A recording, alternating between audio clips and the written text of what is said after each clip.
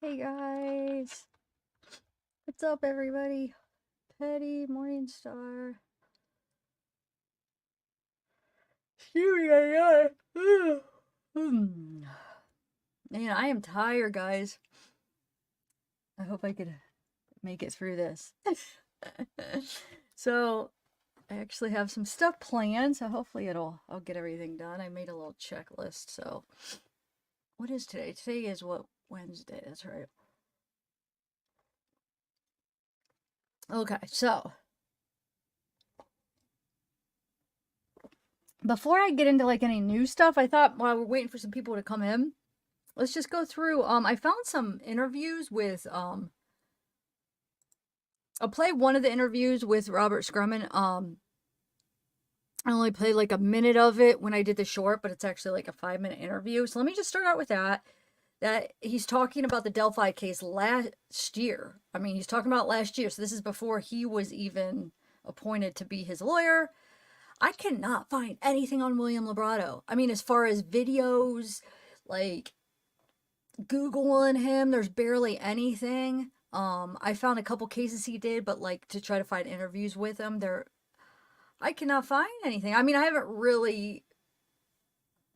I'm gonna take some more time. I haven't really dug, but I try to look as much as Robert Scrummon. I found like 5 interviews with him. But I do want to go over some William Lebrato stuff though, because I have found a little bit of he's got a little record there, but the weird thing is him and his wife's record, they have like 3 or 4 charges that there's no freaking details on. It's like because of what they do or something, they were able to just, it's like nothing. It's showing a charge, but it's not showing any details of what they are. So that's kind of interesting. I'm just thinking because when you're a lawyer, you have special privileges. Like he was probably able to get that stuff off or something. I don't know. It could be just something simple though. Who knows? Anyway, all right. So let me just start off this interview and then we'll move on from there. I do have a couple of things I do want to talk about. I'm gonna wait a little bit to talk about the big thing that I wanted to talk to you about. Oh, I have a checklist, so don't worry. I'm not going to forget this time. All right, hold on 1 second. Let me bring up. We'll watch that first interview with Robert Scremin. This is about Delphi, like I said, like a year ago. So this is before he's even appointed, and he. Oh, thanks for gifting a membership, Soul. And he's talking about it. All right, hold on. Let me get the video up.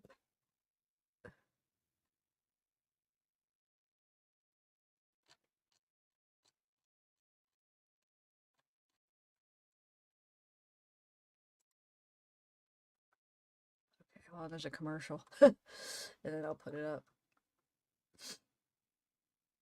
So yeah, so this is from 2022, November. So this is right after Richard got arrested. So like a month after he got arrested, maybe a few weeks after he got arrested. Um, they interview him for some reason. I mean, he's not their lawyer at the time, but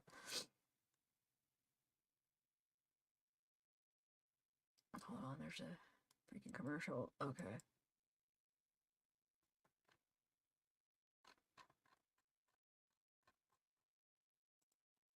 Oh, there it is. I clicked on the wrong thing. Sorry, guys. It wasn't a commercial. That was weird. Hold on, let me make it bigger. All right. Oh, it must have been. It must have. No.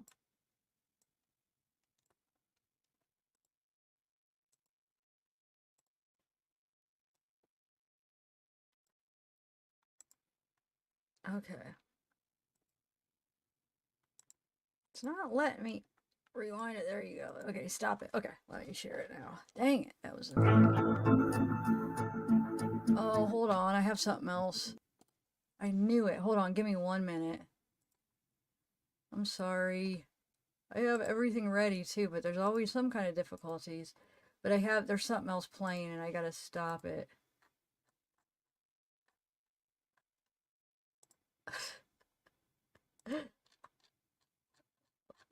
stop it. Okay, it should be good now.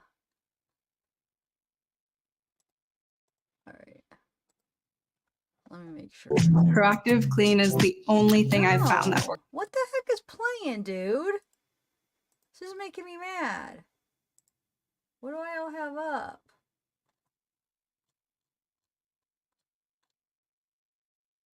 Okay, stop. That should be the only, just see. Okay, yeah. Hopefully nothing else plays, dang it.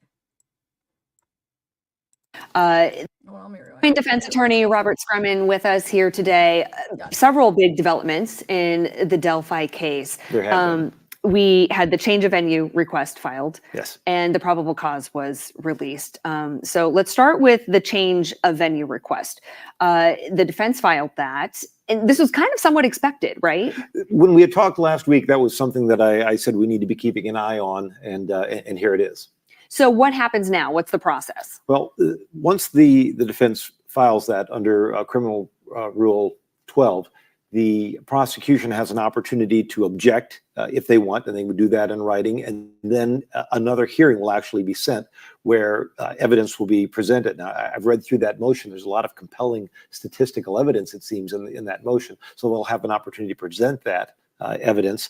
If Judge Gull were to grant a change of venue, then the parties would have an opportunity to agree on where they would move it to what county it would be.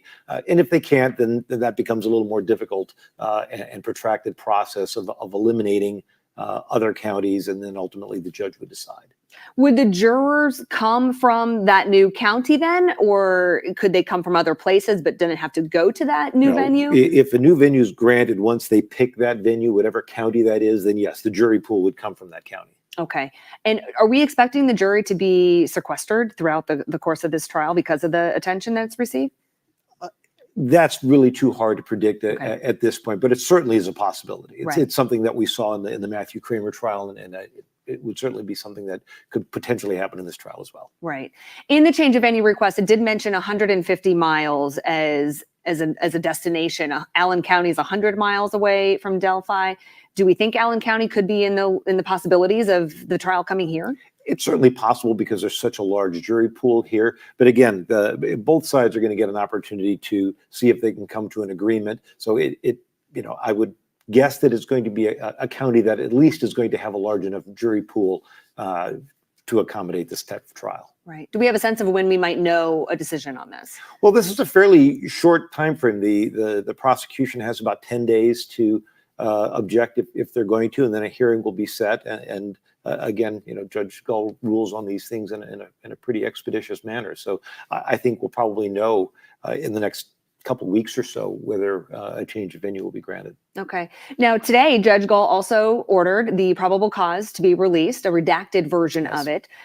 So let's start with what is redacted in it. Well, it looks like there's a lot of witness names that are redacted from it, which, again, as we had mentioned last week, would be normal in any probable cause. Yeah. So what stood out to you in the probable cause, seeing it now for the first time? Reading through that, a couple things that stood out was the consistency of talking about the description of the person that a number of witnesses saw, a male, that male's clothing description and the time frame of being around the bridge, and then also the forensic analysis of the bullet that was found near the victim's bodies. So the bullet, though, was not a spent bullet, correct? That's my understanding from the probable cause. Yes, it was not fired. Okay, not fired. So how do you do forensic analysis on a not fired bullet? Well, there's two different ways of conducting that type of analysis. If a bullet is fired out of a gun, then you can conduct an analysis on the projectile itself as it twists and comes out of a barrel. There may be different nicks and scrapes and things on the bullet, but any bullet casing that's been ejected out of a semi-automatic handgun, whether that gun has been fired or not, it is pushed into the bottom part of the barrel, and then when the slide is racked and the bullet's ejected, even if it hasn't been fired, there's still an extractor that grabs the edge of that bullet, that flips it out, and that process often, not always, but often leaves marks and dents, and those marks and dents can be very specific to the weapon that it came out of. So even if it hasn't been fired, in a laboratory, they can go back, put a similar type of shell casing in it in a laboratory environment, eject that round, and then compare the two. Do you think that there are still more details in this case that will come out beyond what is in the probable cause? There may be, things like DNA analysis. It can take months, and we were looking at timeframes here of October. Often, DNA analysis takes much longer than that. So there may be some other evidence out there that we don't know about, or other tests that are still pending. Absolutely. Right. And one thing the prosecution said is that there could be other people involved. So that could be some evidence that maybe we don't know about yet. Absolutely. They don't put everything into a probable cause. It's just kind of the initial story that law enforcement writes. But there may be other evidence that we're not aware of and we may not find out about for months to come. Right. Well, months to come for sure, as we have many more developments and a long trial ahead of us. So Robert Scremin, again, thank you for your... Alyssa, thank you for having me back. Appreciate it. Yeah. And you can see more about the Delphi case, what happened today, as well as previously, right now, in all of our stories on Wayne.com. Okay, so that is the one interview. Like I said, I have like four of his interviews, but we'll kind of just spread them out. Okay, so the next thing I want to show you is the new, oh wait, hold on, let me exit out of that. Just one of the documents where the Supreme Court, well, I think we're still waiting. If I was understanding this right, and I could be wrong, I haven't watched any lawyers' videos explaining it, but what I understood from what's going on is we're waiting for the Supreme Court for the answers about the judge, about the lawyers, right? They have to submit, they have till November 9th. Well, actually here, yeah, I have that document where they have till November 9th to submit everything. And then they're going to decide. So, I mean, you never know. He could kick this. They could kick the judge off. They could bring the lawyers back. I hope if they bring the lawyers back, I'm hoping that they get rid of judge, because it's just, there's no way that he's going to get a fair trial now, because we already know she doesn't like those lawyers, okay? She has an issue with either what they're presenting or them personally, or both. So how are they going to get a fair trial if she lets them come back? And I don't see any way that they can't let them back, because they are offering to freaking do a private counsel. So it's not even a public defender. So that would be taking away the rights of Richard. Richard is saying, no, I want him. And they're saying, we are going to be considered private counsel. If you don't accept us for public defenders, we are going to be his private counsel. Like, how can they be like, nope, you can't. No, Richard, you can't have the lawyers you want. Like, how can they do that? It does not, I don't even think that they can. But hold on, let's bring those documents up real quick, and then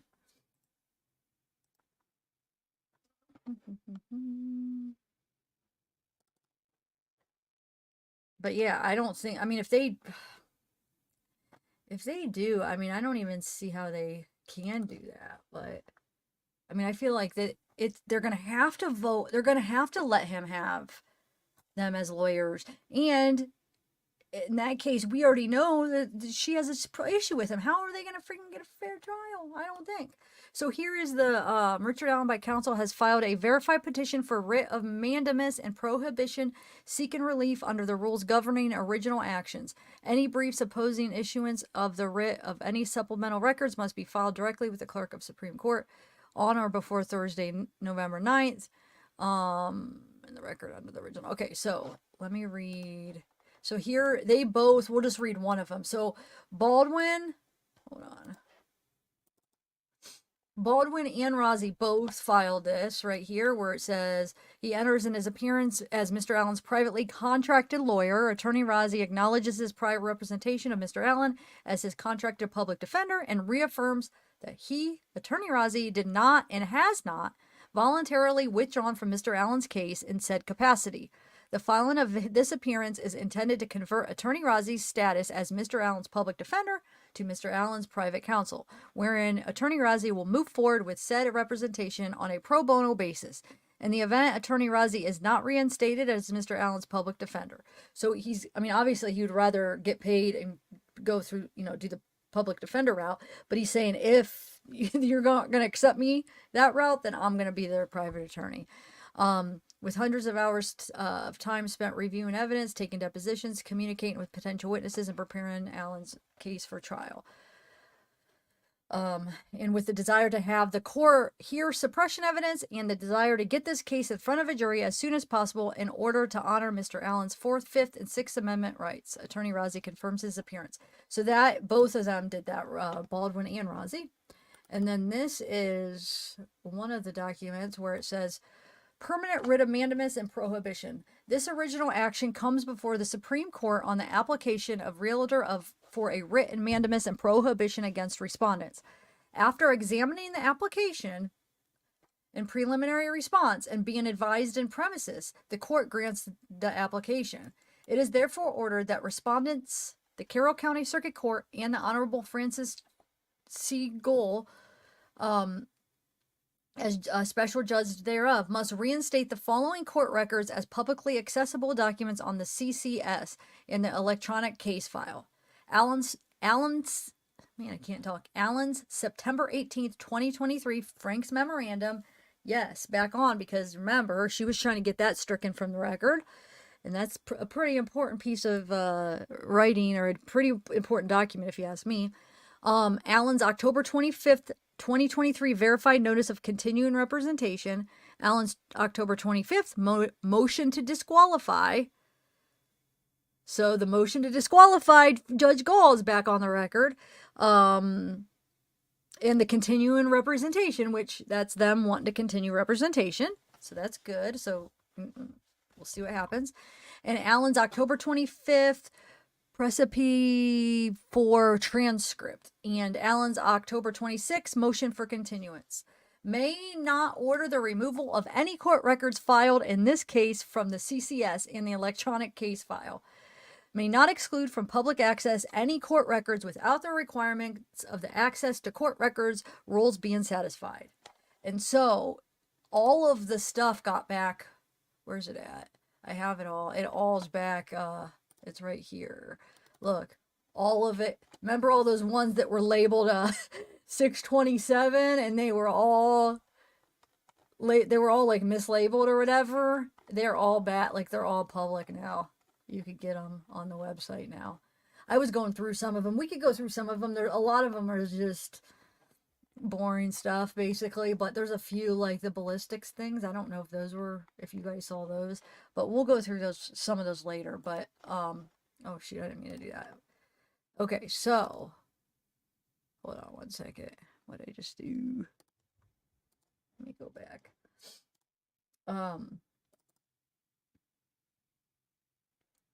Where are we at? All right, so I was looking through when it comes now, force them to quit. Yeah, for real, it's messed up. So I was looking through just like random groups and stuff, and I came across this thing. It's kind of sad. So I made a little edited video because I'm going to upload it as a pre-record or whatever. So I'm going to play that right now.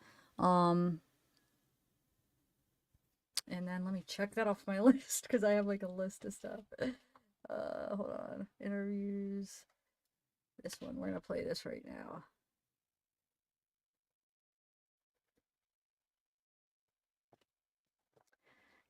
And then we'll get to some important stuff. Okay. Robert Fortson's phone messages. He's trying to get a hold of a guy named Mark Cohen. And Mark Robert Cohen is the source that Murder Sheets got the photos from. So it started with Mitch Westerman. He's the one that worked at the Baldwin office. He's the one that took him from Baldwin's office. Then he gave him to Robert Fortson, the one that unalived himself. And then Robert supposedly saw the Core TV source with that F that didn't match the real F, and it kind of, upset him, because he knew, hey, that's not what it looks like. So he had the crime scene photos. The F was one of them, and he leaked it to Mark Cohen. Mark sent it to Murder Sheets. So Mark Robert Cohen is supposedly Murder Sheet's like inside source, like more than this leak. At least from what I've been finding on Reddit and stuff. So allegedly, take that with a grain of salt. Nothing's been confirmed, but they're all talking about how that's one of their inside sources. Because you know how Murder Sheets always gets freaking information that nobody else could get. Not sure if there's any truth to that, but a lot of people have been saying that Mark Robert Cohen is the person that they get their stuff from, and he's supposedly not the greatest of guys. As far as what I've been reading about him, I don't know him from, I'm just learning about him. Don't know anything about him besides what I'm reading. So I'm just telling you what people are saying. Okay, so let's read that email from the prosecutor, Nicholas McClelland, to Brad Rozzi, Andrew Baldwin, and Judge Francis Gull about the whole leak. Then I'll read those messages that Robert Fortson had on his phone. So Robert Fortson is the one that unalived himself because he was the one involved in the leak. I'm imagining he thought he was going to get in trouble. So this email is from Thursday, October 12th. Now remember, so the phone messages that we're going to look at is from Sunday. So I don't know if that was the Sunday before, because when we read this email, you'll see he must have unalived himself on a Wednesday night, okay, at 10 p.m. So I don't know if that was Sunday, so like a few days before he unalived himself. I don't know. I'm guessing it might be, but let's read the email first. So this is from the prosecutor in the Delphi case, Nick McClelland, and he's writing it to Francis and Brad and Andrew. So Francis is the judge, Francis Gull, and then Brad and Andrew are Richard Allen's old defense attorneys. Hopefully still defense attorneys. We have to wait till the Supreme Court's ruling on that, but okay, so it says, Judge and gentlemen, it is currently 3:53 a.m. and I just got off the phone with ISP.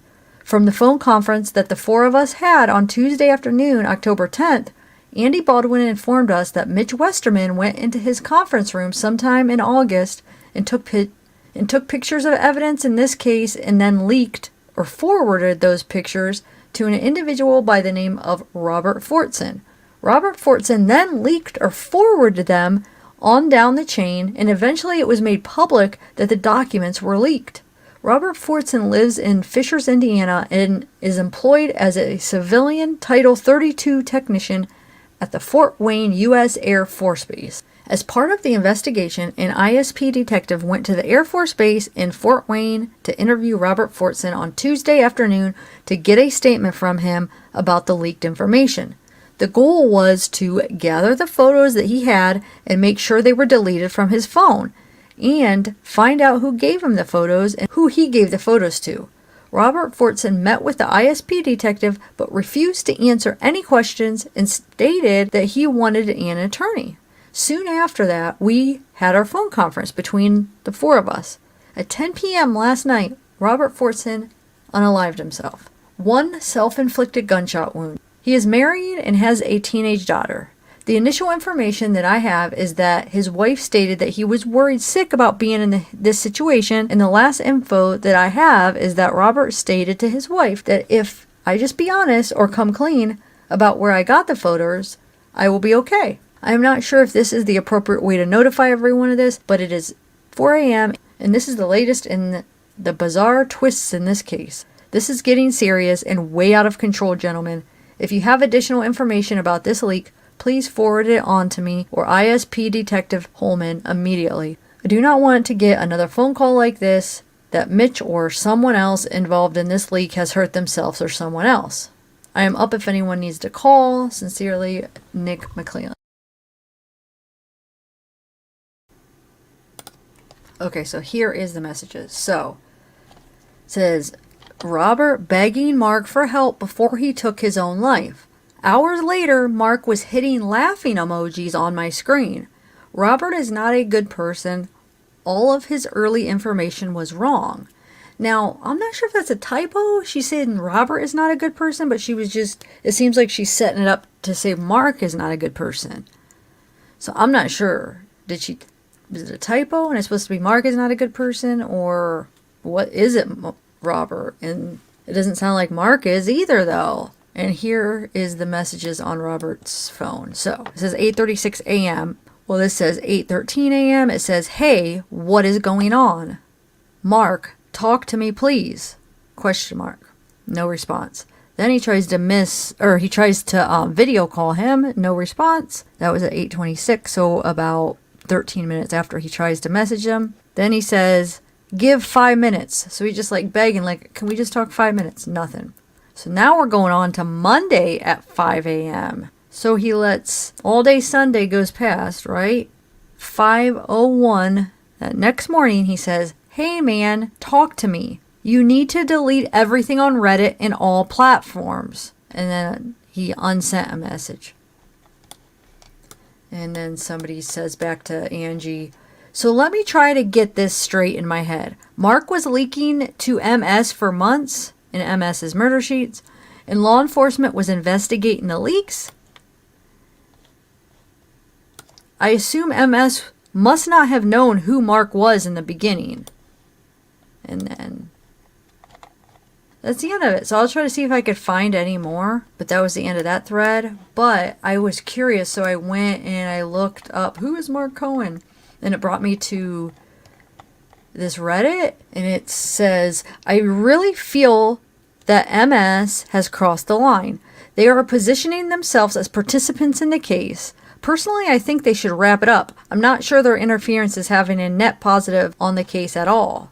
And then, so this one says, "Per their own admissions, Mark is one of their sources. Someone who knows them well enough to send them photographs of blank children. And they will turn around and say he is a good man who just wanted to plug the leak. Mark is a pathological liar who, on Reddit, has gone by Funko Cohen 87, an ex-con from Illinois, and Dread Pirate 33, someone who used to live in Logansport with a ton of top secret information. In reality, he's a true crime predator that was born in Houston, Texas, and has lived in Houston, Sugarland, Texas his whole life.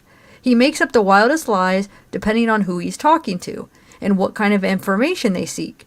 He's the person in conversating with Brandon Woodhouse in those videos he released with text messages. I have plenty of other screenshots of text messages between him and other people. Half of the stuff he was texting to Brandon was stuff he got off Reddit or various Discord servers and claiming as his own emails or insider info. The amount of information I have on the scams he has run on people is outrageous. I won't go into it now, but the bottom line is he is a pathological liar and a true crime predator out to make money, giving desperate people and slimy podcasters information they are seeking. Information that feeds their unique narrative. He has somehow managed to leave a 4-tour war veteran with a wife and young daughter dead in his wake. Disgusted. I'm disgusted. All the while, he starts a GoFundMe on September 19th, Memorial Day, to raise $3,000 to supplement his income for taking a few days off work while the Make-A-Wish Foundation pays for his entire family to go to Disneyland. Okay. Our dead veteran donated $500. A journalist engulfed in fraudulent story controversies with New York Times that frequently commented back and forth with Mark on Reddit also donated. And then the day murder sheet apparently was given this information and photos, there was an anonymous $2,000 donation. This emergency episode put out by our favorite podcasters was a CYA episode, trying to get ahead of the narrative that will inevitably come out. Been trying to explain this to people for over a year now. They are mean-spirited and hateful people out to destroy anyone and everyone who threatens to expose who they really are. Mark Robert is their little malignant love child. Stay woke, friends. The hole they dug themselves this time is entirely too deep. And here's another one that says, okay, Rick Snake, did Mark Robert Cohen ever share with you who anonymously donated $2,000 to his GoFundMe around the time of the leak of the crime scene photos? There are a lot of suspicious minds out there, including mine, and I think the question needs to be asked. He really needs to be held accountable for his role in this scenario, as he seems to be just getting away with it, whilst he played a major role in jeopardizing the girl's case and potentially putting an innocent man to his death, who is now left in limbo without counsel. And then this one says, how did Mark Cohen avoid the release of his name in the mess of emails just posted online? It is very unfortunate that Robert Fortson detailed info was released in the manner it was, and that this mess was a trigger resulting in grieving of his family. And here is Robert Fortson. So sad. He's 41 years old. Passed away Wednesday, October 11th. Oh my God, that's my birthday. Dang it. Wow, that was my birthday. I didn't even realize. He was born October 30th, 1981 in Kokomo, Indiana. He proudly served in the United States Air Force National Guard for the last 23 years. He was deployed 4 times to the Middle East. He was part of the AMO division, and their motto was Ayayas. I don't know. Robert was a 2000 graduate of Kokomo High School and in 2005 graduate of Indiana University. He was a football team manager, big fan of Bobby Knight, coach of his daughter's basketball team, enjoyed going to Disneyland, avid basketball fan. So the guest book we have, let's read some of these. So sorry, Kyle was a member of my last KHS Wildcat team. Great memories of his fine senior season. R.I.P. Kyle. Who's Kyle? Oh, Robert. Okay, so he went by Kyle. I'm like, wait, why do they keep saying Kyle? All right, he went by Kyle. Okay, so that's why all of these are saying Kyle. Okay, so we have, it saddened me to hear of Kyle passing. I met Kyle in 3rd grade, and he was always a good friend. From one airman to another, fly high, brother, and I will see you on the other side. Sending condolences and prayers. So then there's a picture of him and some woman. Says, I'm simply lost for words and in disbelief this is happening. I'm lucky to have met a person so genuine and kind-hearted like you. So we have somebody writes, bro, much respect for your humbleness, but you were always the MVP, my brother, forever. The man who taught me everything. Thank you for coming and surprising me at work. Love you, bro, Rob Fortson. This is him talking, I'm sure. In the picture, says, man, I'm lost for words. I swear this is not happening right now. To the man who took a chance on me and made me a better person. Simply, thank you for everything. I'm going to miss all the talks and interactions we have had over the years. To Mo and Bella, I'm here for y'all. Love you, Kyle, aka Red, LOL, till we meet again, my brother. And then there's this military news that talks about him. Master Sergeant Robert Kyle Fortson was recently awarded the Air Force Commendation Medal. The Air Force Commendation Medal is the second highest non-combat award in the Air Force. Fortson is the son of Pam and Bob Fortson, Kokomo. He is a 2000 graduate of Kokomo High School and has been in the Indiana Air National Guard for 15 years. Okay, guys, I just found that kind of interesting that Robert was trying to get a hold of Mark, the one that he leaked the photos to, and Mark was ignoring him. And if maybe he would have responded and talked him through it and helped him out, maybe we would have had a different outcome and Robert wouldn't have decided to do what he did. I mean, I'm not blaming Mark, but I'm just saying, like, dang, pick up the phone or at least write a message back. What do you guys think?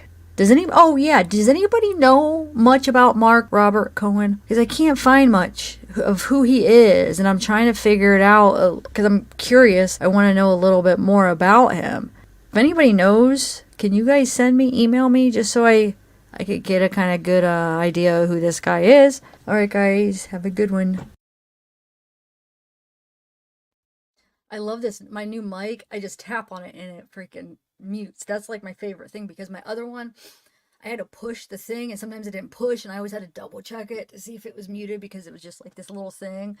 And it used to drive me nuts where I'd always mute it on the computer, because you can mute it 2 different ways in any mic, but like it used to drive me crazy. But yeah, my new mic, it changes colors and stuff. But I definitely didn't get it for the colors. It actually had really good reviews for the sound. And it's a benefit that it has like this colors. Like, I have a question though. I could either put it, it has like different things, like different cycles I could go through.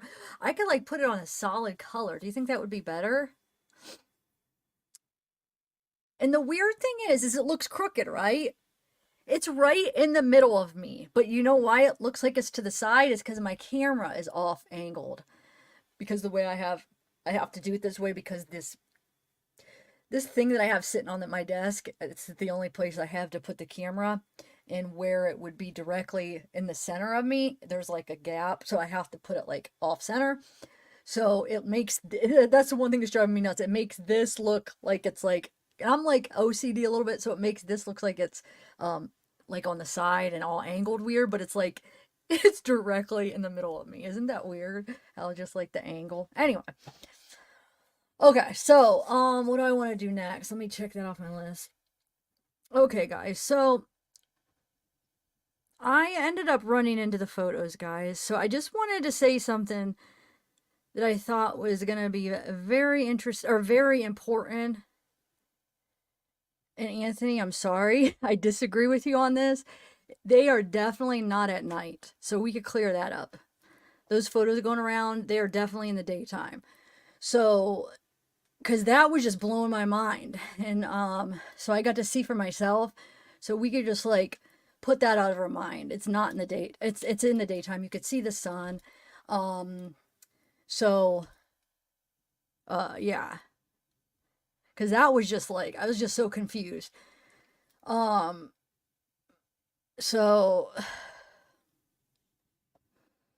I'm talking about of them, the main ones that we were like, oh my god, was it like the person taking like a, no, you could see the sun. I mean, you could definitely tell that it's not at night. I would bet, I mean, I'm so sure that I would put anything up on it. It's like that part. Now the F on the tree, it does look darker on the edges, but I actually heard that somebody edited it that way or something for some reason to make it look that way. So that might not even be at night either. But I'm talking about the other ones are definitely in the day.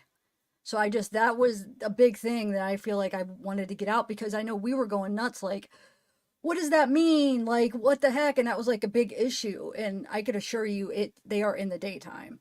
And another thing is the whole antlers thing. I don't see them. So, it's making me like rethink like everything as far as like the Elvis thing because I see what they're saying as antlers, but to me, it looks just natural. It just looks like just like it would be what naturally, it doesn't look like that was purposely done. Like I don't think that the horns are purposely put there. Everything else was accurate, but I just wanted to clear those two things up. Yeah, Ashley, but I actually heard the F photo that they did something to it. I don't know, it could be at night, but I was reading it somewhere where they said that they did something to it and it made it look like the filter or something. It made it look like that, but I don't know. But that's a little bit different. The big issue, because anybody could take a picture anytime. Then the issue was them, because that wouldn't make any sense because they would have taken them but before nighttime. And I'm sorry, Anthony, it is daytime, like 100%, 100%. Like nobody's gonna convince me that that's not daytime.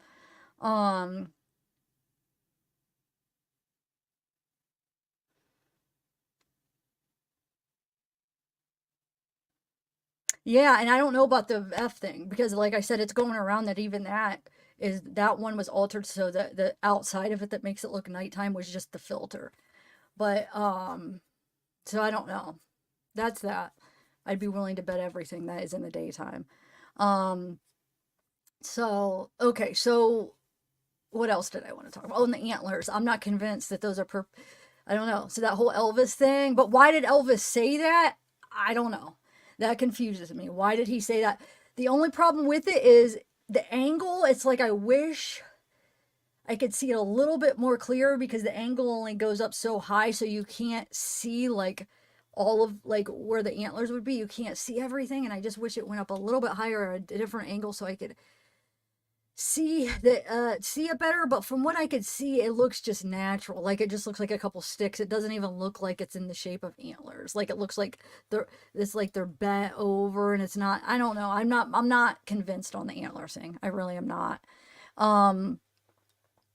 So, and then like watching some videos on the F too, like somebody sent me some pictures of the really good channel that's been doing like different things with the F and the crime scene and stuff, because they've seen it too, and they've been like doing like reenactments and stuff like that. And they have me convinced, not convinced. I don't want to say convinced. I'm not saying convinced, but they have me wondering if that really isn't an F, and it could be like a handprint, or like from not handprint, because it's obviously not just a handprint, but from somebody. It would have to be, well, no, I guess it wouldn't have to be Libby's hand, but that makes me think, because like people have been like changing like filters so you could see like really good at where the blood is, and like it doesn't go all the way across.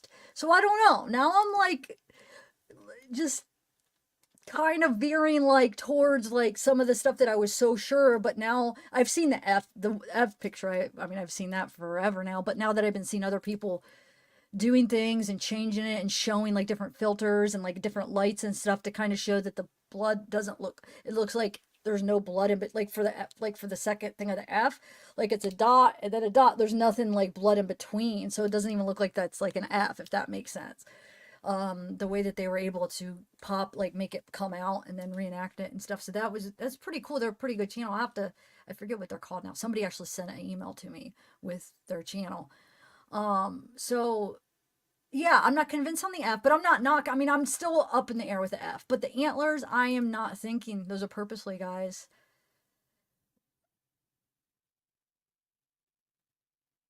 I really do, which makes that Elvis thing so weird because here's the thing. I guess he could have put him there. He could have, here's the thing. He could have done that and then they're just not that prominent and they're sticks anyway. And you know what I'm saying? And he just did it and he's just like, not whatever.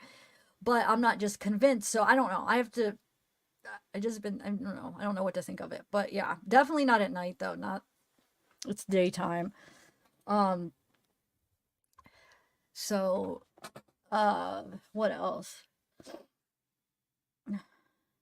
Yeah, it could be a handprint white, but not, obviously doesn't make a perfect handprint, but somebody having blood on their hands and just like maybe leaning up on the tree or putting their hand on the tree for something. It could be, I mean, Libby, I mean, she could have been standing up and bleeding and then put her hand up there with blood on her hand. That's a very good possibility, to be honest. I think the person that did the reenactment came to that conclusion that they think it was probably most likely Libby's hand up on the tree. Because if not, I hope that they said they did cut that piece off, right? Or didn't they? Off the tree? Because I hope, though, that they try to get... Oh, no, they did. They got DNA because they knew it was Libby's blood. Okay. So that means there was no other DNA. You know what I'm saying? So that's another reason it probably Libby, because... Number one, it didn't have Abby's blood from what we were told. It only has Libby's. So you would think that guy would possibly, whoever did it would have both blood on him, maybe. I don't know. I guess it depends when he did it. And also you think it would have left some kind of DNA on the tree. He could have left some kind of DNA on the tree. Maybe not.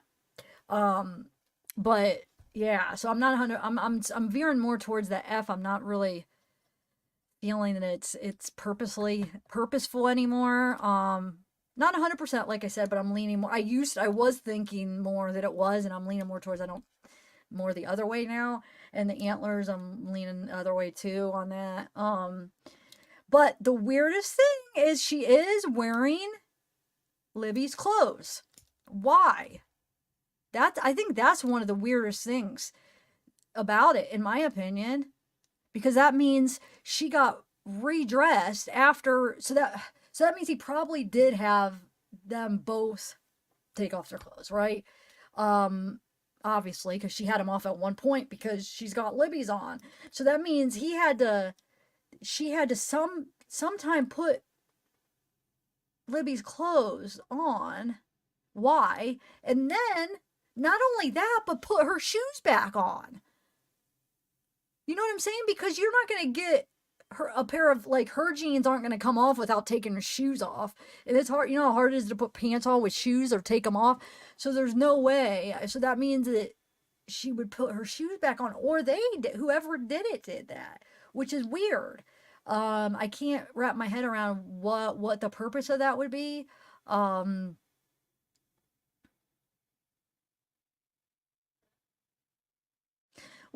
But this is stuff that's been out. I mean, you know what I'm saying? This stuff is in the memorandum. What do you mean? This is all stuff in the memorandum, the clothes and everything. This was all described in the document. So, you know what I'm saying? I'm just kind of clearing up some of the misinformation, and saying, if, you know what I'm saying, what was accurate as far as just the antlers. That's the only thing. The nighttime was... The only reason I'm bringing that up, night or day, is because of when Anthony said it was nighttime, we were confused. That's all. But anything else, I mean, that was just all in the memorandum, though. I just think it's important because now, you know, I feel like some of the things that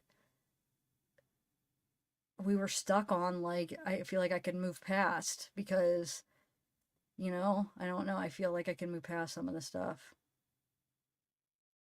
that I was thinking now that I know what's what. No, I know it was in the memorandum described in more detail than what I just did. So yeah, they described it in way more detail. They described the injuries and everything. So yeah, I didn't. Mine was actually really general. Mine was more the general stuff, but yeah, 4 pits across.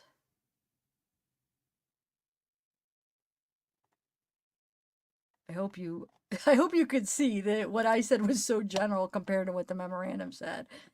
Um I know I wasn't even getting into like any details, so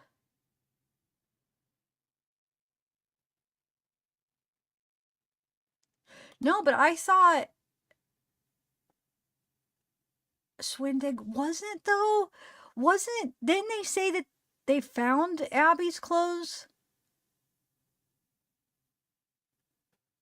in the river? Was her clothes, I don't know. I mean, I guess it could have been over top, but I know they found some in the river, and if she had Libby's, and I know like so Libby's the t-shirt, I don't know. That's a good question. That's a good question. Maybe. I would maybe. I don't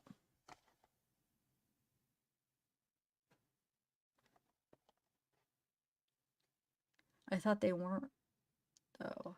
I don't know, Derpstein. I know there was some. I don't know which ones were. Yeah, I mean, maybe Swindig. You're right. Maybe you're right because the hoodie, you know, like the hoodie would have been big enough. Jeans over top of jeans, though, that would be tough. Maybe depends on how big they were. I guess you could possibly get a pair of jeans, but why? Why would she do that?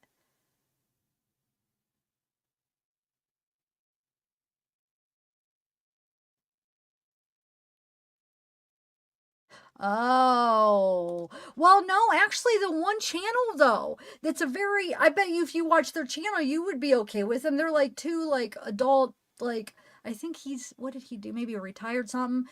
Like, I feel like they're very respected. They're the ones saying that. I'm saying what their conclusions were, is what I was saying.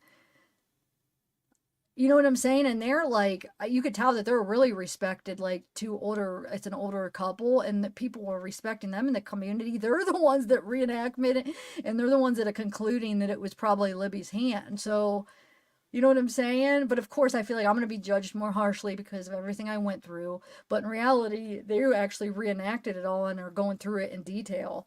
But no, I guarantee nobody's thinking what they're doing is wrong. Everybody's praising them. So. But I know I'm under more of a microscope right now, probably forever now. But trust me, that's not my conclusion. That was somebody else's, but I agree. I think it's a good possibility. So, um,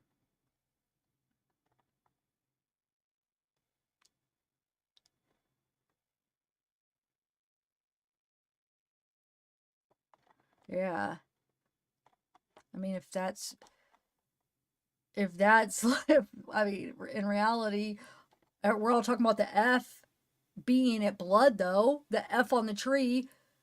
You know what I'm saying? I mean, that's been talked about blood, you know, so what's the big deal trying to figure out how that got there by just saying that was on her hand, possibly, rather than some, you know what I'm saying? But like I said, I'm getting that from this other respectable channel that I feel like nobody's probably even coming at them at all.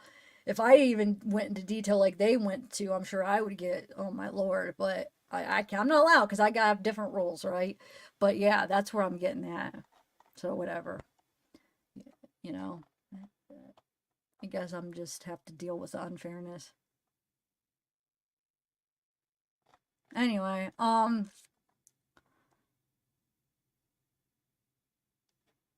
I get it, but I don't think I'm saying anything disrespectful, so I really don't. We're trying to figure out what happened, and like I said, I am going by another respectable channel. They did these reenactments and their conclusion. That's all. Whatever. I get it. I mean,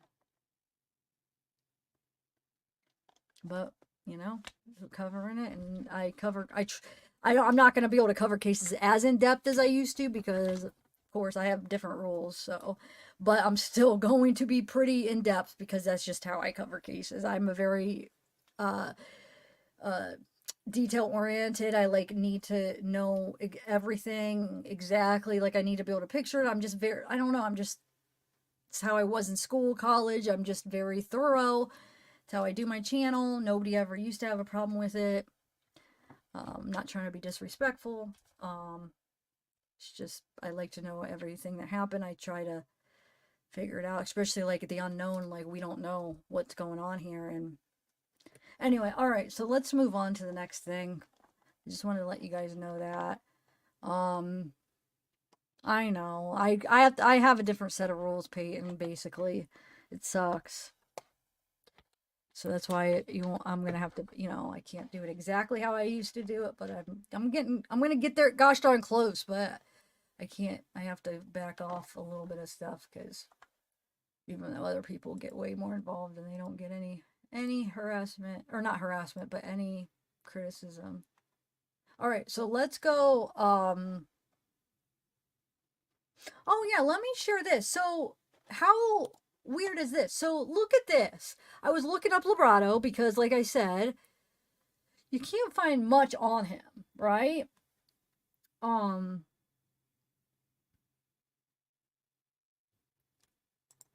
But so you could find his attorney information, and then you could go. I tried to go to the clerk's office to find more. I couldn't find, his name didn't come up for any additional disciplinary information. But we know he got a disciplinary, I can't even talk right now. Something happened where you hold on a second. Let me make this bigger. Where he got suspended for like 3 weeks, right? So there had to be some kind of disciplinary thing. But you look under his stuff and oh, nothing. The attorney contact information is on public service list. Blah blah blah. The attorney has no disciplinary history. And then I went to this website, the clerk's office. You could type in his name. I went the courts portal. I did all of that. He has nothing. Nothing. So no wonder why nobody could find what the heck he did, which is bullcrap because he did. He had some kind of disciplinary action. Okay, so I don't know. And then, so I was looking more into his Facebook, and I found Fran. She does comment under his posts. Yes, and his wife is friends with Fran too. Okay, so interesting. I don't know. I mean, so not only is he friends with Fran, the judge, his wife's friends with the judge, and the judge is on his post commenting about his kids and stuff. I guess it's not a conflict of interest, but I looked up conflict of interest in the definition, and I feel like it could possibly fall under conflict of interest. I'll read the definition. I was like, because I'm like, maybe I don't know what that means exactly. Maybe I'm not sure. Like maybe it could. It depends. It could. Because of course you're allowed to, be friendly and stuff, but it depends on how far that is. But what happened?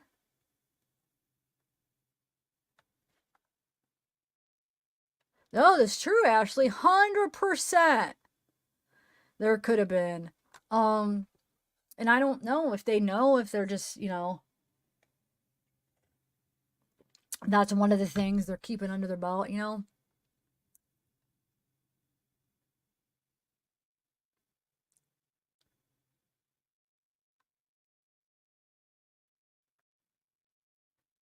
Wait, what do you mean, Juicy Lucy? Are you talking to me, YouTube restriction rules? Or I'm confused what you guys are talking about. Yeah, yep, I know the clothing was, but I don't know. I guess we know there was pictures of it and stuff, but here's the thing: we don't know which clothing. In the pictures, it shows a tie-dye shirt, which I think is well, it is Libby's. It was Libby's shirt. It shows like a possible. It looks like it could be the zip-up hoodie sweatshirt red, like the maroon reddish one that Abby was wearing, but it's hard to tell. And then there's another thing, it's just you can't tell what it is, and there's only one picture, and there could be, I mean, there could be more, but there was some clothes and they don't specify what ones. So that's what I was talking about. There is some, so we don't know which ones they found. Did they find Abby's jeans or not? You know, that would be interesting. Did they find Abby's shirt? Okay, no, she did have a shirt underneath there. The hoodie, that would be a question. So I guess the jeans would be a thing too. Yeah, that's what I was thinking. Okay, so look, if you go under his post, you'll see she comments a couple times. So watch, I'll show you. I was looking and I was like, wait a minute. I went under most of his posts, like a lot of them and I missed it when we were going through it before. I don't remember which ones now. Hold on, you'll see. I found, I think, 2 for sure, but maybe more where she comments. Because I didn't go through them all. Hold on.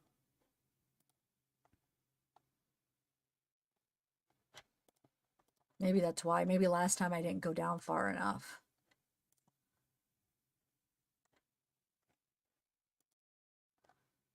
Here, right here. Here, let me make this bigger.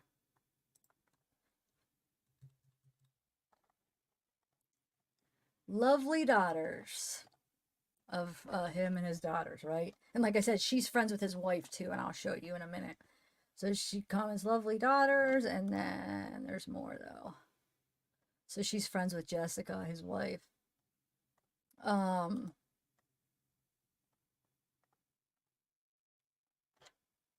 That one.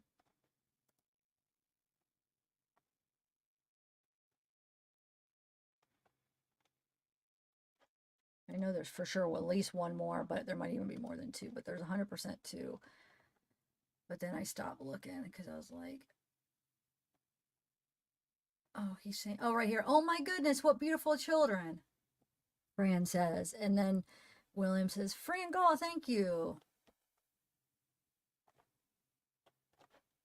Yeah, we'll look up conflict of interest too. I'll show you what it says, where it could be. But I know, like, of course, you have to have some leeway, but it possibly. Especially because the way this all took place. That's the thing. The way it all happened. You know? I just want to see if there's any more, because I stopped after so many. See if we could find any more of her comments. I won't go down all of them, but I'm nosy now.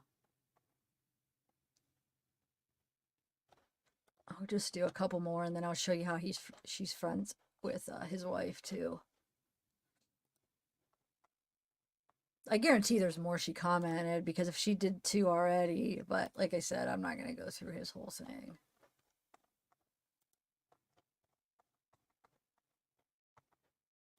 I'll just do a couple more. It's like I almost want to find one more before I stop. Yep, right here. Another one. Looks like so much fun as they're out on the boat and stuff. Huh, Franny? Your little best friend, huh? Are you why his records his disciplinary records are all gone or something?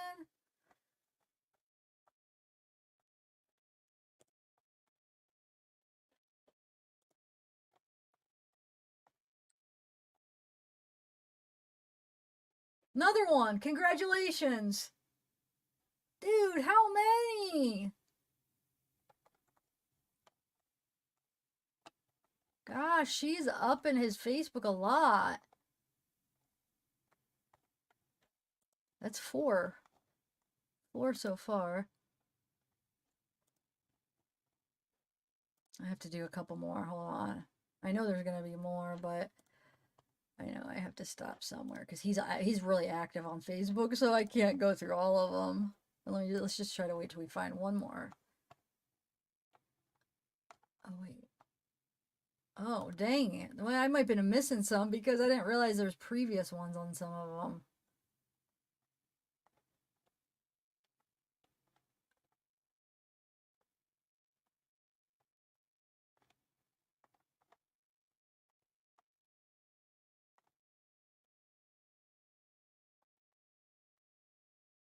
Ah, wow, happy birthday. Fran wishes him a happy birthday. To who? I want to see, is it William's birthday or maybe the girl's birthday? So she wishes the kid, one of the girls, a happy birthday because it wasn't his, it was one of the girls. Dang, there's probably so many, okay? But that just shows you. We only went down how much and we already have 5. So my whole thing is like I said, I don't have nothing against Fran. I don't even know Fran. She might be a great on the personal level. You know what I'm saying? But what I'm worried about is how this all went down does not seem right. And it doesn't seem fair to Richard at all. So that bothers me. And it doesn't seem fair if Richard wants to keep his lawyers, he should be able to keep them, especially because now they're private. So here's the thing. If she freaking doesn't let him come back, he could say that he didn't get a fair trial, right? Because he wanted them, right? Or if she does let him come back, but she stays on the case, didn't get a fair trial because she's already biased against them. You know what I'm saying? There's enough evidence to at least that you could say that, right? You could think that. So I think the only thing that could be fair to get, instead of wasting all this time and money, is to let him have his lawyers because that's the only fair thing, and to get a new judge. Because I'm not saying she's not a good judge. Maybe she is, but just the way this all happened, it's just not going to be right. I feel like it would only be fair for him to get a new judge and new lawyers, let him keep his private counsel and appoint a new judge, I think. Especially now this. So this on top of everything that happened, and then seeing that the person she appointed, one of the lawyers she appointed, when Richard doesn't want these lawyers, he wants his, is somebody seems like they're friends, that they're like pretty good friends. So that just doesn't sit right, I feel like. So anyway, that's that. Here, I'll show you how Jessica is friends with her too. Hold on. His wife.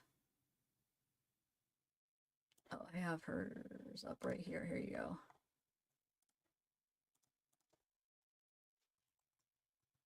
See, she's friends with her too. This is Jessica's, his wife. So she's friends with Fran too. So there could be a conflict of interest, really. At least Richard could try to argue that, right? Now let's look up conflict of interest. I'll show you.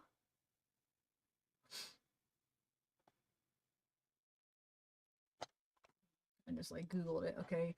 A situation in which concerns or aims of two different parties are incompatible, the conflict of interest. Okay. A situation in which a person is in a position to derive personal benefit from actions or decisions made in their capacity.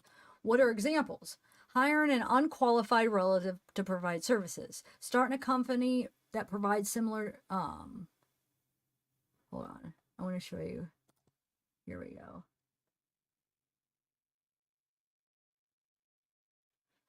Romantic or relational. These are types of conflict of interest. This type occurs when an individual in a senior position favors an employee with whom they are romantically involved, or one who is a friend or relative. And you could argue that they are friends. So that's all.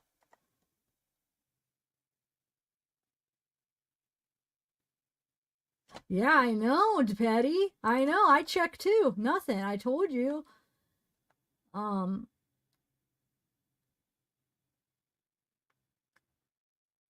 Yeah, but Stephanie, if they're saying pro bono, that would be private counsel.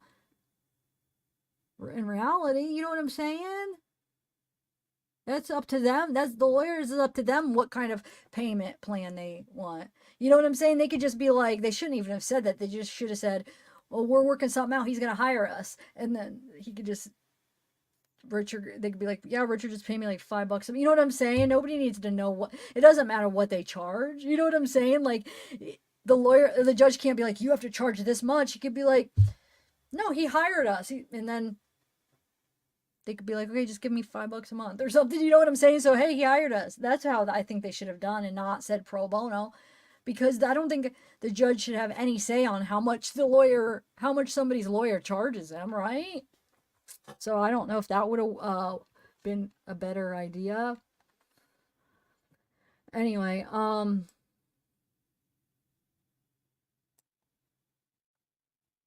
But yeah, I mean, it is private, but I'm saying like if he wanted to like take that off so it looks a little bit more like, okay, arguable, even though I think that's arguable enough, because if Richard wants it and the lawyers are willing to do it, I mean, they should be able to do it.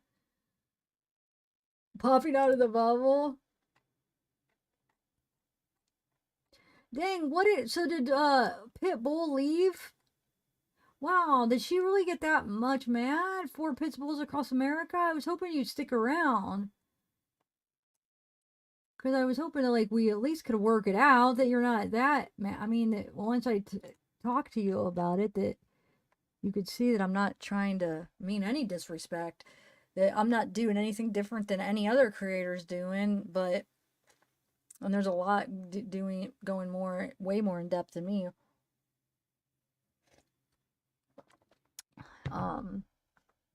But hopefully you're still listening because, anyway, all right, so that's it. Here, let's do, which is kind of interesting now to watch back. I found two interviews basically coming out of court with Baldwin and Rozzi. So this is before this is when they were representing Alan still. So I thought it was just kind of interesting to go back and listen to them now. So let's do that real quick. And then, and then I put right at the beginning where the one reporter asks Carter if she thinks that Richard Allen, or if he thinks that Richard Allen is the guy on the bridge. I don't know if you remember this little interview here. That's just like a 30 seconds where she asks him. Man on that bridge. The judge signed a probable cause affidavit for the arrest of him. I can't wait to tell the story, but today's not the day. When do you think you can tell that story? We're going to let the courts decide. In other words, let them decide when they can release that PC. Well, and then even then, remember, even then, when the PC is released, due process is still a piece of all this puzzle. And this isn't over until it's over. And that's with the conviction of him. Are you confident this is your guy? The judge signed the probable cause affidavit for the arrest of Richard Allen for 2 counts of murder. Yes. Do you think there are other people involved? I'm not going to go there.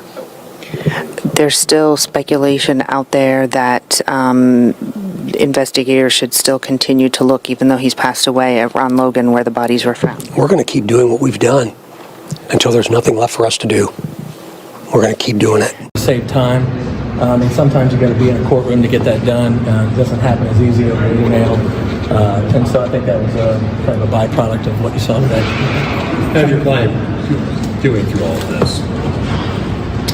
It's tough. It's tough for him. I mean, we just spent 20, 30 minutes with Rick, and he misses his wife. He misses human connection with people. So it's been difficult for him. And again, I don't know what we're allowed. I don't want to be violating any. We do not want to go awry of the judge here. And but thank you for asking. Rick is doing not terrifically, but he's staying mentally tough right now. How heavy a lift is it to try to sift through what the judge said is voluminous material that I'm assuming a U-Haul is going to back up to your office and get a hand truck and dump it in your office? Yeah. No, it's not rocket science. That it just takes manpower and time to sort through all this. But we've got staff that can assist us with this and try to vet the stuff that's important and weed out the stuff that's not. And I mean, it's just, look, that's what lawyers do. That's what our staffs are used to doing, and I don't really think there's really more to say about it than that. You think you're going to go March 23rd? In terms of a trial? Yes. I think we all know where we are with that at this point. Anybody that's hung around a courtroom for any period of time would probably be able to draw a conclusion about where we are with that. You guys plan to ask for bail to be granted? Well, we have a bail hearing set, and we're going to use that. State has the burden at that hearing, February 17th. So we'll be ready to roll. We'll be asking for him to be released. You think you got a solid chance? I mean, these are difficult things to win. We won one fairly recently in a different county, and so it is not impossible. But the odds are stacked against you the way the law is set up. But the state has to they have certain burdens to meet, and we shall see if they are going to be able to meet those burdens.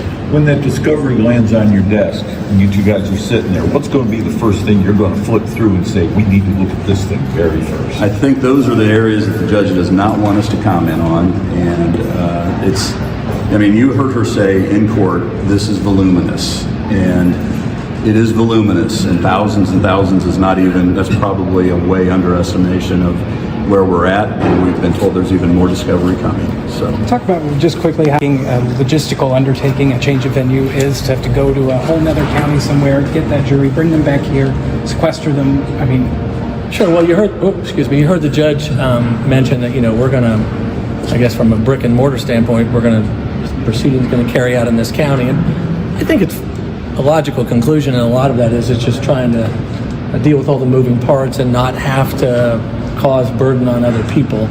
Of course, the most important thing here is that we get a veneer, a jury pool that we can be assured is fair and not prejudiced and unbiased. Like that is the goal in terms of where this case goes from a jury standpoint. But the rest of it seems pretty obvious to me that moving an army of people to southern Indiana is probably it's not the best use of taxpayer dollar, and it's also just logistically difficult for all of us. yeah. Did you get your money to hire your investigator? We don't have an order on that yet, so. Thank you guys. We appreciate it. Thank you. Any time with them, really meaningful time, so that's just not something I can comment on. What do you think about the prosecutor saying they have good reason to believe that he's not the only one involved in this? Yeah, those comments certainly caught my ear. But again, it's too early to comment on those kind of things just because we don't really have enough information, and I don't think that's professionally prudent to just start.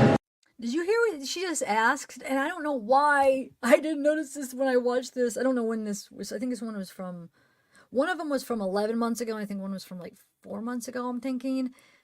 But because, of course, we don't have videos in the freaking courtroom.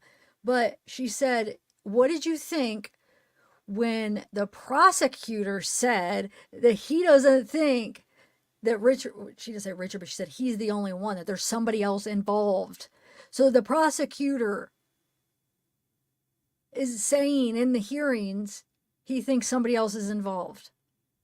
Did I hear that right? Because why haven't we even talked about that right there?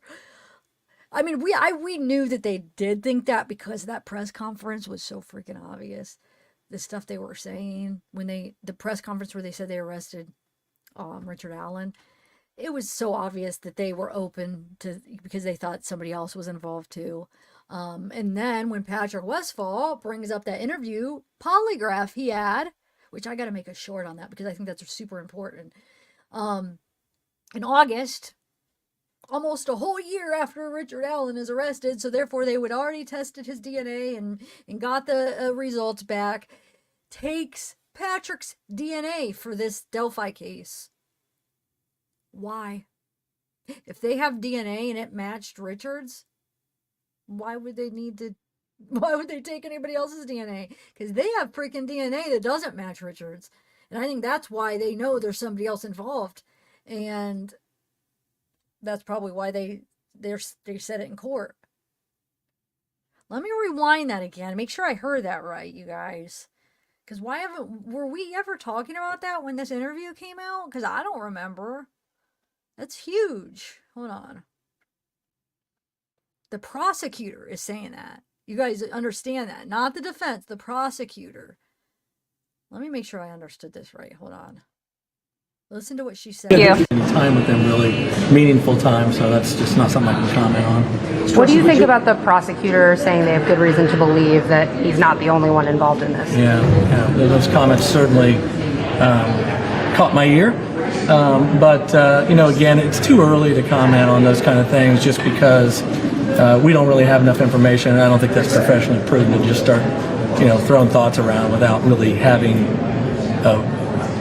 the discovery in its entirety. Does the PC document reflect that? I'm not going to talk about that. Okay. That's exactly what we were just dealing with. Would you all just say your name for the record, please? Sonia. I feel like I'm in a courtroom. Sorry, just my for our name is camera. Brad Rozzi. That's pronounced it's pronounced Rozzi, not Rozzi. I'm not going to get into all the nuances. That's all right. And But there are Rozzis around too. so that we get it right, spell your last. R-O-Z-Z-I. Thank you so Okay. much. Appreciate it. I'm going to head on. Thank you. Thank you. Dang it, was I saying his name wrong? Rosie. Yeah, because you would think Rosie would be R-O-S-E-Y. So Rozzi. No, it's Rosie. It is Rosie. It's not Rozzi. I have been saying it wrong. It's Rosie. Okay. Anyway, dang it, guys. I don't think I heard this, because I would have definitely, that would have been one of the things that I was in my head about this. Because, like I said, they were more vague in the press conference, even though if you read in between the lines. But for them to be saying that in a hearing, that's freaking huge. So what the heck? So I guess it doesn't surprise me, because I was always thinking, if Richard is good for this, which I'm not convinced he is, but there's a part of me that thinks it's possible. Part of me that thinks it's not. But like, if he is, I definitely think that there's somebody else involved with him. Or what if it's just not him and it is just one other person and they have the wrong guy? Or I've always thought it was more than one person though. So, I don't know. I guess, or it could just be another couple guys.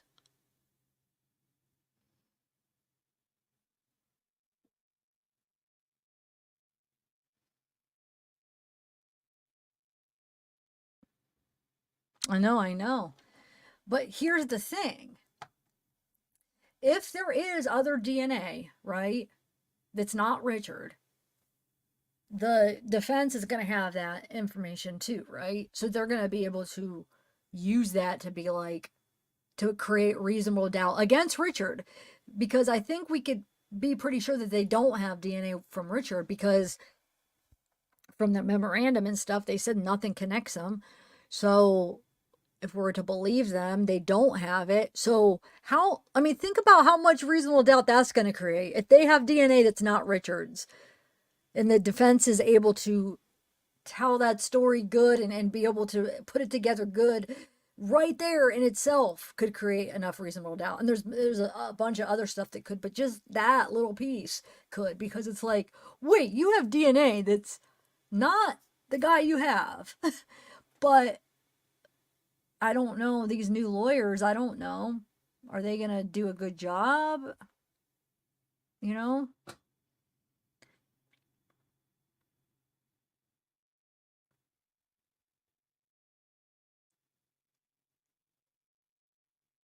So you think he's guilty 100%, Stephanie?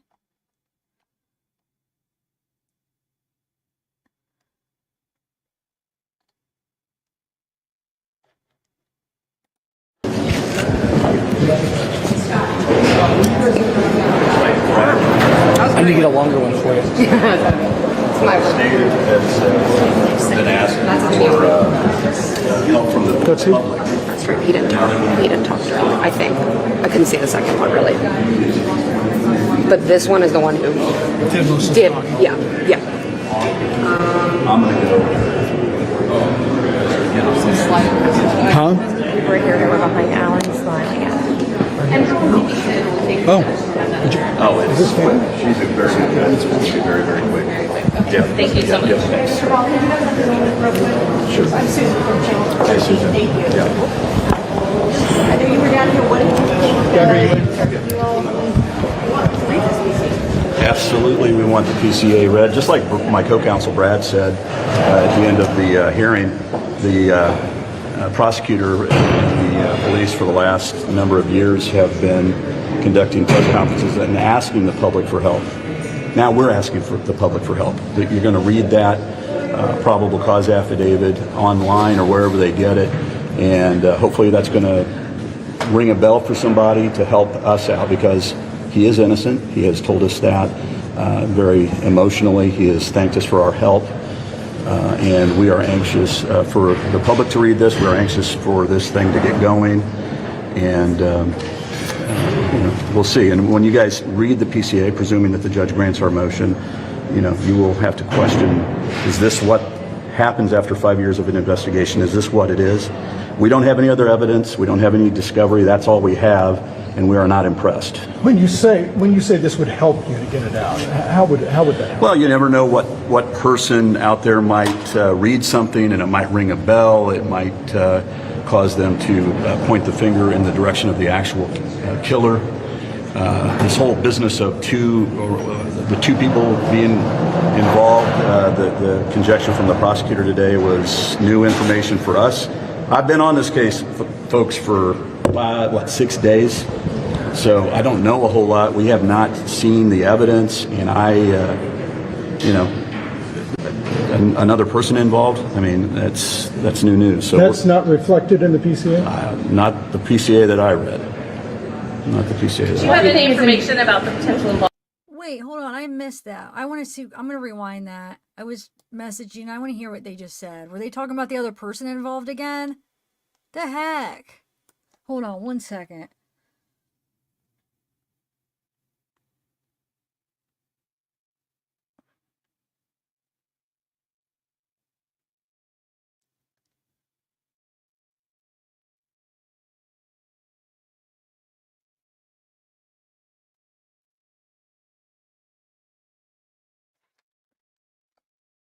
Rozzi, not Rozzi.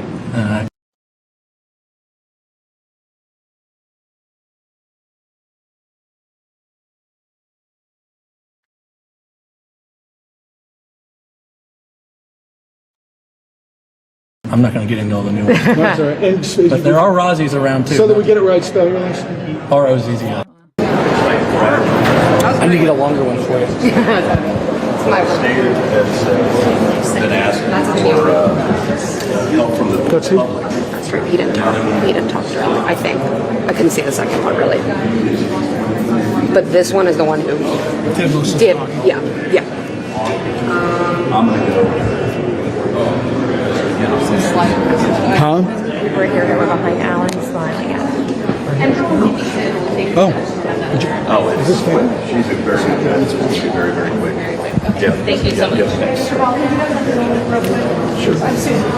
Hey, Susan. Yeah. I know you were down here. What did you think? Absolutely, we want the PCA read. Just like my co-counsel Brad said at the end of the hearing, the prosecutor and the police for the last number of years have been conducting press conferences and asking the public for help.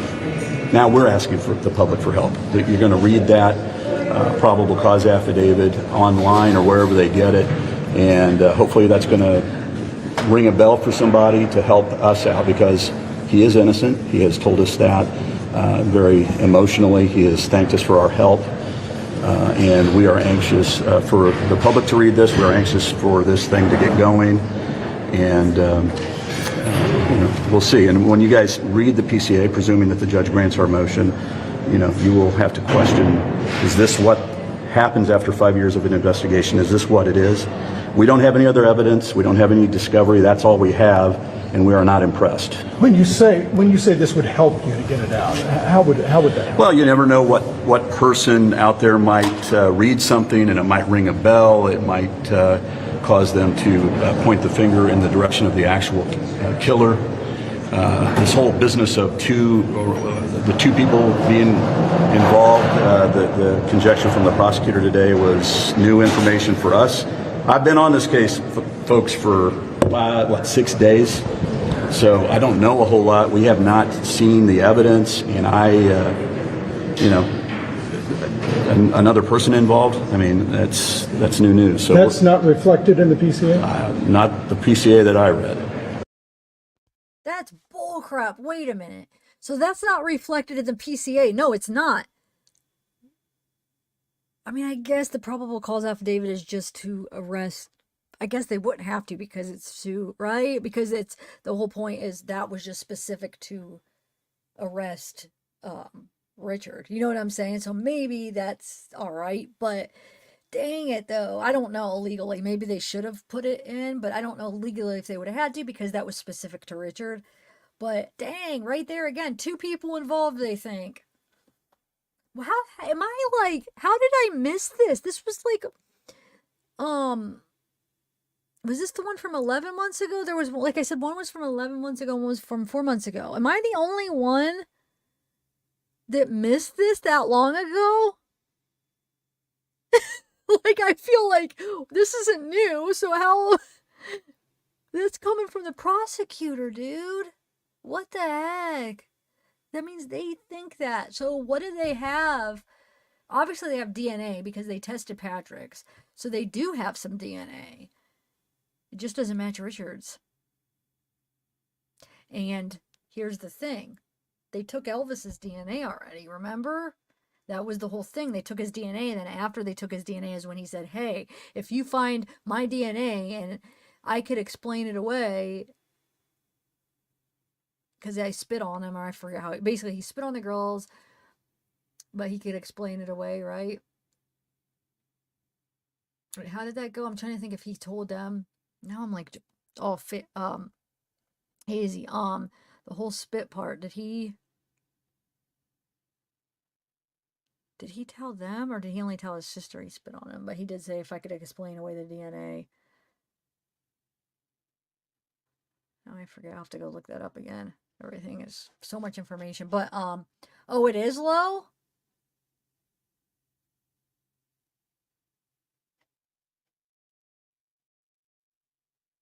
Wait, is it low, guys? How do you guys like my new mic? Does it sound okay? Oh, that's why you guys are turning it. Okay. It's oh, wait, it did get turned. Hold on one second. I have my mic. Hold on one second. Give me 1 minute. Let me turn up. Oh, I have mic volume up all the way. Yeah. I don't know. That's all. That's as high as it goes.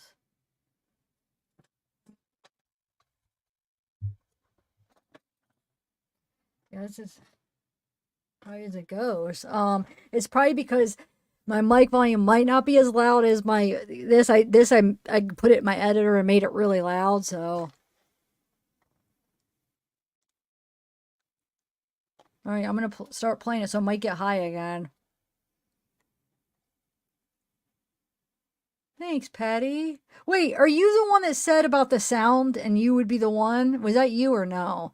Is it the sound bothers you or no? I can't remember who said that.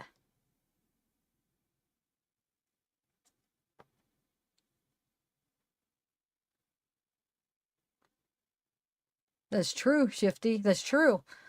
We know it doesn't match all of them. That's 100% true. So,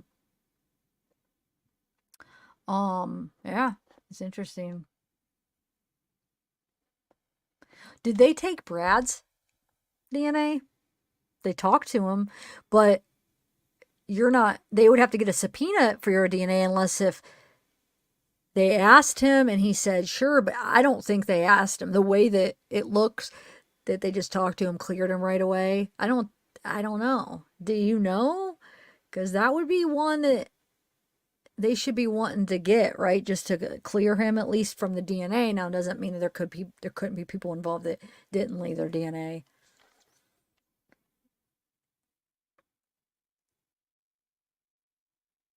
Oh, because there's the election and stuff that happened that they arrested him like a couple days before. There's a lot of reasons, Stephanie. There's a lot of reasons why it's not. Now, here's the thing. It's not that they had him in mind the whole time to frame him. It might just be like, okay, you got the elections coming up. You haven't solved it yet. It might even be them looking at something, thinking, because you could get it wrong, right? Thinking, we think this is the guy.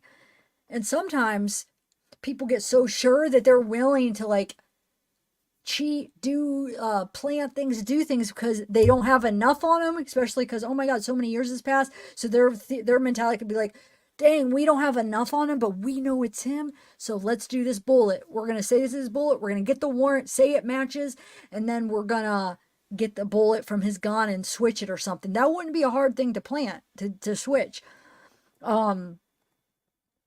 Could be as simple as that. And here's the thing. They might think that that is the guy.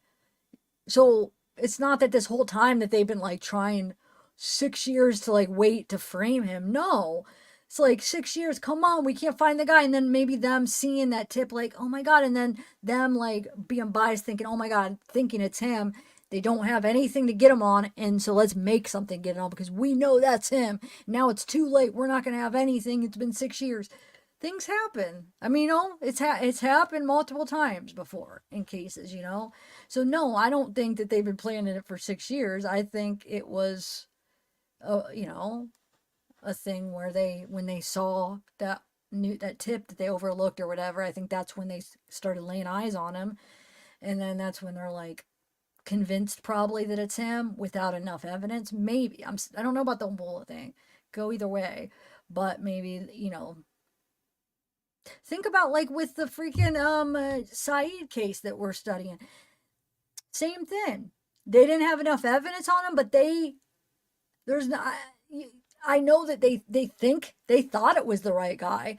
So I really do believe they weren't going into it thinking, oh, we're gonna charge this guy that's not involved. But you can't do that. That's taking away his rights. So even if they're so like, sure, no, we know it's this guy, but that's just not the way how our justice system should work. But like I said, I think with the Saeed case too, they thought they had the right guy, but none of the evidence matched up. Now, I'm not saying that they don't. I still don't know. I think there's still a good chance he could have done it. But anyway, but they made all the stuff fit. So they made like the phone calls and they changed the timeline. They made Jay like switch the timeline around, I think, so it would fit. They did this call that was supposed to be the call when they picked him up, there's no way it matches any other evidence. But if that call wasn't that, then there would be no call for Jay to pick him up. This is a whole different case. But they did that in that case. Now they vacated his freaking thing and they know that there's not. Looking back, it's like, you're right. Now all these eyes on that are looking at him. All these podcasts are shining a light on him. They can't avoid it because they know they did that. So they're like, we don't have enough evidence. Vacate the conviction. They do that. And it wasn't that they didn't think he did it. They thought he did it. And I'm sure that they think Richard did it, but that doesn't mean that he did. That's the whole thing. And I'm not yelling at you, Stephanie. I just get passionate. It happens, though. It definitely happens. Well, because Chris Watts confessed, and there was evidence and stuff. They were in the tanks, and you know what I'm saying? There was way more evidence. He confessed. Richard has maintained his innocence. I know he supposedly confessed to his wife, but in legally, and we don't know in those circumstances. Now we're learning about how he's treated. Was he pressured? You know what I'm saying? I'm talking about like Chris confessed on the record, signed the paper, said he did it. You know what I'm saying? It was like all official. Anyway, they did find a bullet, but we don't. How do you know that bullet matches the bullet? How do we know that the bullet they found matches Richard's? Because then they get the warrant, then they get the gun with his bullets. Then all they have to do is eject a bullet through, however that would have worked, and switch the bullets in the evidence. Because maybe it was the same size or whatever. Plus, if we're to believe the lawyers, which I don't know, they said that there was no close-ups of the bullet. There's no comparison size. So therefore, they could get away with more. They might not even have to match up perfectly on size because they said there was no way to kind of compare it. Because if you just look at a bullet in the ground, like they said, if you don't have anything to compare it to, you don't know what size that is with grass and stuff. So, yeah, that would just be a really piece of easy evidence. That's all. Stephanie, but there was too much stuff there was a ton of stuff that was like you can't even compare that with this. These are two different, like you can't even compare the two. They're not even the same in any sense. They're not the same. Like there's no comparison. The two cases are so different from each other that that's not a good one to compare. Show me something that would make sense to compare, but those two, yeah, that don't. There's too many differences. Okay, let's listen to the rest. Not that he says. Do you have any information about the potential involvement of Keating Clyde in this case? I have no information about that. Why do you think it's important for the public to see this probable cause affidavit? Again, I think it's important because somebody might read something, a line about, you're going to see maybe about a vehicle or about a person or about a time frame, and it might ring a bell, something that they hadn't thought of before. And when they read that, then they can contact us as his lawyers. We're getting lots of information from lots of people across the country, especially locally. We don't know what is hoaxes. We don't know what's true. We don't know if it's a podcaster's, opportunity to get in the limelight. We don't know what's real, but we're going to look at every single person that contacts us. We're going to contact them, everybody, and we're going to figure out if what they know is helpful. What, if anything, has your client, Richard Allen, said this has impacted him and or his family? Obviously, this has impacted Richard and his family tremendously. I mean, his wife is just a wonderful person, and she loves her husband. They've been married for over 30 years. They were basically high school sweethearts. They love each other, and she fully supports him, but it is devastating. She's scared. She doesn't want to leave her house. She did leave her house. She thankfully is in a little bit better place than she was a month ago, but this is all new to them. Can you say anything about why investigators are focused on your client? You guys will read the probable cause affidavit, and you may wonder why they are focused on our client. We haven't asked you the fundamental question, and that is, your client's the wrong guy? Our client's the wrong guy. And what's the main point that you hope the judge takes away from your argument today? We have none that was helpful. What, if anything, has your client, Richard Allen, said this has impacted him and or his family? Obviously, this has impacted Richard and his family tremendously. I mean, his wife is just a wonderful person, and she loves her husband. They've been married for over 30 years. They were basically high school sweethearts. They love each other, and she fully supports him, but it is devastating. She's scared. She doesn't want to leave her house. She did leave her house. She thankfully is in a little bit better place than she was a month ago, but this is all new to them. Can you say anything about why investigators are focused on your client? You guys will read the probable cause affidavit, and you may wonder why they are focused on our client. We haven't asked you the fundamental question, and that is, your client's the wrong guy? Our client's the wrong guy. And what's the main point that you hope the judge takes away from your argument today? We have nothing to hide, and transparency is important in government. It may be weird for defense lawyers, I suppose, to be arguing that we want things unsealed, but that's how confident we are in our client. That's how confident we are that the evidence contained in at least what's written in the probable cause affidavit is nothing for us to worry about.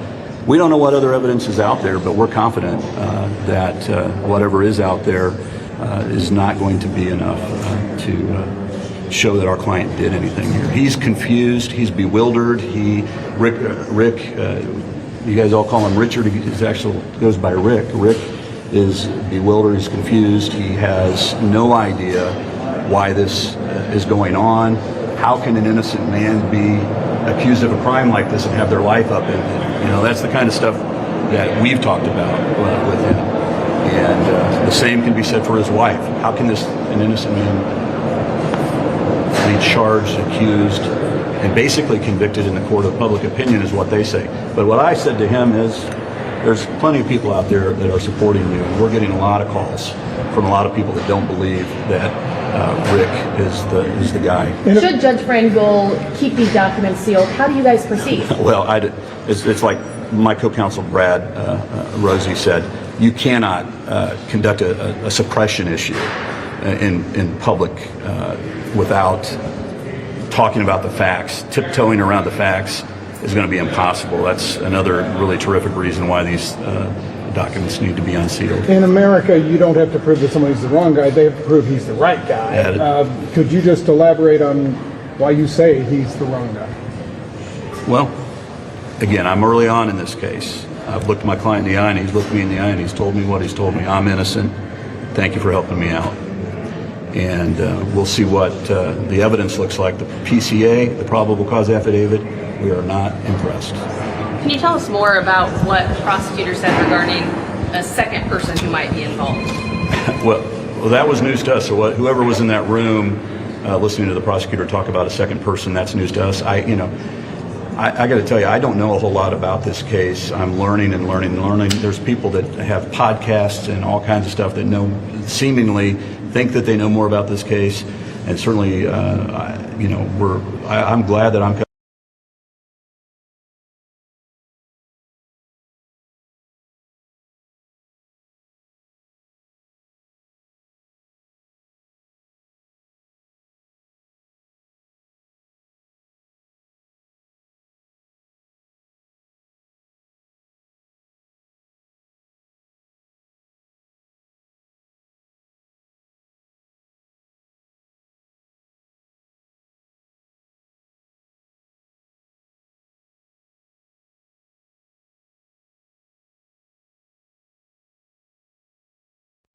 I'm on mute. Thank you.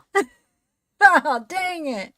This is tricky because it should be so easy because the light goes off, it's muted. The light's on, it's not.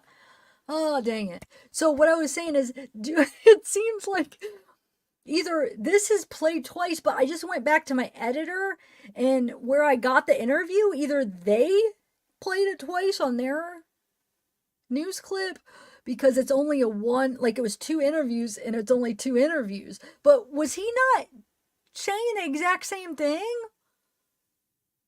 Did the news channel accidentally play it twice? Or I don't know. The only thing is well, what I was saying is he is so freaking patient and I like him, dude. He's not rushing the reporters. He's answering all the questions. He's really patient. I would want him to defend me. I feel like they're good. Especially these guys are public defenders. I mean, this is who Richard got as public defenders, which is really good, dude. I feel like they're really passionate about it. That's the problem. They care. You know what I'm saying? You can tell they really care. For them to offer to go pro bono, they really care about this case. I'm still muted? No. I'm not still muted, right? Coming into this case without a whole lot of knowledge about anything. I don't have any preconceived notions. I don't like to look at evidence with some preconceived notion of what it might mean. I don't know what anything means, but this second person business, that there's another person involved, I think I had heard something on a podcast. Somebody had told me that there's a podcast or a news article that says something about that. There was somebody, you mentioned the name of somebody, I don't know who. Keegan Kline. Keegan Kline. I mean, you may think I'm, an attorney. How do I not know who Keegan Kline is? I've heard the name, but I don't know who Keegan Kline is. I don't know if that might be the guy that did. I don't know. I don't know anything about anything other than, I got a guy here who says he's innocent, all right, and what I would say a very flimsy probable cause affidavit. Those are the 2 things that I do know. Do you think they don't want the probable cause release because it's, in your words, flimsy?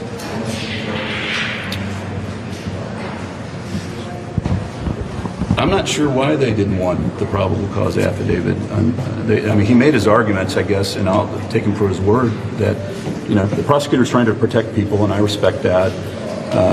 The second person, the investigation is continuing to go on. Again, that is something new. I'll take the prosecutor at his word that those are the reasons why. When I say flimsy, what I'm talking about, I'm a defense attorney that's handled, I don't know how many murder cases over the years. I've got many pending right now. You expect more than what we saw. We're not impressed with it.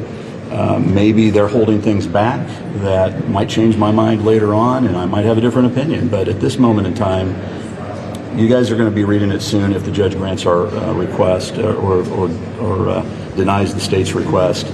And then you'll form your own opinions as well. Would you say your full name, please? Andrew J. Baldwin, Baldwin. And the name of your firm?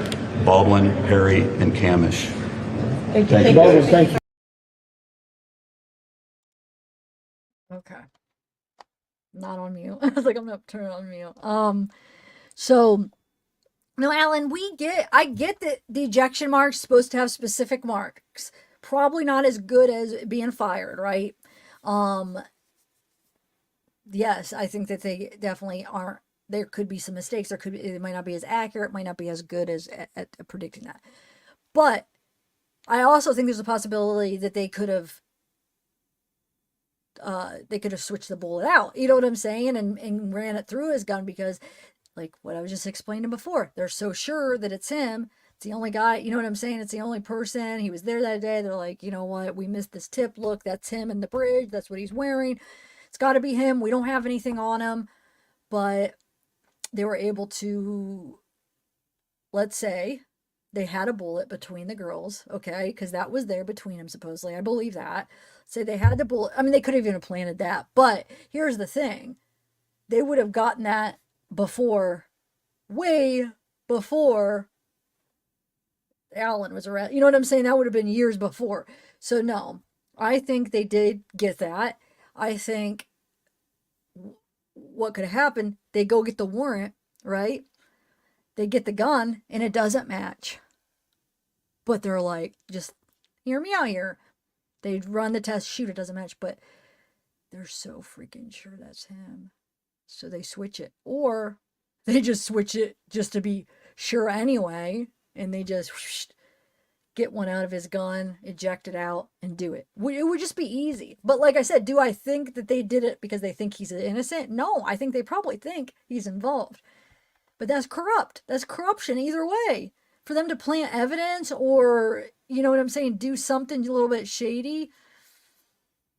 Or like if it's just not as accurate, but to say that it's like, no, this is better science than it is. Because I think you will get, I think you'll get different opinions on how good that science is. I think you'll have some people, and I'm sure the defense will probably bring up experts to argue that. Watch, I'm guessing hopefully they'll bring up, because that being their only piece of evidence, I'm guessing they'll probably try to get experts to argue against that, or get some kind of facts to argue against how that's not, that, you know, that there could be some mistakes, and it's not as good of science as, you know, to be taken like that's the only evidence. You know what I'm saying? So hopefully they'll get somebody, because you know you'll have people that argue that it's not. So, but you, like I said, how do we know they didn't plan it? We don't. So, anyway. Stephanie, I know all this stuff you're saying, but we don't know how that happened. They could have got his bullet, right? And got one from the gun to have it tested, threw out the other one. Now they have the right one. They could know somebody from the crime. I mean, there could be a million of things of how corrupt it is. Hey, do me a favor. Hey, you know, maybe there's like close enough, and they kind of like, I mean, you just never know. You just never know. I'm just saying, if that's all they have, not good enough. And that's why I'm sure why they're saying, no, there's somebody else involved. Because they don't have enough. They don't have like a ton to just only him. They don't have his DNA, obviously, because I think that's what's making him say there's somebody else involved. It's one of the things I feel like, because this DNA does not match like it has to be. So either you got to believe that Richard had a helper, or it was not Richard and it was a couple other people. Because for them to say that in the first hearing, that they think it's two people, that's huge, I think. I mean, they're presenting that in court, making it official.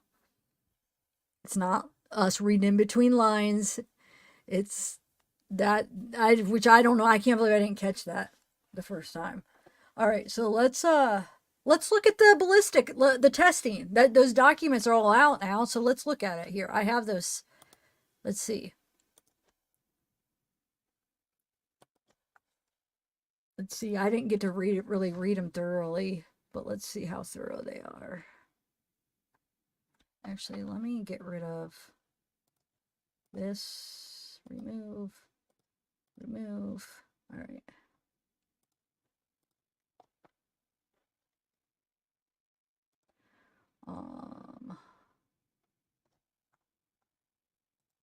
I already shared this, right? Yeah, the November 9th, so here is like all the stuff, like lining out like all the stuff for them to look at, which was kind of interesting, but I don't think I'm going to read all through it. But it basically points out all the stuff that that Gull was doing that wasn't right. But these are from all the files that got all opened today. Okay, so, or the other day. So here is some of the information with the gun stuff. So we have Indiana State Police Lab Division.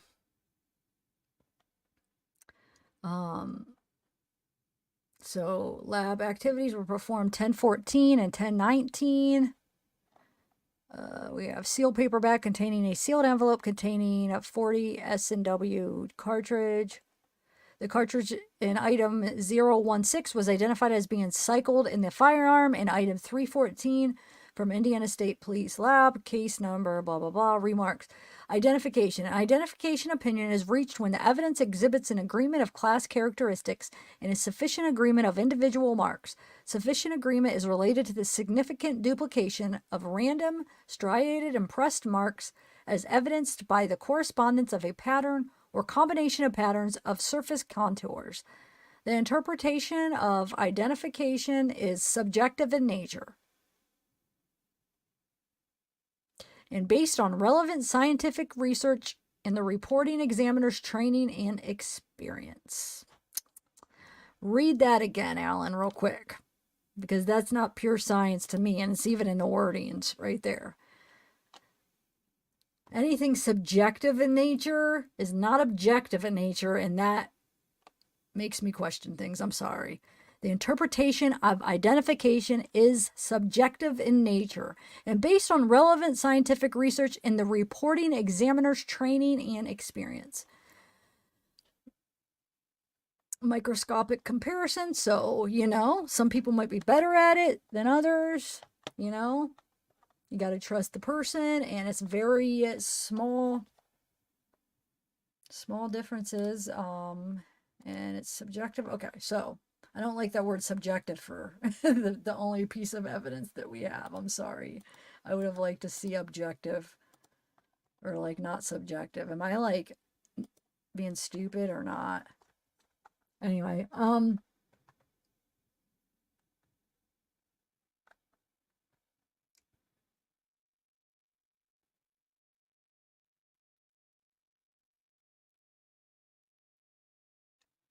80, what up? Did I say hi to you yet?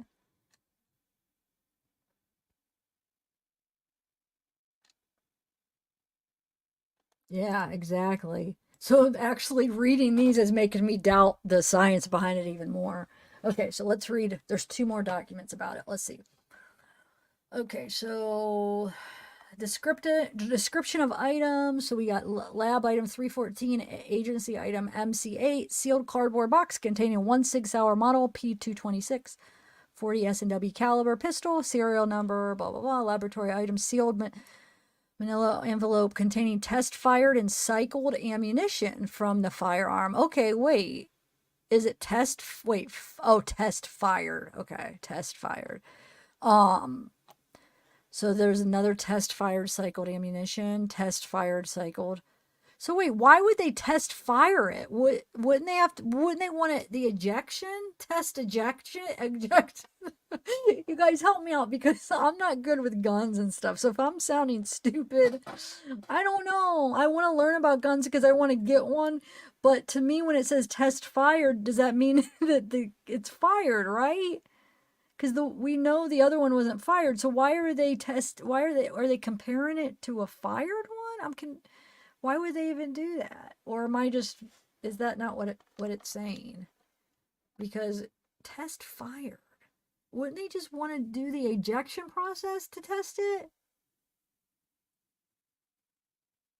Oh, okay. So it's saying I guess it's just they're being thorough. Maybe it's because it says the firearm in item 314 was examined for functional defects and test fired. Okay. Should have read the ending first. So they're just making sure there's no functional defects of it. So there was no functional defects of the gun, right? All right. Okay. Examination of the cartridge in item 315 revealed it to be a 40 S&W caliber cartridge manufactured by or marketed by as Winchester. Examination of the cartridge in item 316 revealed it to be a 40 S&W caliber cartridge manufactured by Blazer. And then the other one's manufacturer. Oh, wait.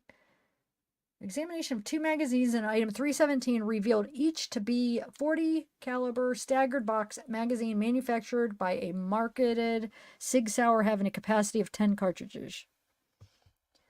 So we got an exam of 17 cartridges in item 317 revealed each to be a 40 S&W caliber cartridge manufactured by or marketed by Blazer. Cartridge in item 16, Indiana State Police Lab, blah, blah, blah, was identified as having been cycled in the firearm in item 314. Okay.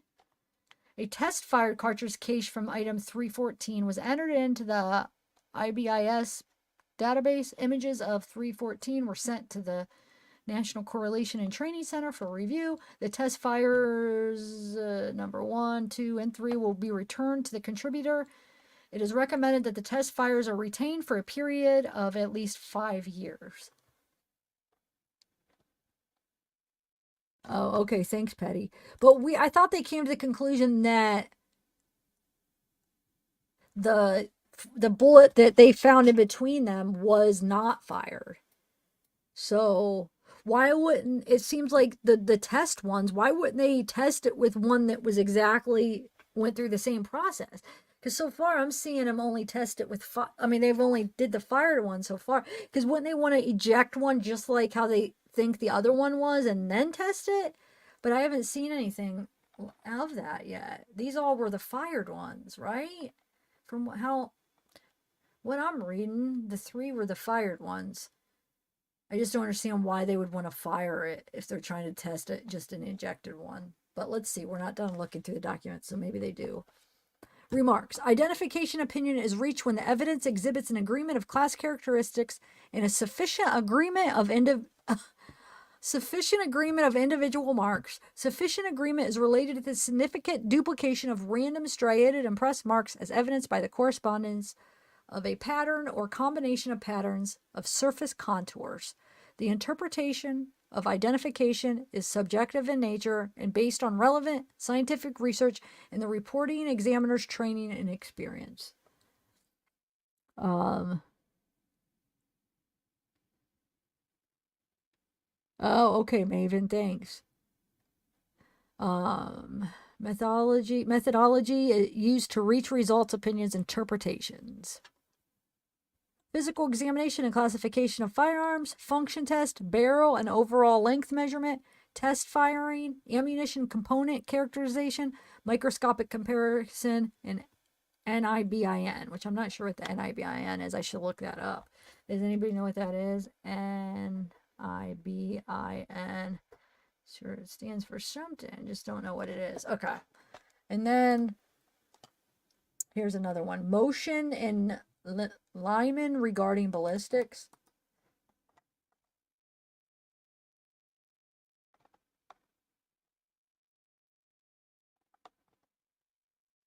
Okay, the defendant, Richard M. Allen, respectfully moves the court as follows. He's charged with 2 separate felonies. The prosecution intends to introduce as evidence the following. Okay, so it says, counsel for defendant Allen, upon information and belief, has reasonable cause to believe that the prosecution intends to introduce as evidence the following. Testimony from lab analyst Melissa Oberg and or her agent supporting the findings referenced in Indiana State Police Lab Division Certificate of Analysis attached here to Exhibit A. Testimony from lab analyst Melissa Oberg and her agent supporting the findings referenced in Indiana State Police Lab. Here, let me take this comment down. Sorry, I forgot. I forget to take them down sometimes. Let me make this a little bit bigger. Okay. Where are we at? Well. Okay. Division analysis attached to here, Exhibit B, bench notes and other literature and information in support of conclusions generated in attached Exhibits A and B. This evidence is inadmissible for the following reasons. So now the defense is trying to say why this testing and evidence is inadmissible. I don't know. I don't know if I have the ruling on this. Did they, because this is just their motion, like to present it. Dang, I'm gonna have to find how she rules. Well, let's just read it here. Okay, so they're saying it's inadmissible. A, the items analyzed and the conclusions drawn by the Indiana State Police Laboratory Division are irrelevant and therefore inadmissible under Rule 401 and Rule 402 of the Indiana Rules of Evidence. The probative value of said evidence is substantially outweighed by the danger of unfair prejudice. Furthermore, admission of such information will confuse and mislead the jury, all of which is in violation of 403 Indiana Rules of Evidence. Testimony regarding the analysis and conclusions referenced in Exhibit A and B runs afoul of Rule 702 of the Indiana Rules of Evidence, and that examiner is not qualified to draw the reference conclusions, and in addition, the examiner is not qualified to draw the reference conclusions, and in addition, the examiner's testimony does not rest upon reliable scientific principles. Not sure why what they have to prove that she's not qualified. Such evidence is not necessary for a full and fair determination of the facts of the instant case.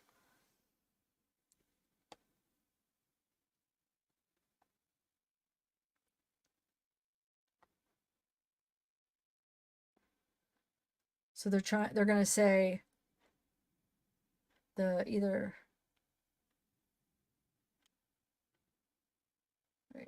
motion letting grant or request the court to order state of Indiana through its prosecutors and its witnesses not to mention, refer to, interrogate concerning, or attempt to convey to the jury in any manner, either directly or indirectly, the existence of any analysis conducted with regard to the items referenced in Exhibits A and B, as well as any conclusions drawn therefrom without first obtaining permission of the court outside the presence of the jury. Further instruct the state of Indiana and its witnesses not to make any references to the fact that this motion has been filed and granted, and to warn the caution of each and every one of their witnesses to strictly follow these same instructions. Order all relief. Bradley Rozzi. So I don't know whatever came of that, because I actually went in order and clicked on all of them, and I didn't see any like how she ruled on it. So does anybody know?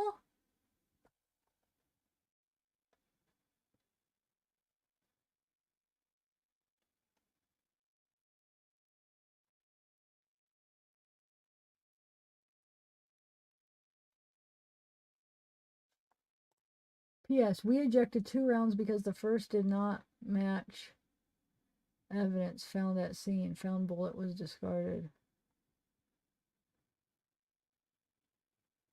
Wait, where do you see that? What? Did I miss that? What are you saying, Wolfpack? The first did not match evidence found at scene. Found bullet.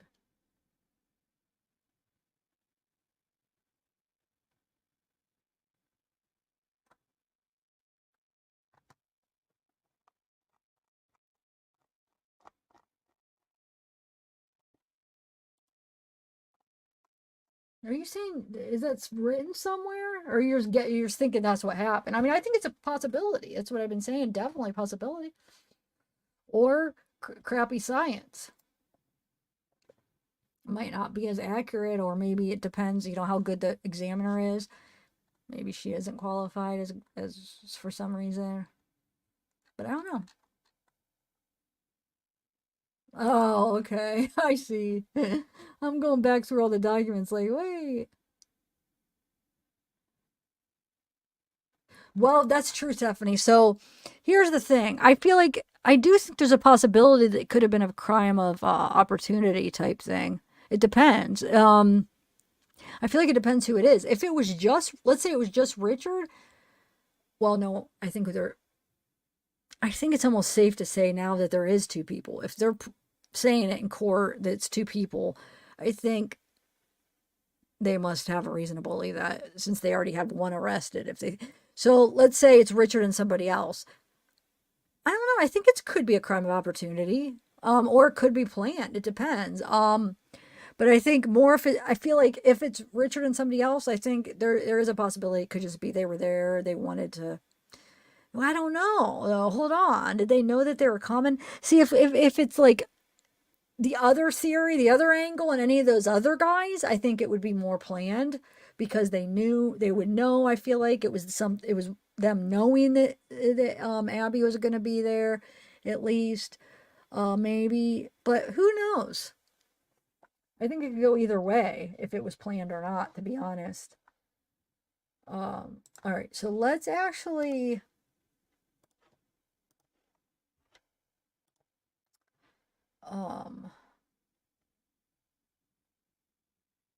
Let's watch a couple of the other interviews with Scremin. So these other interviews are going to be like not about the Delphi case, but just to kind of like see who this guy is that's supposedly going to be representing him.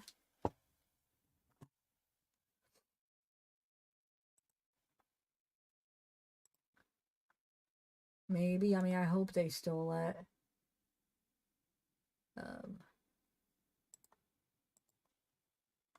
his other lawyers represent him. I really do. This one's a little bit more recent. This is actually from October. Oh, this was October 24th, 2023, but it's not about this case. It's about criminal rule 4. Actually, let's see what it is so we know what he's talking about. It's a really short interview, but I don't know what criminal rule 4 is. Let's see. Okay.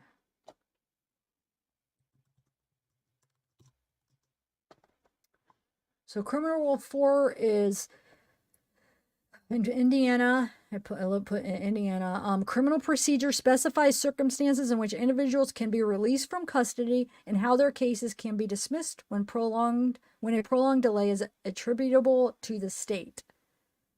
And it rule addresses defendants in jail specifically.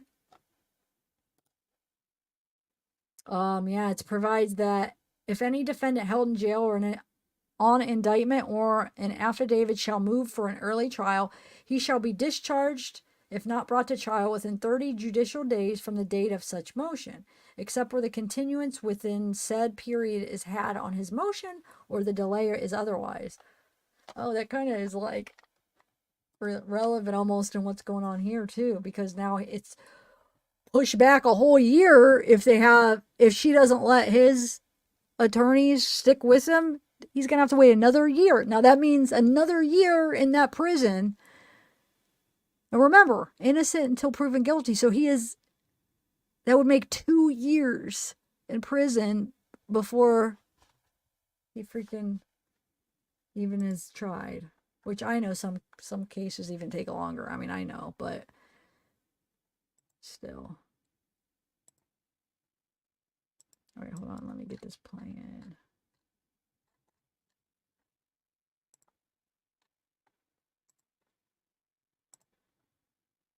All right, hold on. Possible with these 3 kind of important timelines, the 70 days, 100. Okay. As succinctly as possible with these 3 kind of important timelines, the 70 days, 180 days, and 365 days. If you're in custody and you ask for a fast and speedy, the government has to bring you to trial within 70 days or release you from the jail. Otherwise, they have 180 days to bring you to trial or release you from the jail. And overall, they have a year to bring you to trial, unless there's court congestion or some other statutory exception to that rule. Perfect. So that was short, though. Okay, hold on. There's a couple more short ones, but just kind of see, maybe they'll do okay, but I feel like I think they should let Richard wants to keep them. I think Baldwin and Rozzi are very passionate about them. They care about Richard. Let him have, I feel like it's only fair. But I don't really, I can't say I know that these guys would be bad, but I just don't think it's fair if he doesn't want them. And they've done so much work already,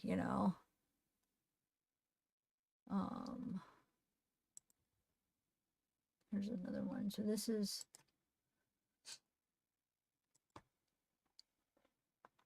about Xavier Walker verdict. And this is from a year ago.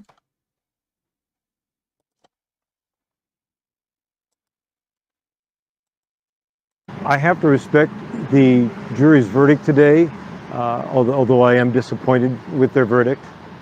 I don't think the state proved their case beyond a reasonable doubt, but the jury did, and so I do have to respect their decision. One more. I can't find anything. Can you guys, if you guys find like any interviews on William or anything, let me know. I can't find like any, like even information about, I couldn't even find his law firm or like a website on his cases or anything. Remember we were looking at it for it the one day? Like we were able to find Scremin's. It had his whole track record and stuff. But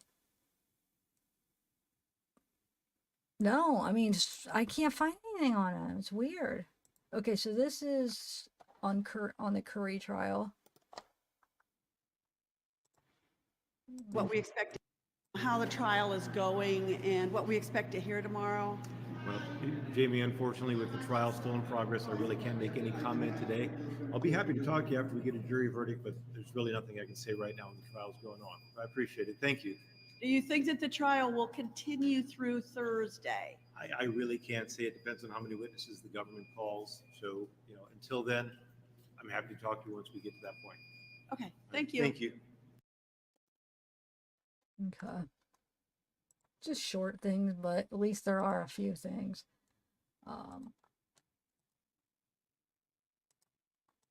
Oh, let's look at your puppies real quick, Osane. Are you still there? There, or your puppy? How cute is little Nerf? So do you think you're gonna stick with Nerf? It's kind of cute. Oh, really? Wait, it's not let. Oh, there we go. Little Nerf guy. Yeah, Shifty. No, it might be. I'm just saying it's still possibly a crime opportunity, but maybe it was planned. But here's the thing. If it was planned and it is Richard, I don't think they found any connection or any connection to show like how it was planned. But like I said, we don't even know if it is Richard, but so here is Osane's doll. New puppy Nerf. Hold on, it's taking a minute to load. Oh my god. How freaking cute. This one right here. Oh my god. He's so cute. He's got, what's his brother's, is it his brother or sister's name? Oh my god, he's so cute. What kind of dog is he though? I don't know. You said the same as Lucy, but I don't know what Lucy was. Oh my god, look how happy. Is that like the picture that was up when like to sell them? Or did you take that picture? Because that's a perfect picture. But it almost looks like the pictures they used to like put on their website to sell. Are you still even here, all saying? Oh, okay, yeah. Is Beanie brother? Okay. Oh, okay. Shizu and Bijan. I don't know how to say that right. Oh, so you're still here. I thought you left for some reason.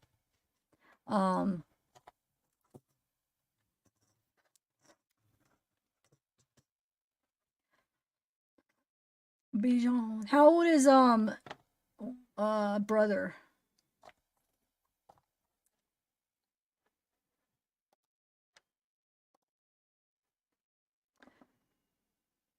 Okay, so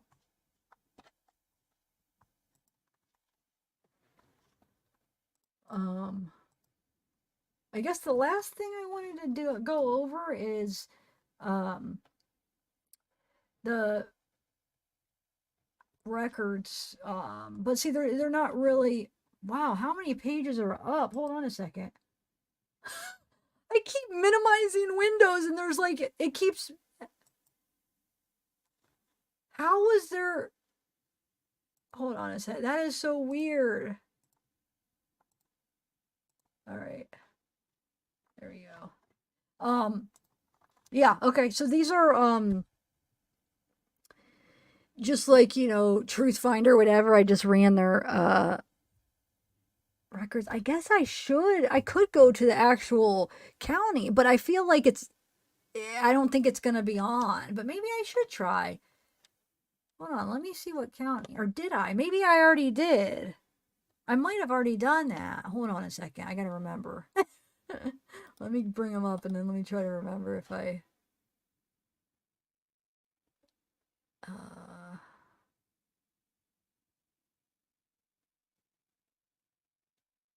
let me see, what does it say? I'll see if I can... well, let me get to the port where I want to share it.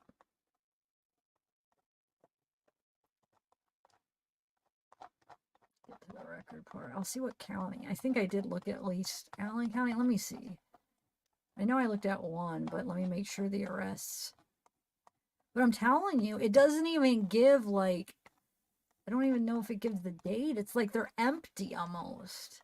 But they're like charges, but they're like, they don't give crap. So I don't know if because he's a lawyer, he was able to get it. I don't know. I really don't. How? Hold on one second. Indiana administrator of the court's web.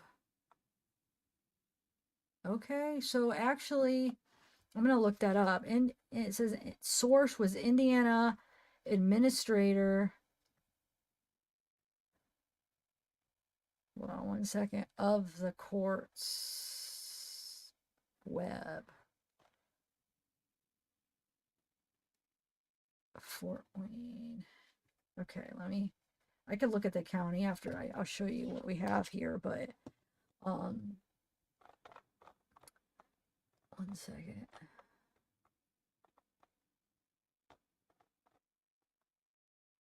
Offense date October 2nd, 2017. So same year of the murders.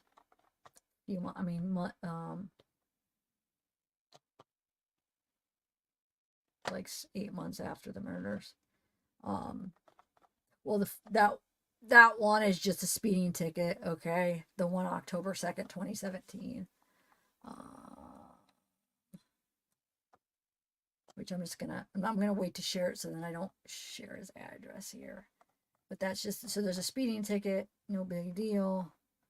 And then we have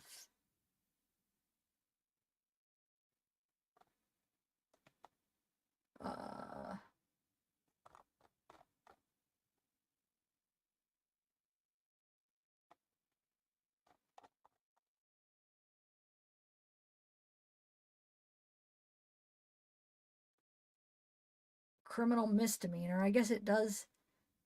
Wait, it skipped all those other ones. Hold on a second. The heck, when I downloaded it. So, okay. So we have, I'm going to have to go to the actual website to get them again. It didn't download them all.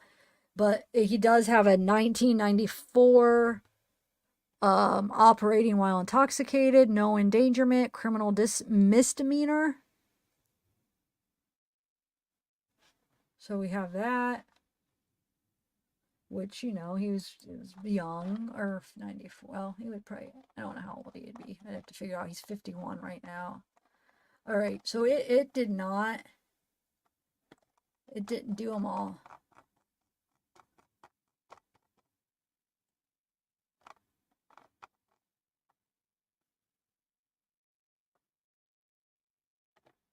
Hold on, just give me 1 minute.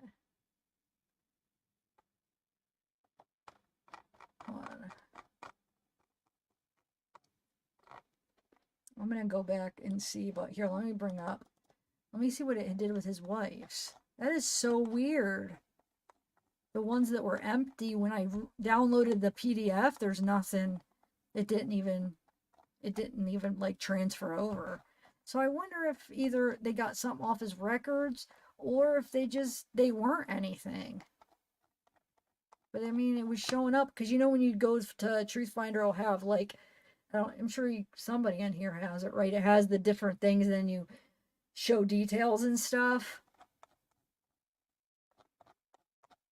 Hold on, give me 1 second. Let me see what his wife's does. If hers does the same thing. So maybe it's just nothing. I don't know. I'm gonna look in the counties to see. But like I said, I'm not judged. I don't even know why. Because I mean, it's not like he's a criminal. The reason I was looking him up is because I wanted to see if somehow we could figure out what that disciplinary thing is even though, like, what if? Because I looked under some of the rules of disciplinary suspensions, and one of them is if, like, there's an arrest or a charge, you could get suspended for, you know what I'm saying? You get suspended for that. So I was like, okay, wonder if he got, like, arrested for something, and that's what it was, you know? So that's why I even looked it up, because obviously he's not, like, a criminal, you know? I mean, as far as, I mean, he's a lawyer. I mean, not that he couldn't have screwed up. I'm not saying that. We all have a past and stuff. But that was why I was looking. And then I was just like, oh, let me look at his wife, because I was just already in there. But, so here's the thing. If I could figure out what those are, I'll go to the county and see if it matches up to a suspension. And then that could give us an idea. Oh, maybe that's why, you know, he got in trouble with the law. They had to suspend him for it. I mean, you never know. Since it's not on the court disciplinary, it says no disciplinary. Patty, you said you looked it up too. Well, I showed you on the website where it should be. No, wasn't there. So I don't know. I hope maybe it was just something really minor that.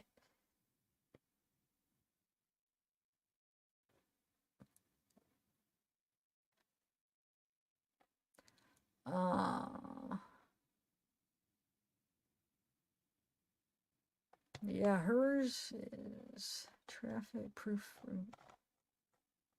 See, that's the one that actually showed up. The other ones, same thing. The ones that were blank, they're not transferring over to PDF. So hold on 1 second. Let me just go back to the Truth Finder website and see. Which might mean, like I said, maybe it's nothing. Maybe it's nothing. I just kind of want to know what. Has anybody figured out what it was? Why he got... Why am I starting to remember as I'm talking about? I'm starting to remember, what were we reading about him where something about harassment or not harassment, where something about a case and that he was, what was it? That wasn't the disciplinary thing, right? We were reading that article and it's mentioned something and we were like, oh, well, let me find that article again because I can't remember what the specifics were. I think that was Lebrato. I don't think it was Scremin. All right, hold on. Let me look them up one more time.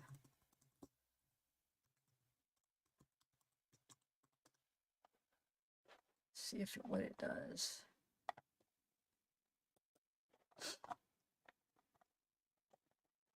All right, let's see. Yeah.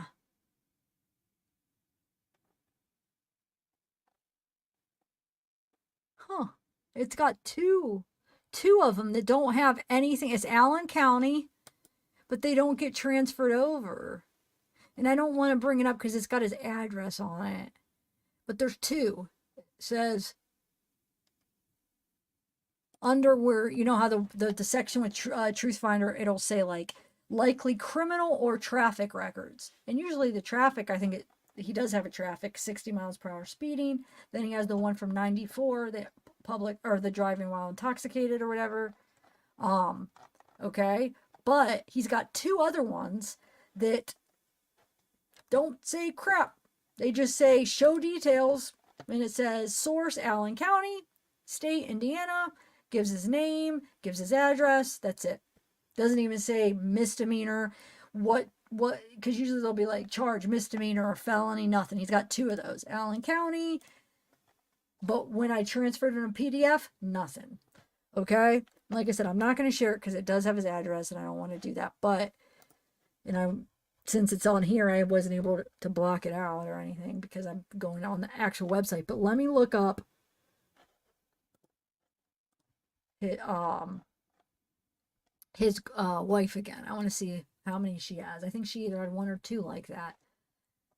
I don't understand. I've never seen it empty like that. Okay, so she must have been from Ohio. Well, she has Ohio. I mean, originally. I mean, she does, obviously they're married now, but, so she has one way back in 98 for just a traffic, speeding. And then she has 2 open ones, exactly the same. They say Allen County, same thing. Have the state, Allen County, Indiana, name, address, 2 empty, nothing else. And it's under criminal or traffic. And the traffic one shows up, so there's 2 extra ones. So I wonder if they were both the same somehow.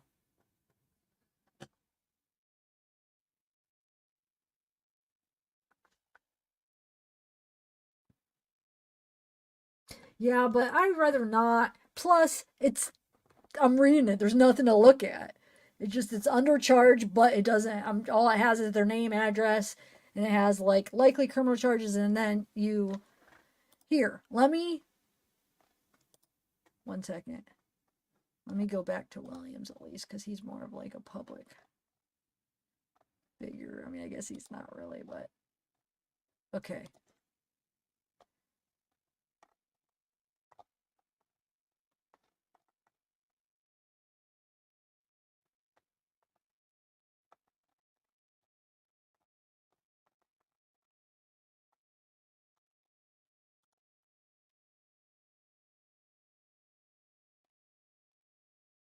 Dude, now it just disappeared. I should have screenshot that. I just went back to Williams and now it's not on there. Wait, hold on. What the heck? Dude, and now I wish I would have showed you and I could have somehow hit his address. Because I know I'm not crazy. And then, so I have proof that what I'm seeing. K-Clo, hey, yay, oh, thanks for joining. You're back. Dude, that's so weird. Now it only has the speeding one. It's disappeared. Even the intoxicated one does, but I have proof of that because I have the PDF file. But, dude, like, in present time, we're seeing it just disappearing. Dude, that makes me wonder, is somebody watching? Because with these things, you could go on yourself and so easily just take your information off of these type of sites. Like I was able to go in and do that for me, even though I didn't have anything, but just address and stuff, because my records, which I've been honest with, they were off my record, so it didn't even come up on here, on Truth Finder, because I got them expunged. But I was like, I might as well, because that's my address. But it's not like you can find people's addresses if you want. But you have an option, and you could take it off. So I'm wondering did he just do that, like, as we're talking, and he's like, oh, shoot, I'm going to go in there and take it off. Let's see if the wife did that. I'm going back to his. Dang, I wish I would have showed you just so you know that I'm not lying. So you could have seen that I swear to freaking God. All right, let's see. Because he would, if the wife's is gone, like, that would,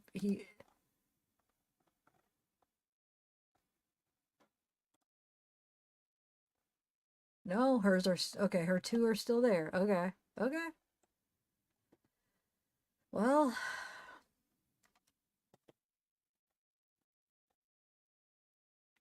Here, I'll show you what I mean here.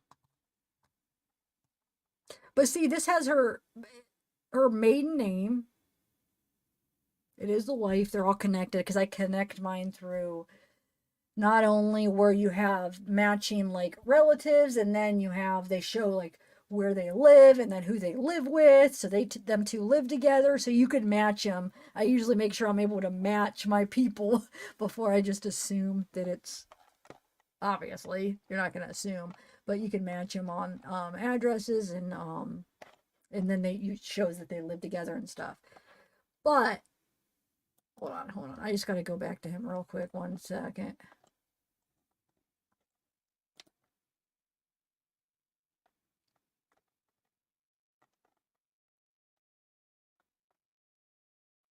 Okay, it's back.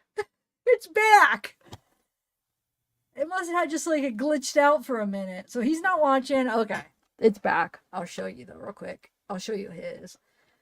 Just so I don't want to have to give out like her other name and stuff, you know? I don't know.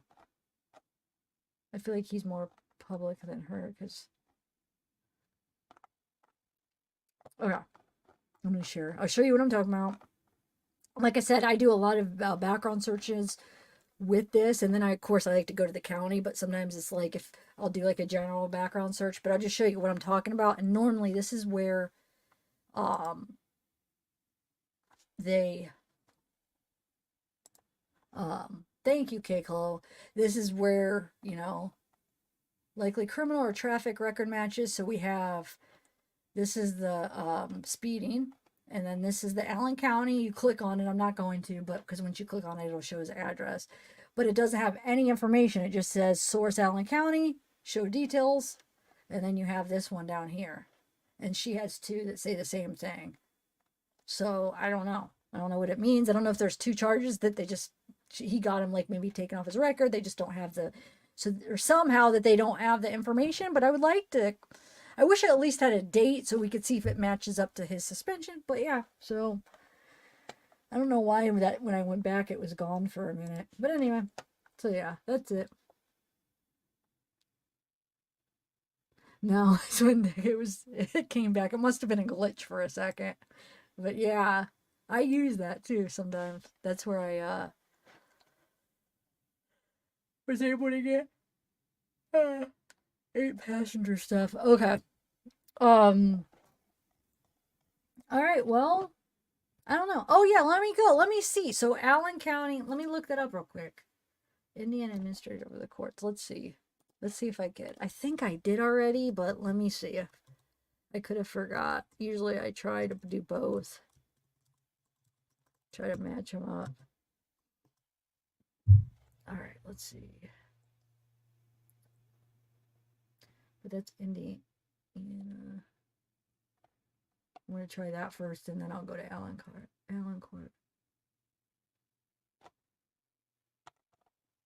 I'm already on 2 hours. How does that go?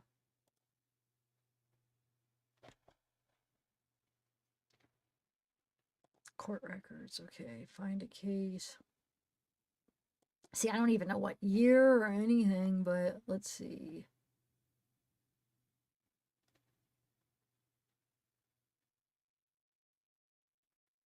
No, I'm not, I don't want the federal. Hold on a second.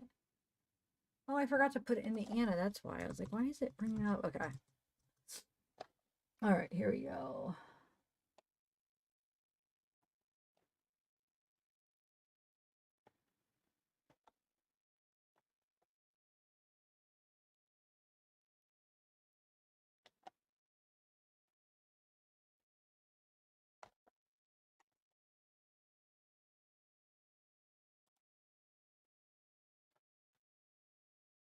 Oh yeah, no. I did search this. That's right. I searched this one already, but let's try it again just in case. Hold on, guys. Just give me a minute. Yeah, okay. So let me try Allen County.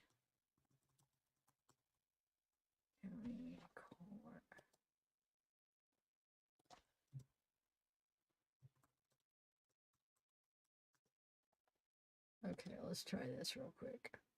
See what we can find. I don't think anything's going to come up though, since we can't even find his disciplinary stuff. I really don't think.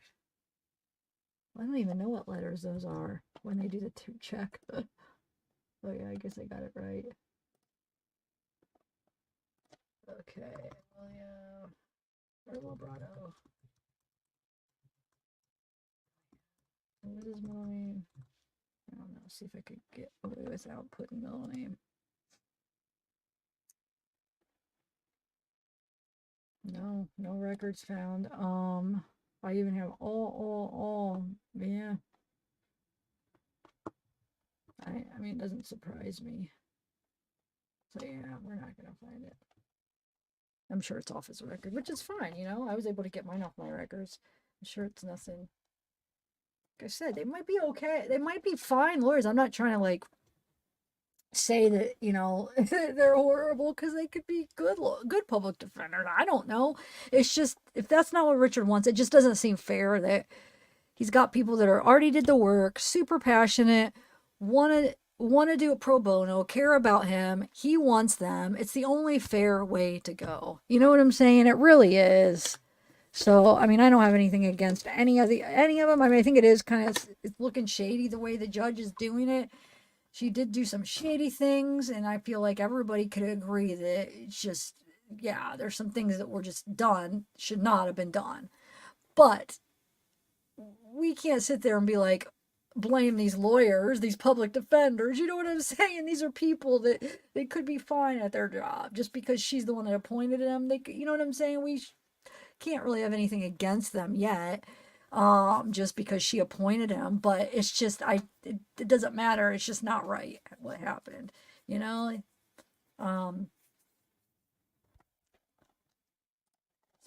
So.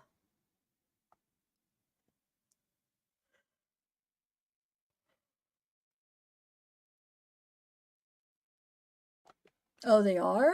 They are awful? I don't know any. I mean, we looked at, Scremin has a pretty good track record, right? We are looking through him, and I feel like we wanted to go back actually, but I don't think I'm going to do it tonight. Remember we were looking at him and he named all the murder he did like 6 murder cases. And I think he won. I don't know if he won all of them, but I feel like that we're going to see he doesn't have that bad of a track record. I could be wrong. I could be totally wrong. But just from scrolling through, didn't it seem like he won some of them, or maybe not? I don't know. I know that one that we were watching that for the interview he lost, because remember he's like he wasn't happy about the results. But we know he did 6 murder cases, so I don't know. I mean, we just know William was suspended for some reason, but I can't find any freaking record of his cases, his track record. Can you send me some? Because I was looking. Do you have like Williams, what he's done? Has he done murder cases? I didn't know. I don't know if they're awful. Why do you say that, Anthony? I would like to learn because I'm trying to figure it out. JM was cleared. Who's JM? Anthony? Oh, really? He pleads out on all of them?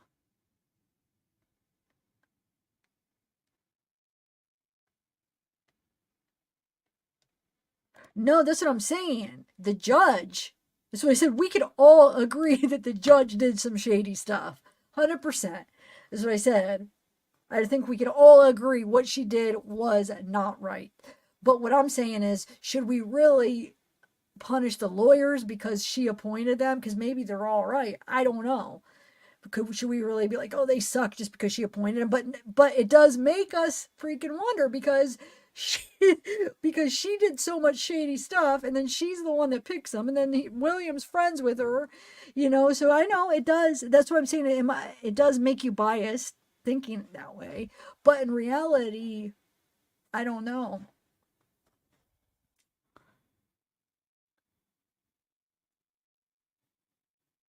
Yeah, I don't know. I mean, I don't want to just like not like him just because she appointed him. But yeah, no, I think, oh, they are? The reviews, really? Fitz, well, show me where I could see William's reviews. Because I can't find anything on William. Oh, okay. Yeah, that's pretty bad. Dang it. Okay. But what about Lebrato? I can't. I found Scremin's. I just didn't end up going through if he won. They said he had 6 murder cases, but we didn't go through. We meant to, and then I never did. But what about read the reviews? Can you show me or send me whatever Lebrato's information? Because I googled him, I cannot find crap on him for some reason. Let me see again. All right, let's see. William.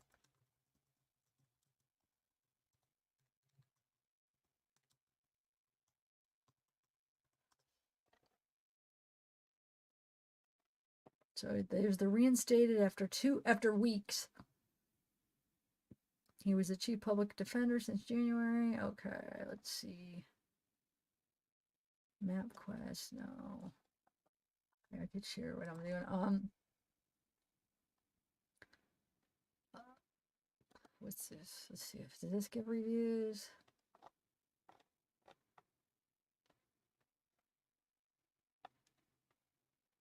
Where? I don't see any. No reviews. Okay. Payrolls. No. I don't want his pay. I just want to see. Here, Yelp. Let's see. I guess we could do Yelp. Is there reviews on that? It goes so no.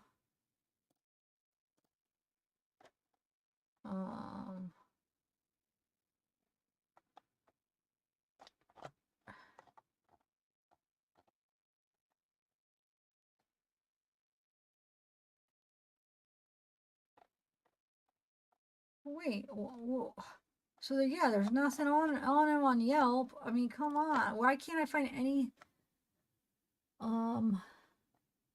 LinkedIn? But that's just gonna be his LinkedIn. You know, I didn't want to. I'm trying to figure out who this guy is here. What am I doing wrong? There should be something like at least with Scremin, his firm webpage pops up.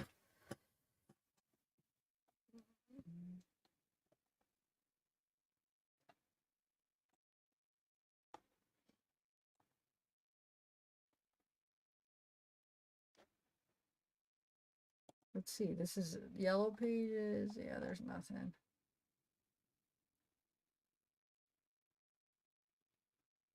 Oh, that's where you meant Ohio. What? Can you just send me maybe? I'm not. Well, she's friends with William and like, or I was talking about, she's friends with William and his wife. She is. And I don't know if you must not have been here, like maybe like 40 minutes ago, we were going through and how many times she responded. But here's the thing. I don't know if she's friends with Scremin because he has his friends private and she has her friends private. So the only reason we're able to see that she's friends with William and his wife is because William and his wife don't have their friends private. So how do you know she's friends with the other one? We can't see. Unless if somebody, do you know somebody that's friends with one of them and they can see their friends or something? Because, yeah, they have them private, so you can't even look to see if Robert's friends with her. But, yeah, she's definitely friends with William and her daughter and definitely posts on William's. So there could be a conflict of interest. So that's an issue, definitely.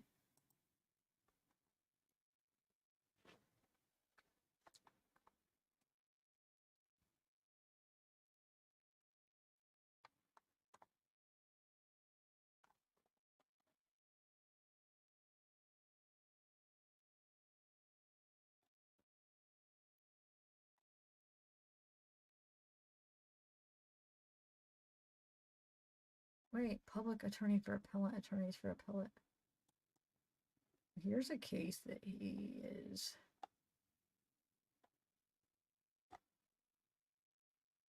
Oh, okay. This is a case that he's on. Huh. Oh, well. Wonder, what happened? Like, what's the verdict here?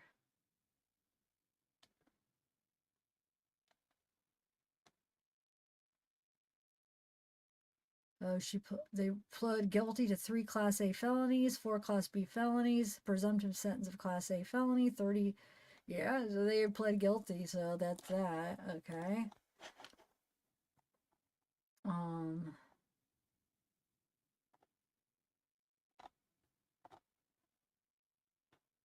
Well, let's see.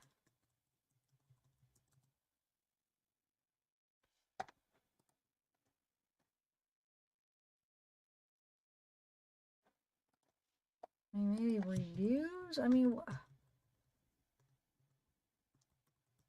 I guess I just have to keep digging until I... Oh, here's one. This is saying he's a great attorney. I just saw, where is it? Where? It just said that. Here's a few, okay? So let me make sure, yeah. So we have here's some reviews.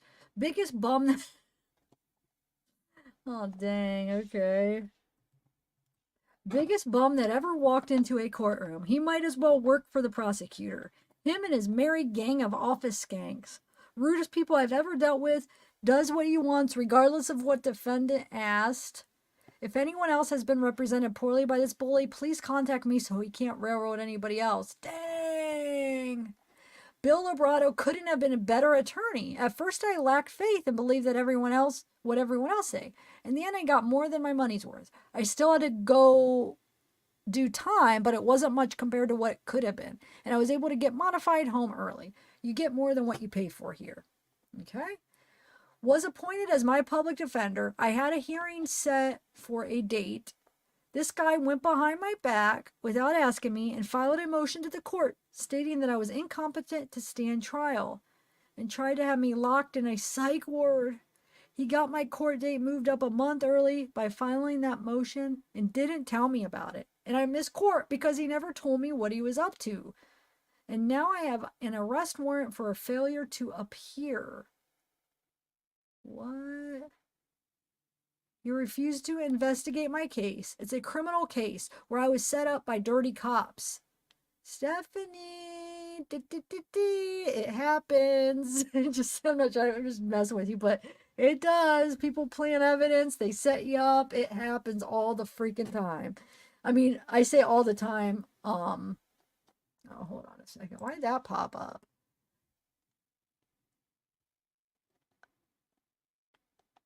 Hold on one second. No, I did that last time and I lost everything. Okay.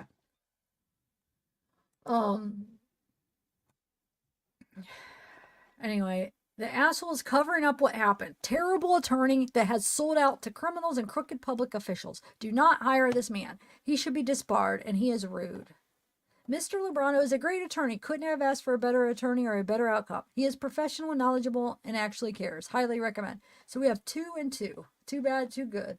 But could these good ones be like him? Hey, have a friend. Hey, I'm having some bad reviews. Can you put in a good one? This one's very generic right here. Looks like that. You know what I'm saying? Looks like somebody just maybe to help him.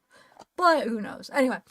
Very rude, very arrogant, lacks professionalism in every aspect of the word. I was cursed at during my consultation over the phone with him. He didn't want to hear any of my ideas and basically let me know that he didn't believe a word I said and that I was guilty and he didn't want to waste his time. I feel very sorry for the unfortunate person who gets stuck with this arrogant attorney. Lebrato, if you see his name on your paperwork, do whatever you can to get a different attorney. I felt like my life was over and I didn't have a fighting chance. After I spoke with him, it was a horrible feeling, and the person who is there to help you should not be your worst enemy. Also, in court, this jerk asked the judge, and I quote, "Why do I have to represent him as a public defender? He has 2 luxury vehicles. He should be able to afford a private attorney." That is the most ignorant and unprofessional thing I've heard come out of a learned man's mouth. If anyone out there knows who I need to file some kind of grievance with, whether it be the Indiana Bar Association or some kind of law organization, please let me know. Thank you. Okay, so let me now I got at least something to back up that maybe he isn't good. Because before I was just like, the only thing I had is just that she appointed him and he was suspended and we don't know why. You know what I'm saying? But dang it, it looks like he's not good. You're right. Wow. Okay, let me see if I could find more actually.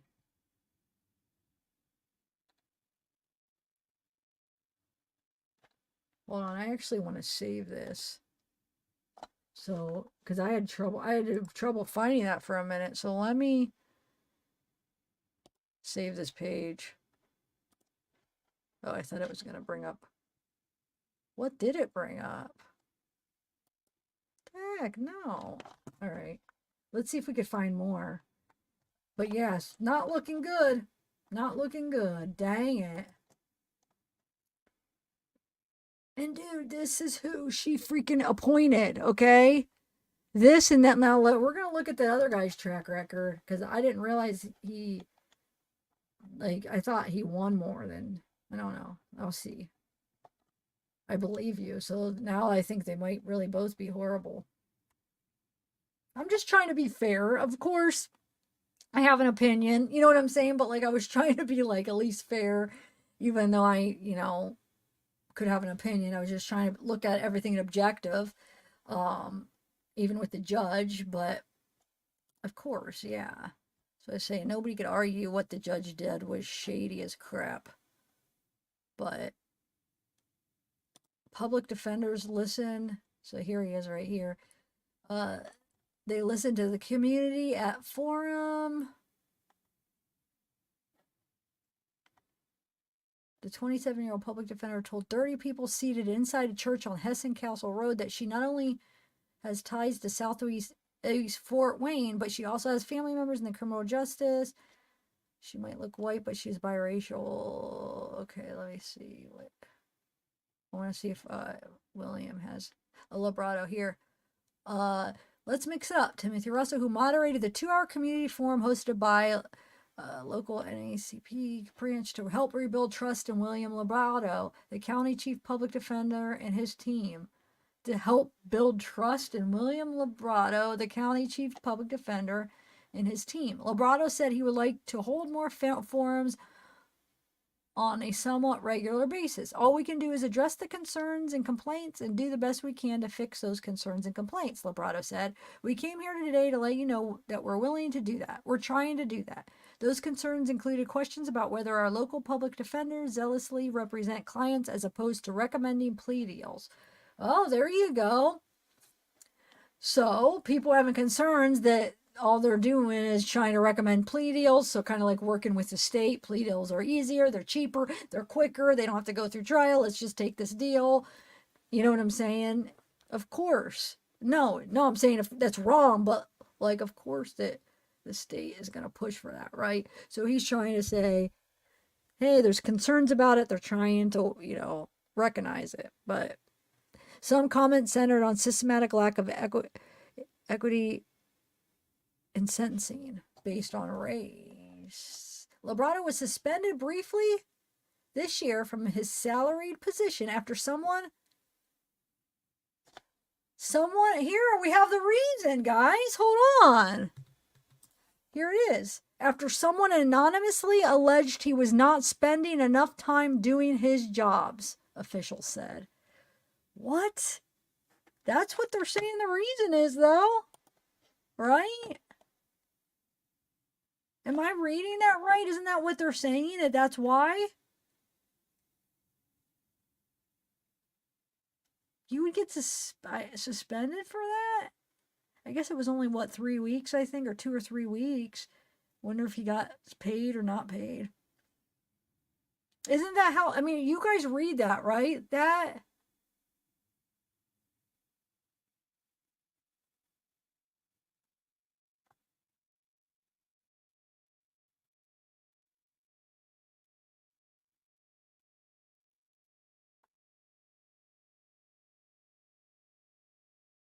Yeah, that's what it says though. But I mean, that's how I take it. Lebrato was suspended briefly this year from his salaried position after someone anonymously. First of all, you're going to suspend somebody from an anonymous call, not even putting something on record. So somebody anonymously just calls in and alleged he was not spending enough time doing his jobs. There's no way. That don't even make sense. They wouldn't do that. Because anybody could just call in and be like, hey, and have complaints just like reviews. So you get a bad review, you're going to suspend it? There has to be more to that. I'm not buying that. I'm not buying somebody just called in. They could have it out for him or something. Hey, they have to have had some reason to at least believe that to be true. Or there was something more to it, in my opinion. Or that they knew that that was true. You know what I'm saying? That he was probably taking deals, not really giving his clients enough time and really working good for him, which is that's a problem. That's really going to be a problem with this Richard Allen, one of the biggest cases in this country right now. Like, you know what I'm saying? It's a huge case that's been 7 years in the making almost, right? And you're going to have somebody that's a lazy guy that doesn't want to put time in and just do plea deals. That's who you're going to assign. And now somebody, you're telling me that Scremin's the same way, but let's see. I'm going to look up Scremin's track record too. I don't know. It doesn't say. I think it was, I'll have to look back at the year. Hold on. We'll look back at that. Paulette, now, well, let's see when this is. But we'll have to see when he was suspended. This is from 2022, but I'll have to see when that doesn't mean that's when. We'll have to go back and see.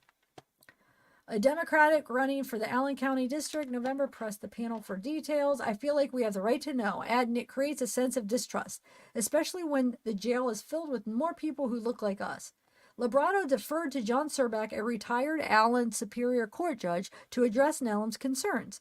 Surback was one of Allen County Public Defender board members who voted in February to reinstate Lebrato. Surback said Lebrato's suspension was based on an anonymous complaint, and it was determined neither the performance of his duties nor the interest of his clients were affected.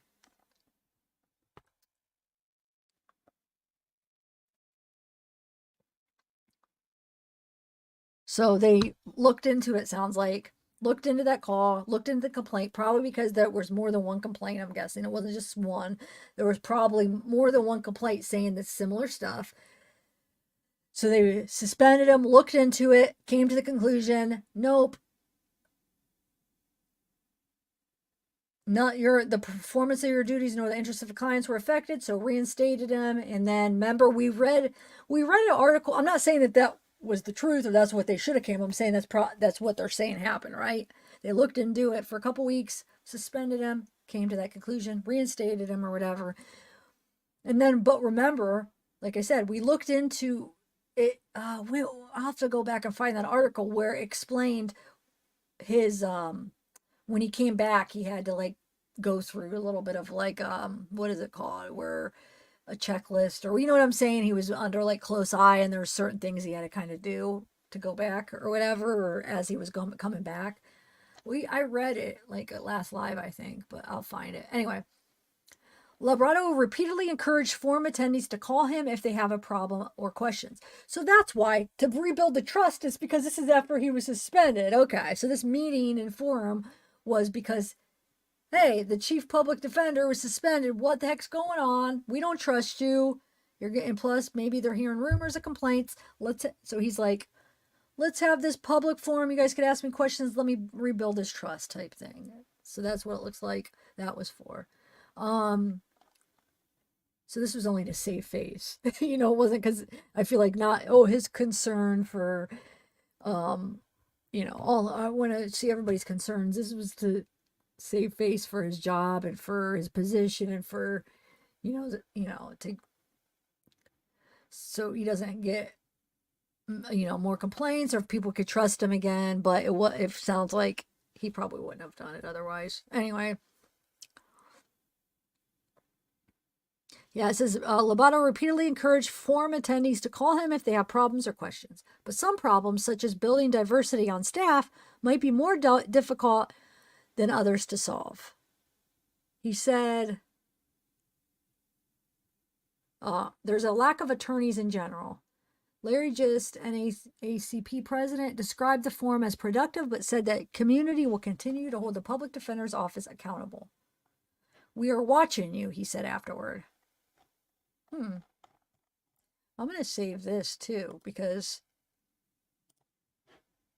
that was interesting. I might do a short on that, because it's the first thing where it gave us any idea of what the suspensions was. All the other articles say it's unknown, but this is given an answer, whether it's completely legit or not. This is what they're saying is the reason. All right, so let's go back and see what else we could find. We're starting to find some things now. You just got to dig a little bit farther, and I haven't quite done that yet. Wait, what's this? Here he's representing this person in a boat wreck, it looks like.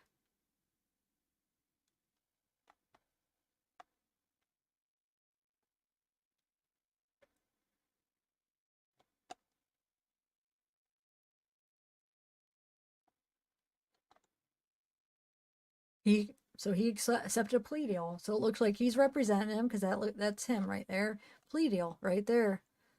So this case is a plea deal. Plead out again.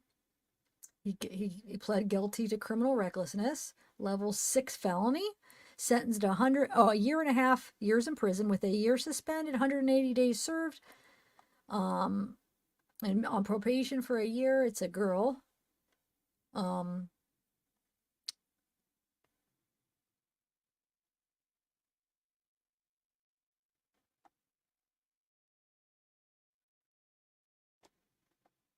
Yeah, so has he done any cases where he fought it? Gosh darn it.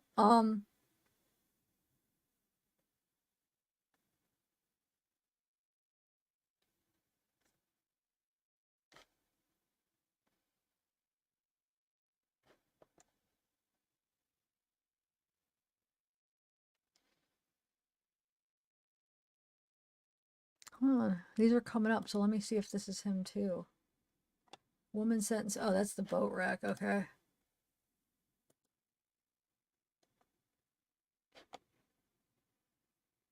Boat. Oh, that's still the boat accident. Okay, sorry guys. Okay, let's see. Hold on. Why did this one pop up?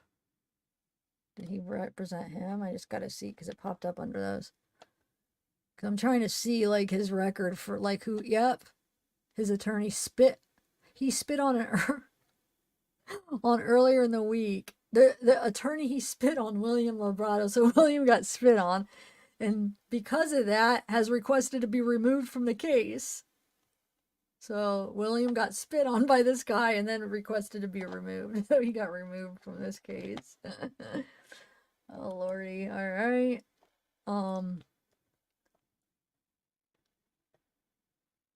Let's see. I don't know. These ones seem like they're all maybe kind of going in a different way to try to find his record here. I'm not sure that this might have came up because the other one and not because of William. Let's see. I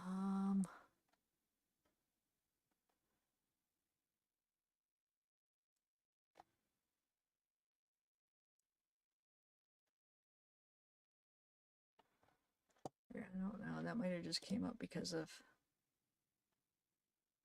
Wait, that looks like no. That's not. It's another bald guy. Okay, let's see. Go over here now. Oh wait. Here. What's this? Because that has his name.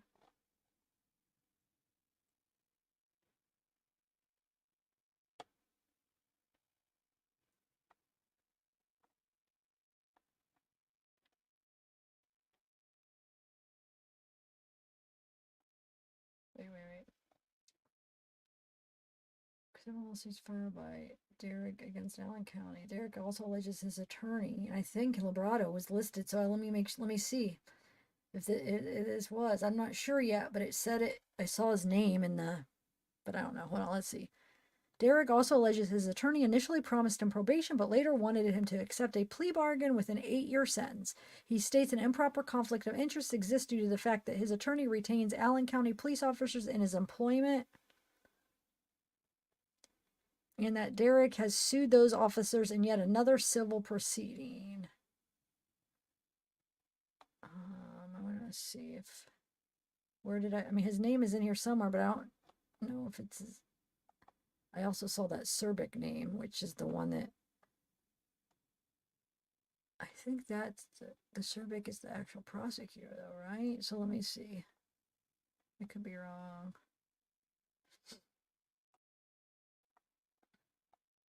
William here. His attorney, William. Shady, there we go. Another case. He represented him, lied to him, said take this deal, but then it didn't come out as like what the deal was. His attorney, William Lebrato, is not viable as criminal defense attorneys. Even those appointed as public defenders do not act under color of state of law and thus cannot be sued. Okay, so he wants to sue him, but he can't be sued. Okay. Yeah, so there's a I'm gonna actually save this too, so we have like a good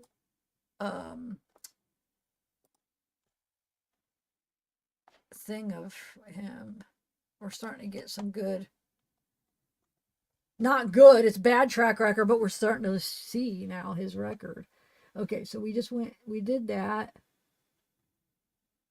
Or was this the one we just looked at, or no? No, this is the one. So here's another one here. What's this? Oh, membership directory.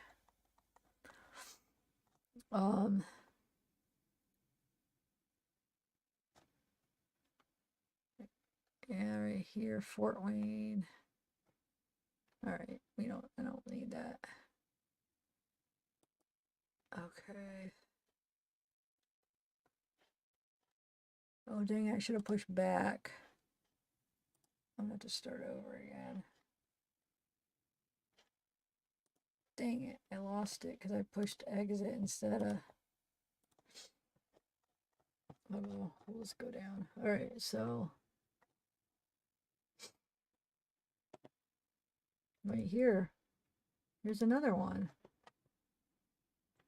Dang, William Lebrato represented Jamar Freeman, represented by William Lebrato. Let's see.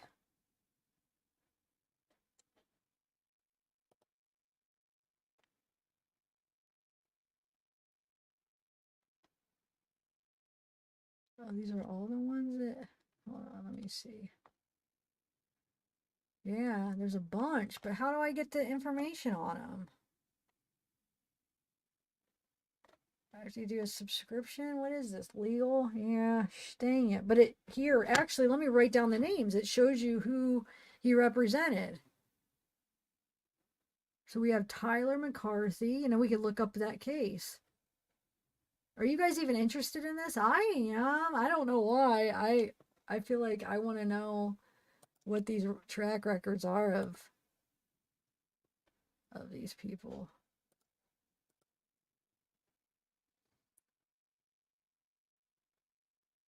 Bama. Lafayette L. Carr, also known as Bama. Lafayette, actually. It's a name instead. Okay. All right. It's the same one, yeah. Oh, this one. Oh, yeah. Richard Murray. We could just look up those cases. E. Murray. Because I'm not paying for a subscription until I know if it's like a website I want. Because I've done that before. I wasted money where I paid for subscriptions to things like this. And they end up being stupid. Like they didn't give you crap. Okay.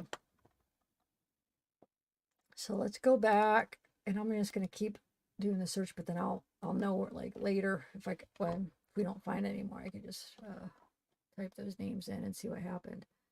Oh, wait. Trial in Indiana, man charged with murder and the deaths. Attorneys, William Lebrato and Roberts. I bet you it's... Oh, it's that one. Oh my God. It's Richard Allen. Okay. Like, Wait, is this gonna be Robert Scremin too? Oh yeah, 19 hours ago. Duh. Okay. Um.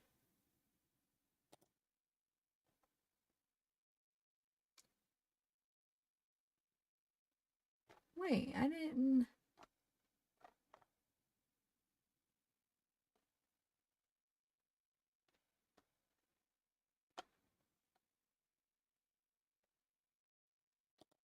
Oh, that's the one.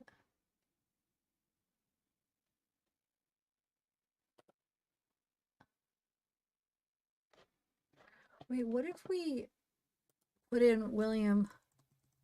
I don't know. I'm not very good with Reddit. I mean, I use it, but what if sometimes I don't know where to put it, the names. Like still have to learn about. I'm not the best at it. All right, so we're gonna go to these specific cases. What's up, Flower Power? Anthony, who else we got? Mike. 80. Who's all in the house? Ducking felonies? Yeah, they do, right? They are, man. I'm gonna look up these specific cases that we know that he represented him and see what we got. Okay, Tyler McCarthy. I don't know. There's a Twitter, but I don't. Let's look at the case.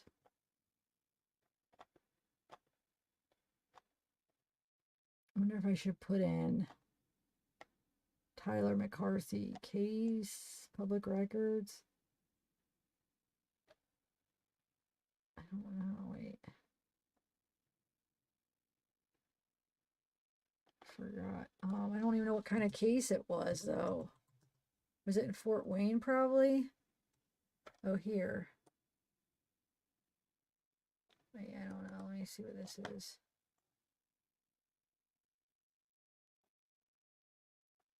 Plea of guilty on the recommendation of the magistrate judge upon a plea of guilty. Wait, let me make sure this is the right person, though, because what state are we in? United States. Hey, hold on. I don't know.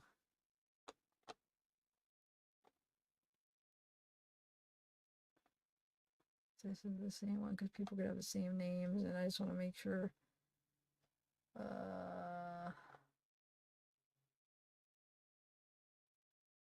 Dang, I don't know. It doesn't even have a state. I'm overlooking it.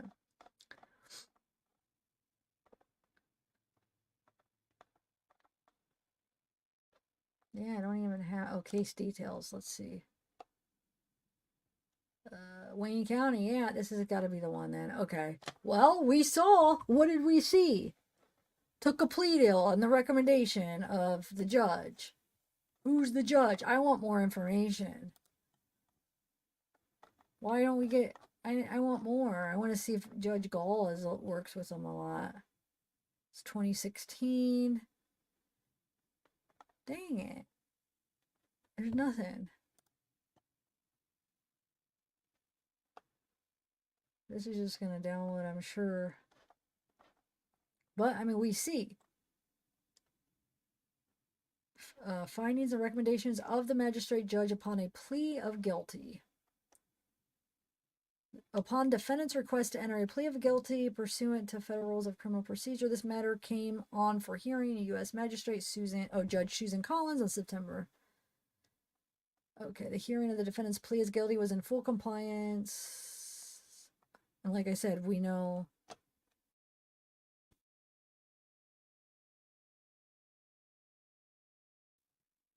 William Lebrato was representing. Because it's Fort Wayne, Indiana. It's got to be the same Tyler. Okay. So, yeah, another plea deal. Does he fight for anybody, dude? It doesn't look like it. Let's do the other cases. I have two more just to see if those are plea deals too.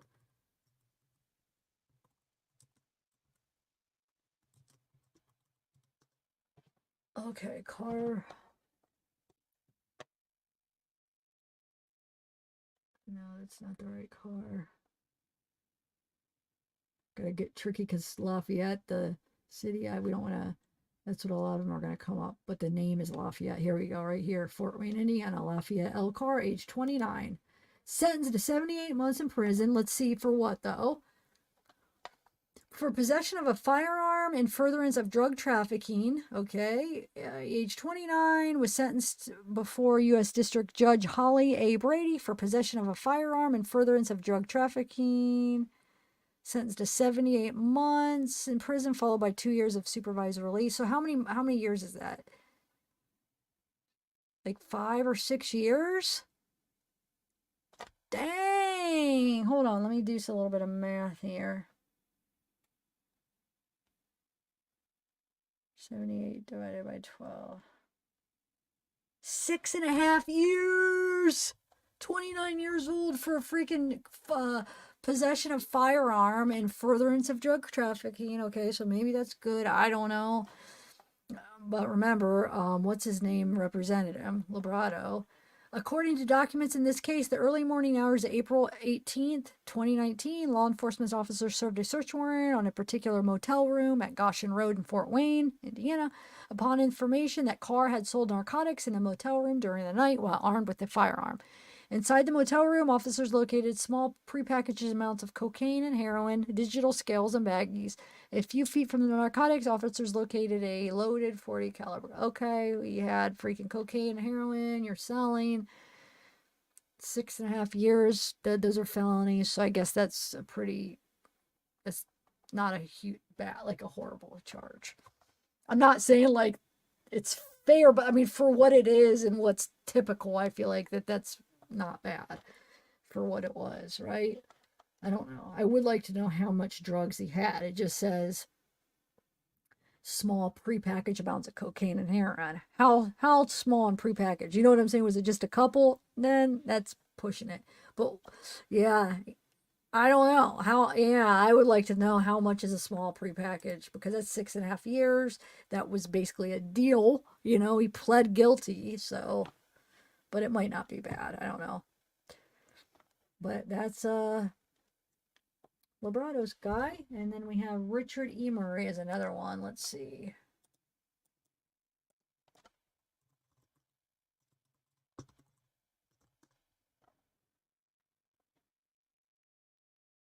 I don't know if this.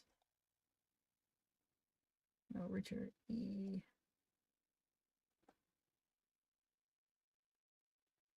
It's probably that one. Let's see. I don't know. It's Fort Wayne, Indiana, or yeah, Fort Wayne. Yeah, okay. So this is him. There we go. Magistrate, give guilty again. Upon defendant's request to enter a plea of guilty pursuant to blah, blah, blah, Susan Collins again, June 6, 2017, with written consents of defendant, counsel for the United States of America.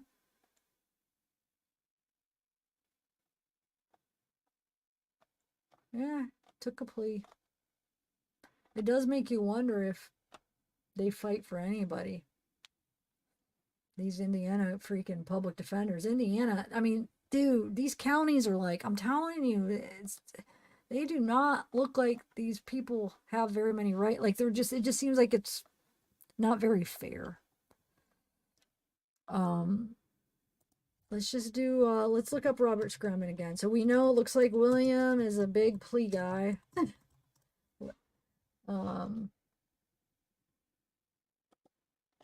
So here's Robert. It talks about, his 6 cases. It does list them out, so we could actually just look them up. I trust you, whoever said that, but I would just so we could all see for ourselves, even though I do trust that you said what? 3 deals, 1, I forget, 1 and then 2 something. Hold on.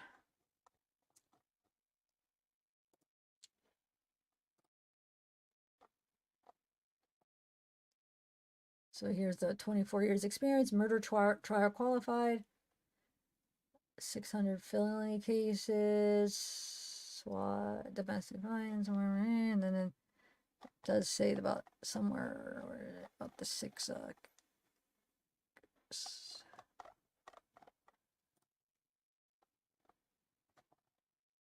artery battery essay.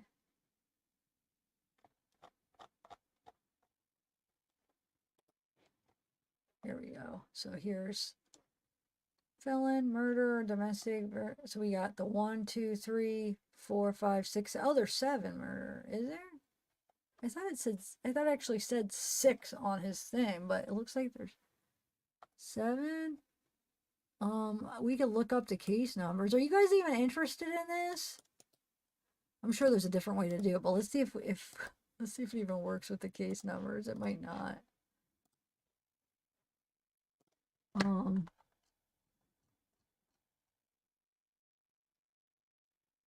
No, Amber Turd. No, what happened? Amber, I know Amber Heard. What? No, I didn't hear anything about it. What happened? Is something going on with her? What am I missing?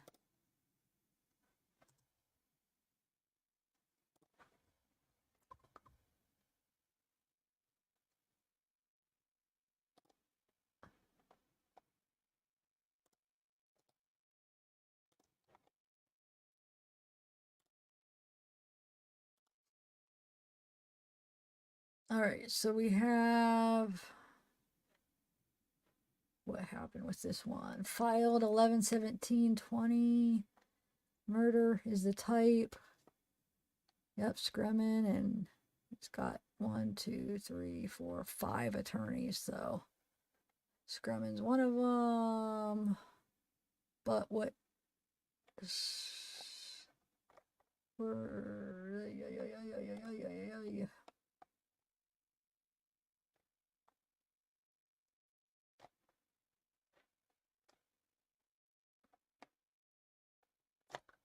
I don't know. Hold on, let me see what happened to Amber. Hold on. Amber.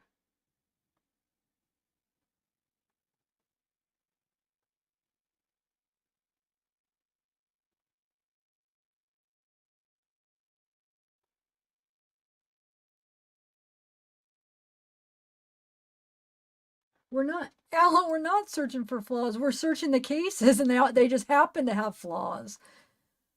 The reason you're thinking I'm searching flaws is because we're seeing all these flaws. I was just searching William Lebrato, trying to find anything I can on him, trying to find what cases he represented. And so that's funny because you're looking at like I'm searching for flaws, but because that's what you're seeing, because that's all we're seeing. I think I've been fair. I've been just putting in his name, finding the cases, looking at the cases. I'm not being biased how I search. I'm just searching for anything I could find on him. It just happens that we're finding flaws. See what I'm saying? Think about it. And with him, I'm not searching for flaws. With Scremin, now I'm just looking at the cases. I'm looking at his murder cases right now. If there's all flawed, I can't help it. I mean, in reality, I was trying to find anything on Lebrato, anything. I was clicking on anything I could find. They just happened to all have plea deals and stuff. I'm just saying what it is, you know? But what happened with Turd?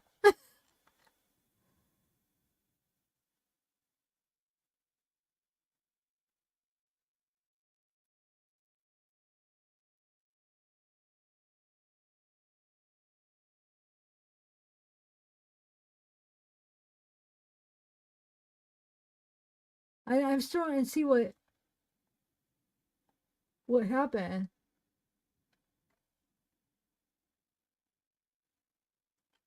Anyway, okay, so now we're on Scremin. Probable cause found. Case open as a new file. Order granting. Let's see what happened. Public records. Hearing. Initial. No contact.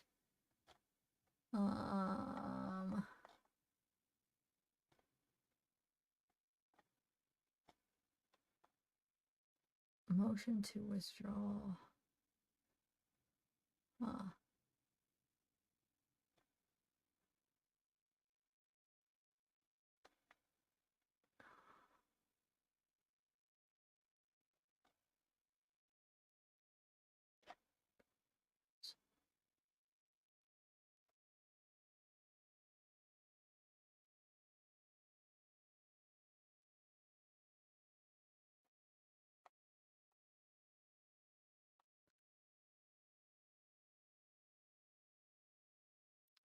Robert Cliff Scremin hearing scheduling activity.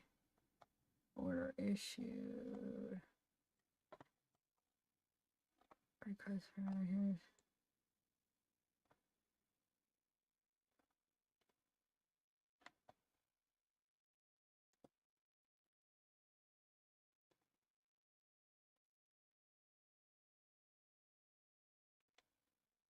Judgment count 4 was renumbered.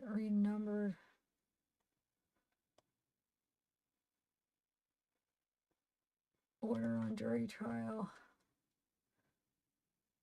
Defense rests without presenting evidence. What? Defense rests without presenting evidence? No evidence? Okay. The jury retires to deliberate. Jury returns with verdict. Well, count 1, not guilty. Count 2, not guilty. Count 4, not guilty. Court enters jury's acquittal. Not guilty. We got 1 not guilty for Scremin. Okay. Robert. They didn't argue anything, so it must have just been like a really sucky case. Because look, it says court defense rests without presenting evidence. Does that mean they didn't even present any evidence on their own? I mean, I know they cross or whatever the state's defense or the state's evidence, but anyway, they got it not guilty. So maybe it was just like a really good solid case, or you know what I'm saying, maybe they really weren't that good. It was just like a good case, but who knows. I don't have time to like go through all these cases in detail to see, but all right.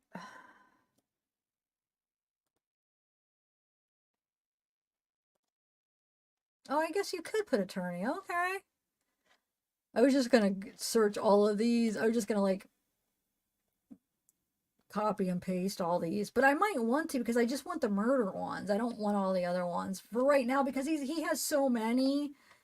I just kind of want to I mean, I guess I could, but I just kind of want to see his murder one since he has over 600 felony cases. I mean, that's a lot. I don't want to have to. I think this is going to be the easiest way with him. Now with Lebrato, we could look him up this way. I don't know why I didn't think of doing that. I did definitely go the hard way with that one. But with this, I just want to look into 6 murder cases just to see. Okay, so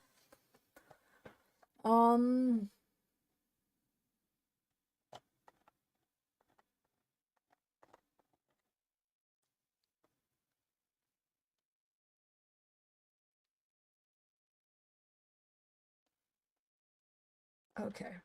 State presents evidence and rests. Defense rests without presenting evidence again?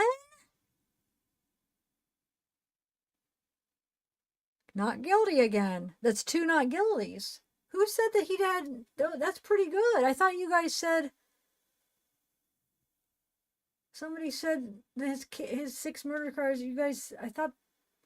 Well, maybe you did say 2 not guilties. Okay, that's good though. 2 not guilties, but it could have been another easy one where they didn't even have to present any evidence. Unless they did a heck of a good job at freaking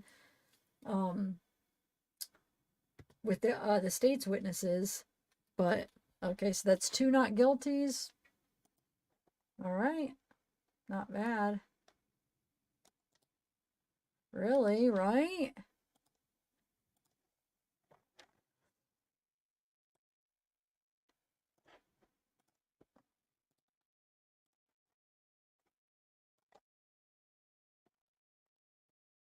Another murder one. Robbery resulting in serious bodily injury. All right.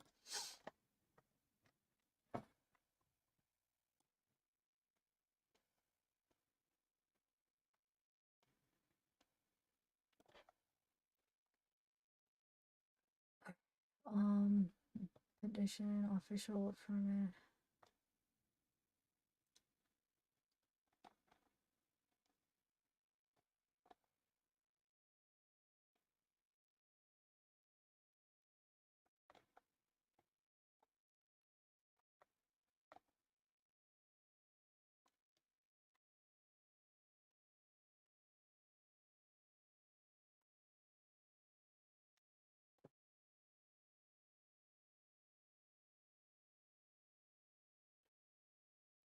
Wait, what?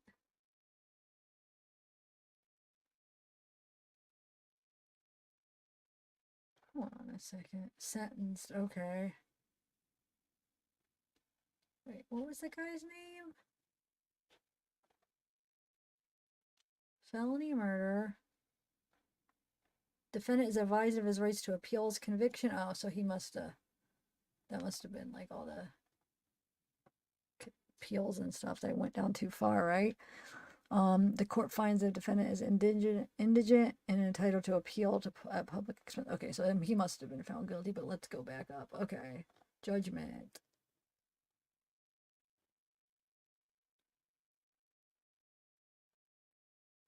Hold on, what am I? Finding of not guilty, finding of not guilty, dismissed, finding of guilty, finding of...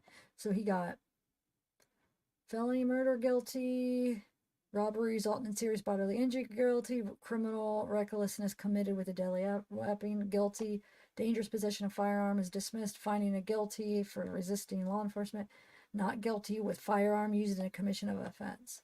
Sentenced to 50 years. Jail credit 713 days. Count 1 and count 2 concurrent. Count 1 and count 2 consecutive to counts 3 and 4. Defendant is advised of his right to appeal his conviction herein. The court finds that the defendant is indigent. Okay, so this one was guilty, basically. So we got 2 not guilties and 1 guilty. Like I said, I'm only looking up his 7 murder charge or his murder cases because he has a lot, like you said, over 600 cases. We're not going through all those. No freaking way.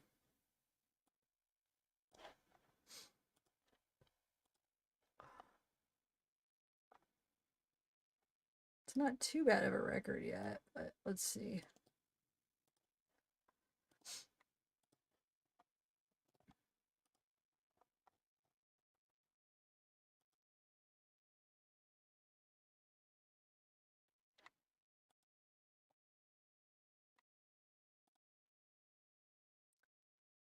Oh wait, this is the same one. Did I accidentally do the same one?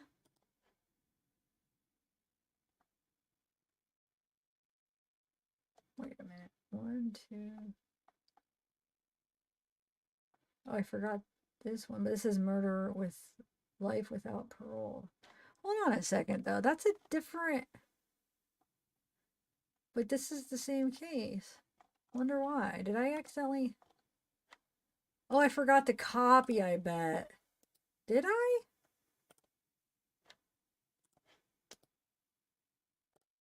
That's it. Oh, I forgot the free copy. Okay, and I forgot the other one too. Okay, so State of Indiana versus Dante L. Curry. Status decided?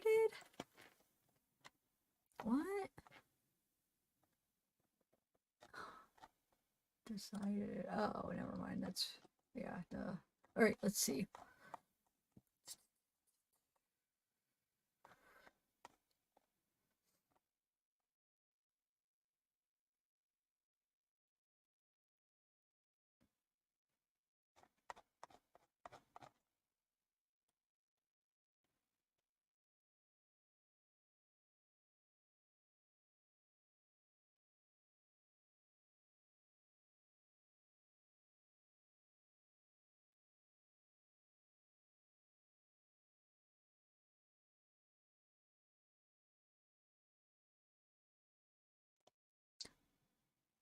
Reach the following verdicts. Count 1, not guilty.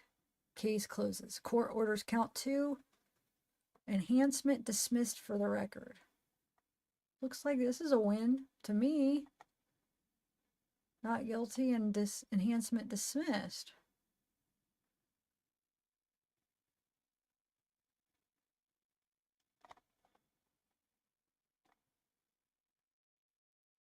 Why not? Am I missing something? Because I swear whoever gave those results of the murderers, it's not, we're already not matching up. Because this is a not guilty too.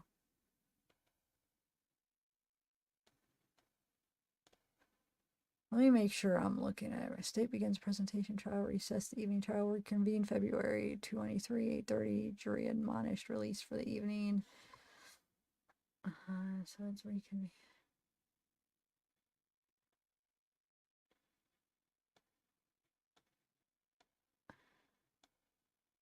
Yeah.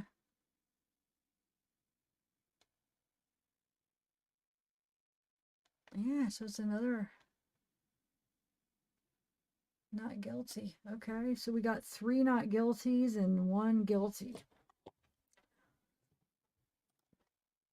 This one, obviously, it says life without parole, right? So does it just already give? Let me just see what this is about real quick.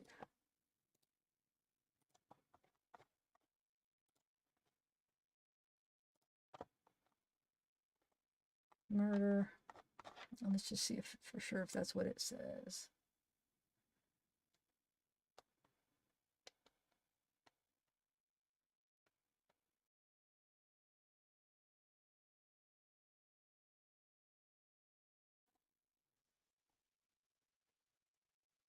Oh, this is the appeal. Yeah, we have to go up a little bit because they're appealing. So obviously, this is guilty if they're appealing. But let's just see.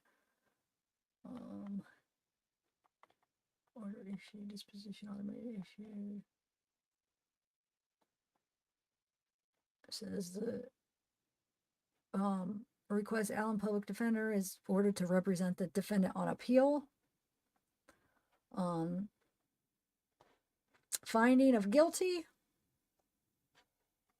Oh yeah, we're on sentenced. So we got department term 2-year, count 1, concurrent with prior sentence. Is a murder too? Wait. That can't be right because that was, yeah, abuse. That's for the abuse of the corpse is 2 years. Yeah. No, because they murdered too. Here's the murder. Life. Jail credit 580 days. Defendant advised of his right to appeal. Yeah, okay. So murder, guilty. Abuse of a corpse, guilty. Resisting law enforcement, guilty. Life without parole, guilty. So that's a guilt, another guilty. So we got 2 guilty, 3 not guilty. And we already did that other one, so we got 3 more left.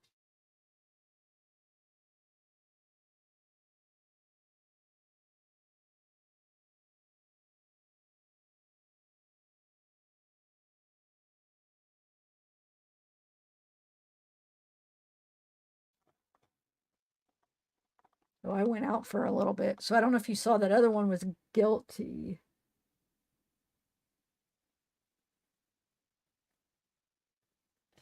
Whoa, wait a minute.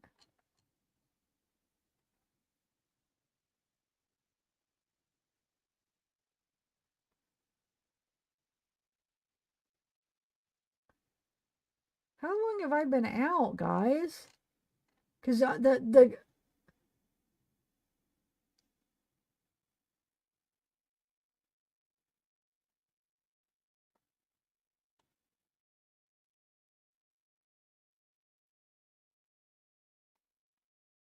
why do I feel like these comments are all they're all old comments.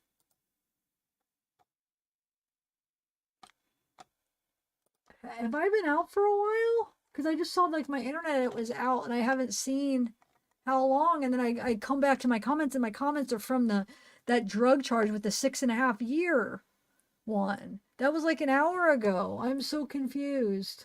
I hope you guys, I don't know, I might have been talking to myself for like the last hour. Maybe it wasn't an hour, but it's been a while since we talked about that. Yeah, because that was Lebrato. I am so confused. Hi, Flower Power, what up?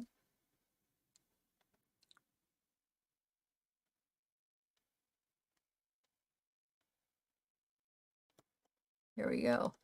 Guilty. Case specific final instruction. Counsel present their final arguments. General final instructions. Wait, I want to see defense. Okay. Finally.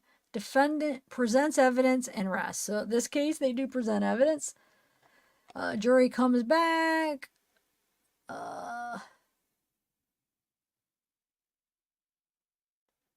It retires to deliberate. Okay.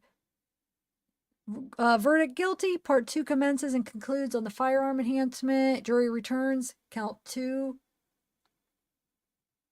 Wait, wasn't that the other one? Count arm. Okay, count 2. Jury released, discharged. Count court enters judgment. Count 2 accepts the findings in the court, presenting investigation, release, revoked, defendant. Francis Gull, our buddy, is the one. I haven't been looking at the judges. Has the other one's been Francis? Shoot, I've been forgetting. Dang it. That would have been interesting to see if she had him a lot. I guess I could go back, but I'm too tired to go back after. Where are we at? So basically this looks like this is a guilty. Yeah, count 2 guilty count. Jury released and discharged. Judgment conviction count 2 and accepts the findings on the count, pre-sentencing investigation. So that's guilty. See how long they got.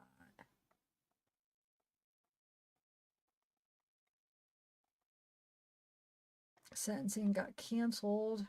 And then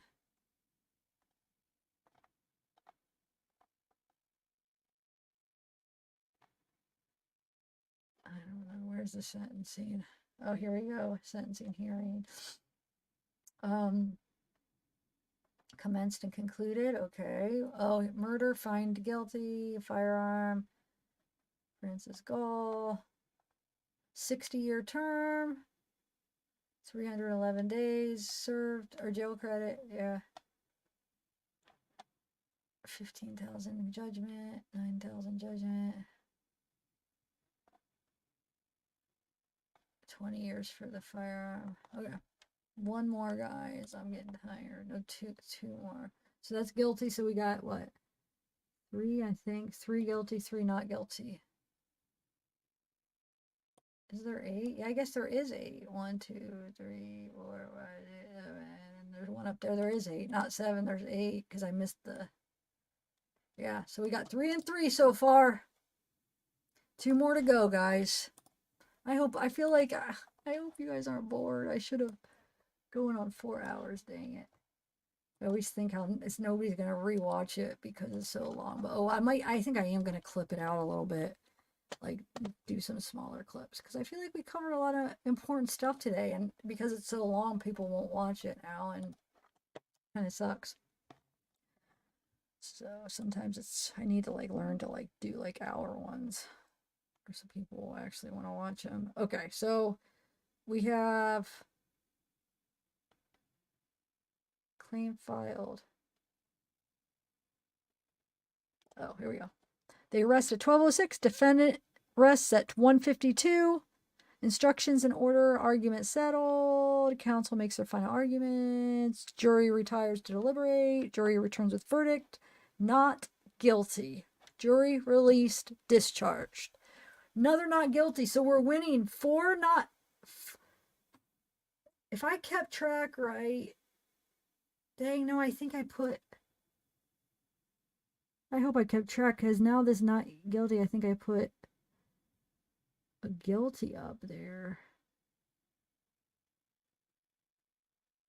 So now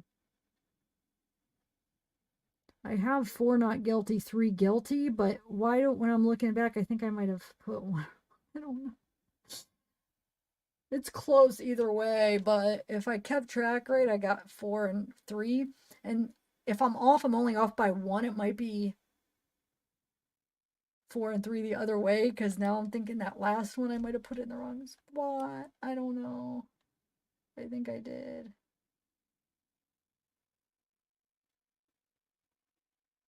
I think it's the other way. I think it's 3 and 4, but dang it, I wish I could know. I think I got tired and either way, it is so close.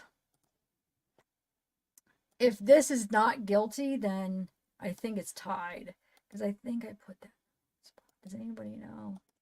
Has anybody else been keeping track? So, I mean,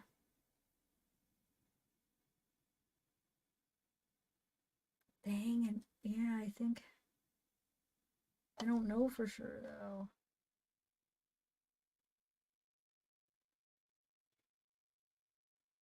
Yeah, I think it's the other way. I think it's 3 not guilty and 4 guilty. I think I switched one around on accident. I'm almost positive that that last one that was guilty, I accidentally put on not guilty because I couldn't. The thing is, I couldn't read my writing is the problem, and I'm tired, so I just was like, ugh. All right. So I think it's, yeah, I think it's 4 guilty and 3 not guilty. All right.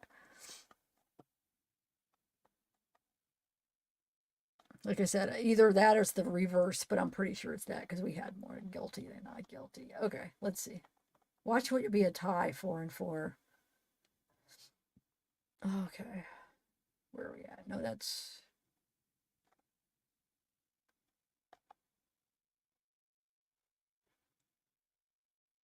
I think...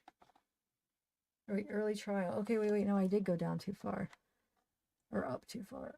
Notice issued, automated, Zimmerman, Haywood, motion for transport.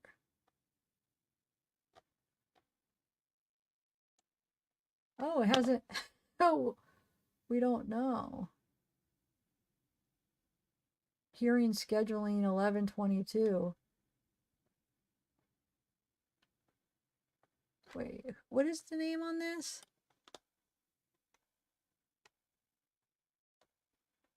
Huh. Oh, yeah, this one hasn't went to trial yet. It doesn't look like, right? Yeah, hasn't went. So he's gonna be working on 2 cases. Well, yeah, I'm sure they work on multiple cases. Who's the judge? No, I wish I would have looked at the judges all the time. I didn't. I only looked at it the last time. Where's the judge?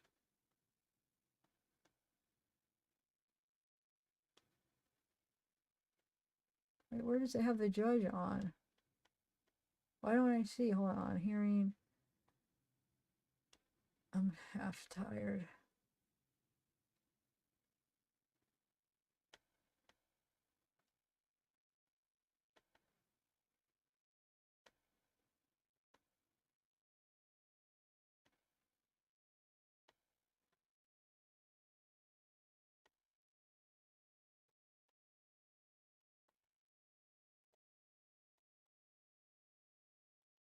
Prosecutor. Haywood murder, defendant, murder defense commission, state of Indiana, judicial Senate, David M. Is that? Yeah, it's not cool, but okay. So yeah, that one just hasn't came yet. So wait, let's see. When is it? Sentencing hearing. Or wait, no, sentencing hearing. Yeah, it did. That's a sentencing hearing. It's 11/22. So hold on a second. I lied. That means there has to be a conclusion here. Maybe it was a plea deal or something. Hold on.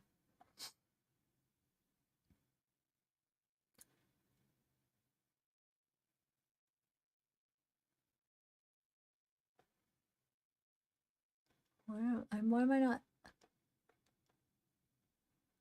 seeing here? Hold on. Issued. Trial setting, omnibus hearing.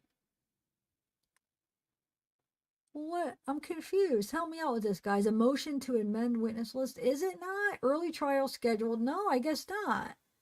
10/27. But why does that...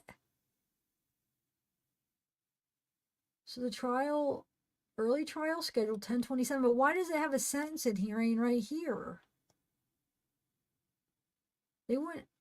You know, I guess they would schedule it even before. Would they? Or did it? How long was the trial? Wait. Could the trial already be done? I guess. But why am I not seeing the... Hold on. Are you guys seeing? So, are you guys seeing the,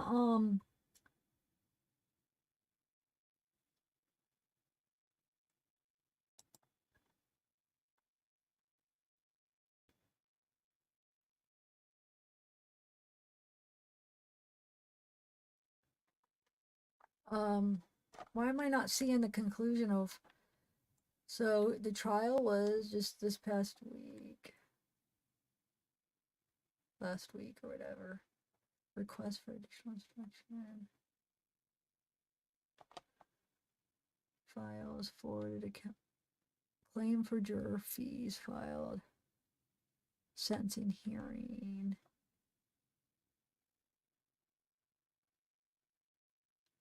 Did they not? I don't know, guys. It doesn't say. It doesn't say, so we can't know if it's tied or not. Or you guys know what the outcome of this was, or they still have to deliberate? But look, they should have already. No, I guess maybe. Hold on. No, I mean that wouldn't make sense. They should already be done. But look, sentencing hearing. I don't know, guys.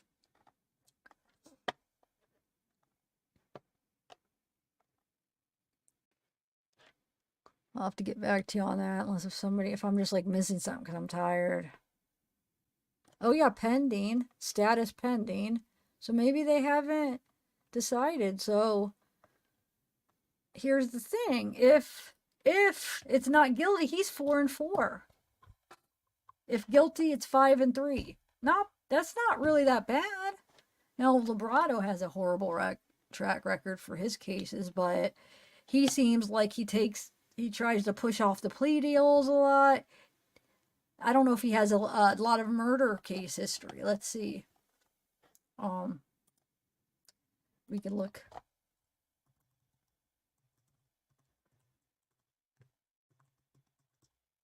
I don't know if I need his middle initial, I'll do it, but I don't know by heart. Okay. Felony for murder.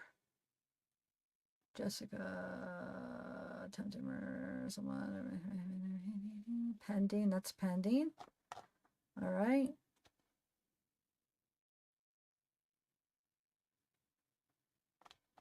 Wait, I want to see judge. I want to see what the judge is on this. I'm just curious.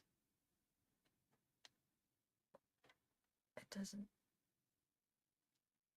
Where does why doesn't it say the judge right there? It should. Hold on. I'm just curious how many, if she's working with Gull a lot. Where's the judge? Where's the judge? Is that the judge? Yeah. Okay, that's not Gull. All right, let's see. Let's look at this one. I'm just being nosy now, guys. I want to see if he were, I mean, I guess they can't really. I mean, that's kind of out of the control of, of course, they're going to end up having a lot of cases together in the same county, right? But no, actually, I'm not seeing a lot. I mean, I'm not seeing any yet, but there's probably is like. Anyway. Oh, I didn't mean to put. What did I just do? I don't know what I just did. I think I hit this is my case. Oh, Lord. Well, he does murder. I mean, he has a lot of murder cases. So there's, right? Maybe not a lot, but let's see. Felony. So that's one's pending. This isn't a murder. That's pending, though. Pending. This is a murder another murder pending. Hold on, let me see. Did I already look at this one?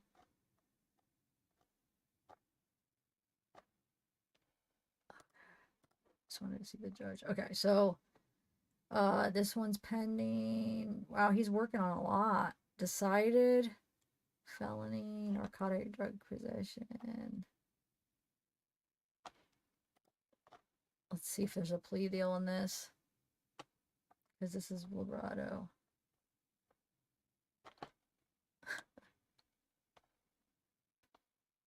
Order grant motion to withdraw. Is that him? No. Yeah? Wait. Withdraw. Hold on. Dismissed plea by agreement. Come on, Lebrato. Do you take on any freaking cases? Are you all plead out? Is that all he freaking does? Let's see this one. Felony. What was it? burglary, possession of marijuana. Let's see. I want to see one where you freaking just fight it. Gull, Francis Gull, judge.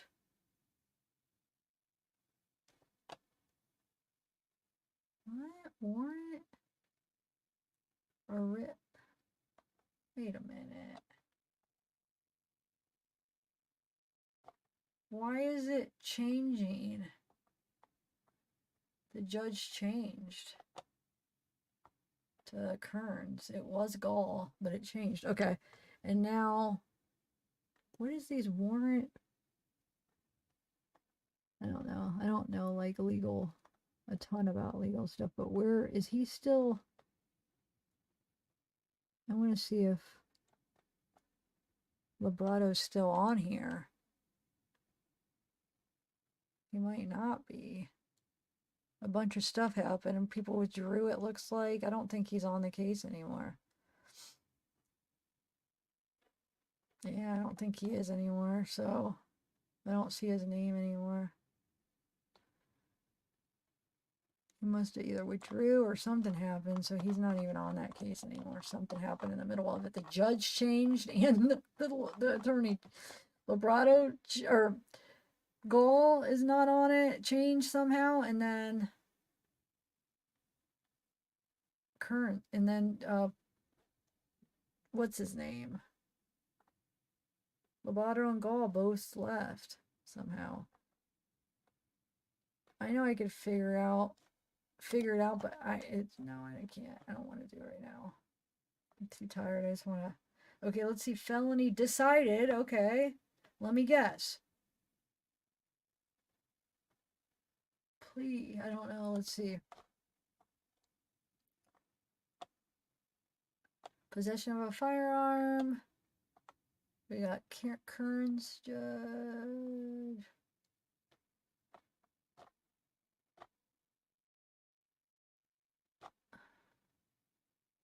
Jury trial. Okay, they're gonna go for the jury trial. Good. Good.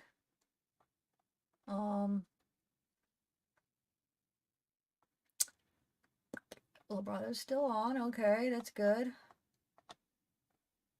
Agreed resolution. Session canceled. Jury trial canceled. Reason agreed resolution. I was starting to think, gosh, good, Lebrato, you took on one case. You were going to go to trial. Nope. Agreed resolution. So let's see.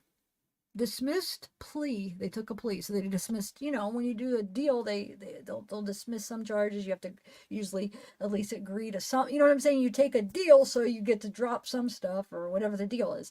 So this person took a deal. It looked like they were set up to go to trial, decided to go to take a deal. So the trial commenced, or canceled. Sorry. I need sleep. So they took the plea. So he got unlawful carrying of a handgun, felony conviction within the last 15 years, dismissed the other 2 charges. He got 4-year term, jail credit, 159 days, suspended 2 years. So basically he got probation, comment 2 years probation. So did he get any jail time? I'm confused. Suspended 2 years, term 4 years though. So did he have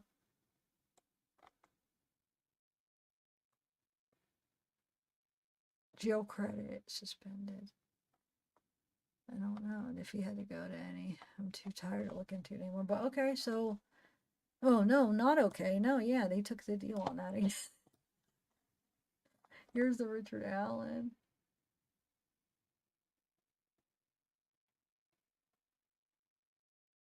He's under this.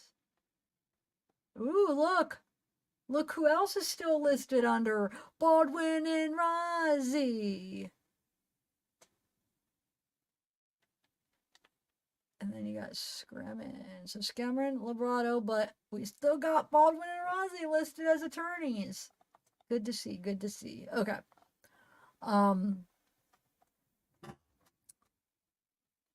Let's see what this case, anything new. Motion filed. Sheriff's County, Indiana to transfer inmate. Oh, that's 23.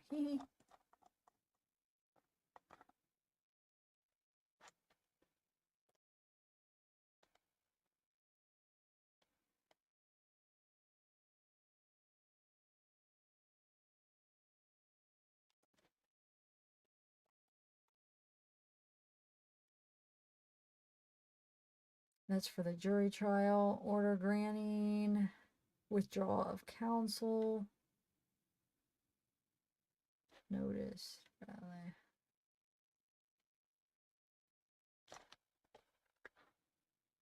That's yesterday. Order granting. Withdrawal of counsel. Wait, what?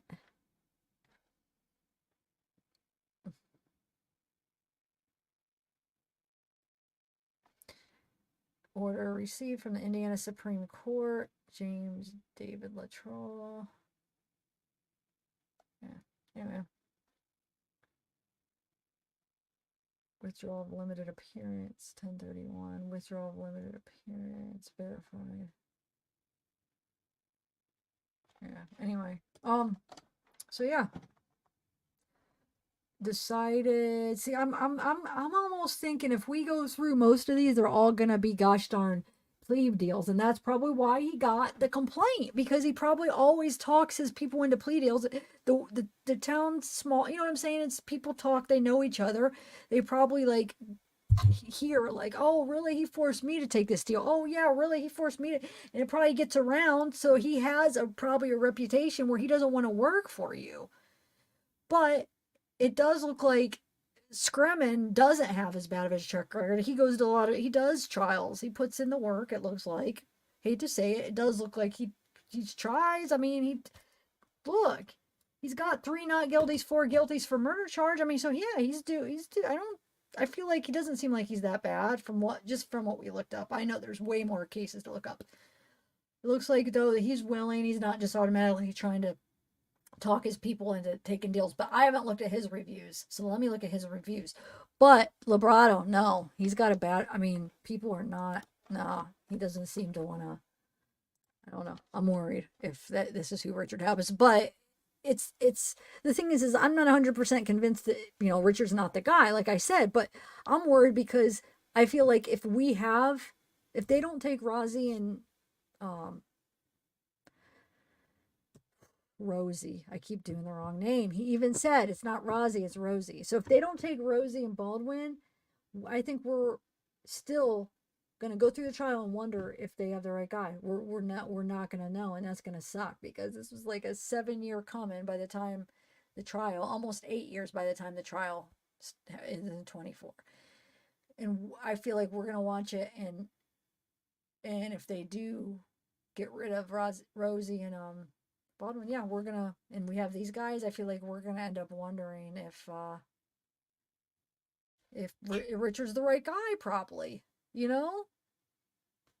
we're not gonna know probably, because they're probably gonna talk him into some deal, or something's gonna happen where we're just not gonna know, and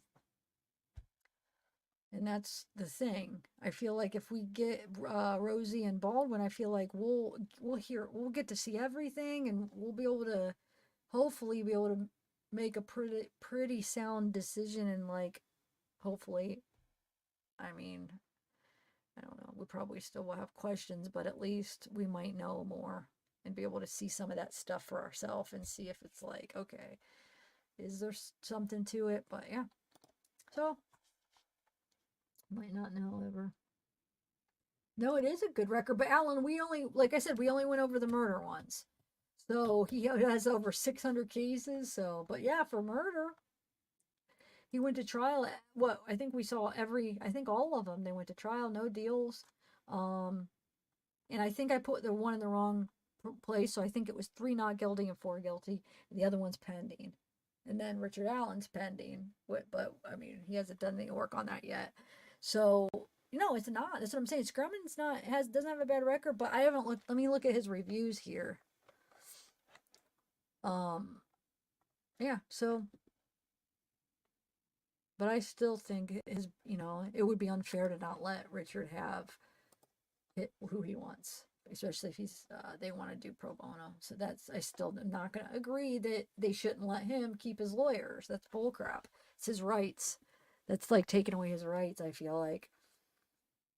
Because I think, like, you know, when you do the public defender route, I feel like it would be kind of like, it would suck to not let him, but I don't know legally because they like appoint those usually. So I think those would be out of his control. But considering they are going to be, they're offering to be his private counsel, that is going against his rights, in my opinion. So I think the Supreme Court is going to have an issue with that. I really do. Because they're not going to want that on their hands.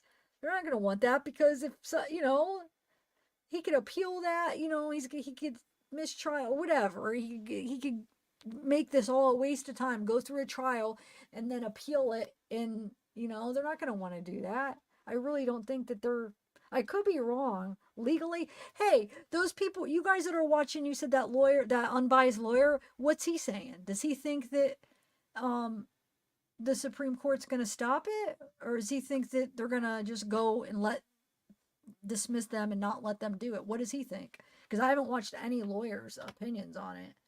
But to me, like, I don't know much about, like, I just know about the law from studying these cases, but I don't, like, I'm not a lawyer. I'm not going to claim I know a lot at all. Just, you know, looking through the cases and stuff. So I don't know, but it just seems like that can't be, like, that would be going against his rights. But all right, let me look up his reviews though, real quick, and then I think I'm going to end it after that, but I just want to see.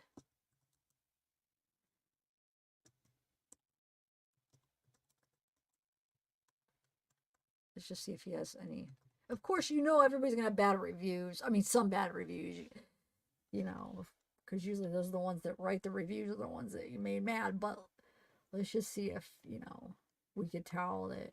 Because I feel like with Lebrato, the bad reviews were legit and some of the good ones could be fake just the way they were written.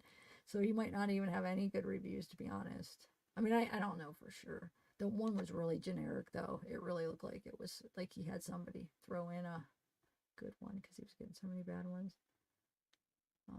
Let's see, Robert's Law.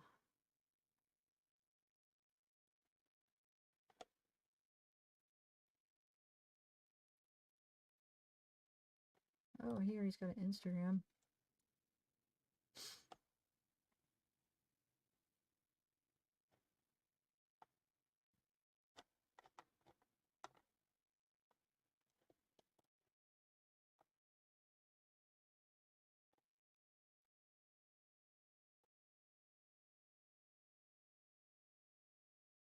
Here's a one review. It says one. Let's see. Read one customer review. Let's see.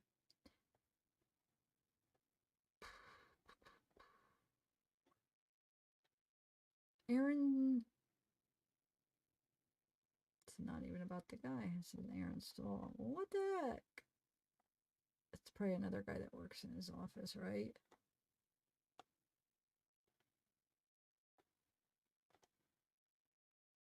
This is one review. Oh. Oh, yeah. Wait, no. No, what the heck? There isn't any. Why does it say that? I don't see any. Huh. Oh, wait. Why? Oh, well. Okay, let's do.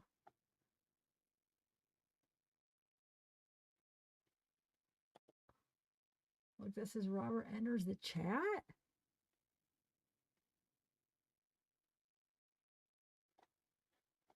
What?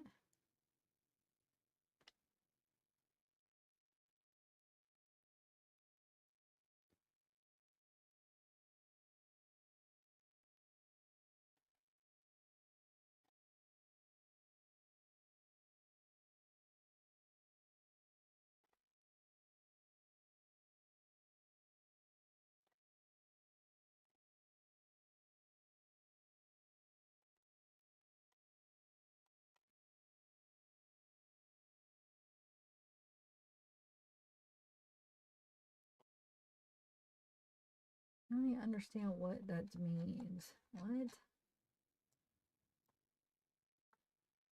Oh, thanks. So we'll have to get back to. Oh, bye, Snarky.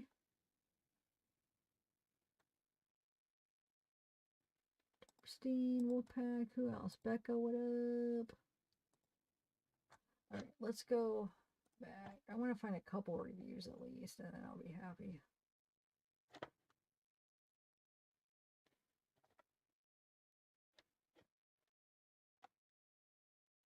Here's some reviews, right?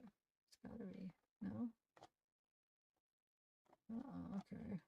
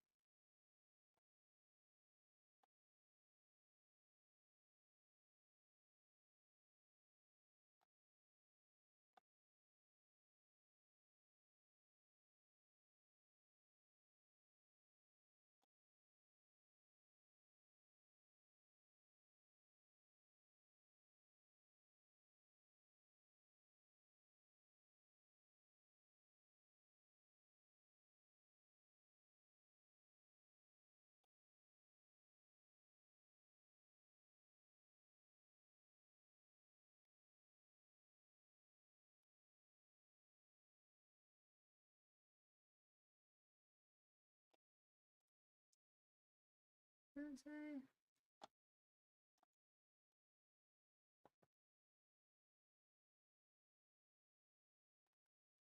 And that's true that this interview. Oh, you're not even. I thought I was sharing. When did I stop sharing? I thought I was sharing my. Dang, I thought I was still sharing my page. I'm sorry. Anyway, that I agree though, because this interview is very like almost like he's talking as like on the other side of the case, you know, so it is kind of concerning. And he's the one that could possibly be one of the good out of him and William. He would be the better one, right? And yeah, it seems like he's already like looking at it biasly from this interview. I agree with what this says. Why it's like, oh God, I hope he could like not look at it unbiasedly now and do a good job at. I don't know. I just hope they let Rozzi and Baldwin, because they really have the passion for it.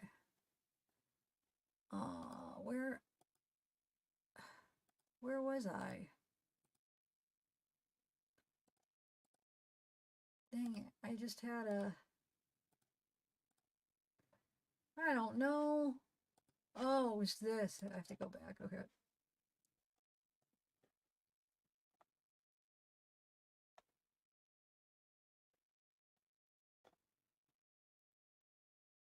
I don't, dude, I'm not seeing any reviews.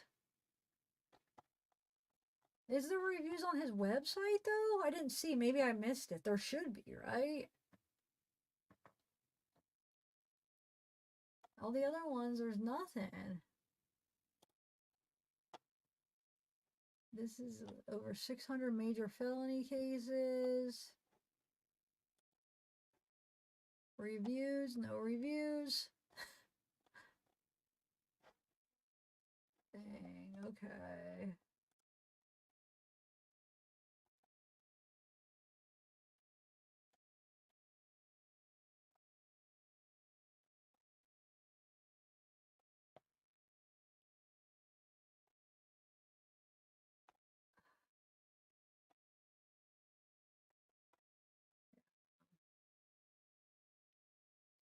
Maybe there is reviews on his webpage. Hold on, did we miss that? Usually they do have a spot, right? Because you said that there's reviews that he has. Somebody said that, oh, they both have bad reviews. Why am I not finding any reviews for him? What am I doing wrong here? About a lot of the times on their website, they'll No, but I'm not seeing any, guys. Well, if anybody knows, has seen the reviews, send them to me. I'm too tired right now, but I just don't see them anyway, though, really. I went through, like, all of the Google. Maybe if I just change it to, without the attorney, maybe. I don't know.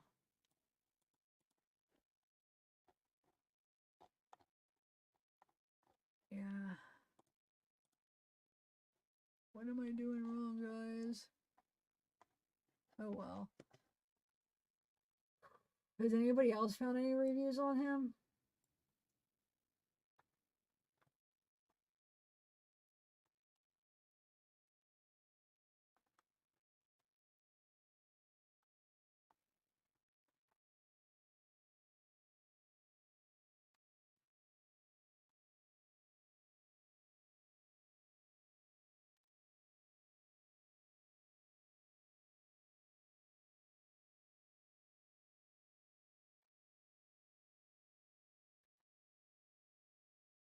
Alright, guys.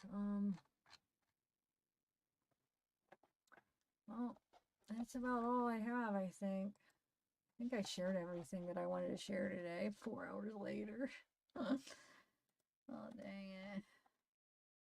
There's all those documents, but like they're all, I feel like I skimmed through all of them, and I mean, we go through some of them, but there's none like, oh, huge, big things, or like just like very kind of boring things. So I don't know.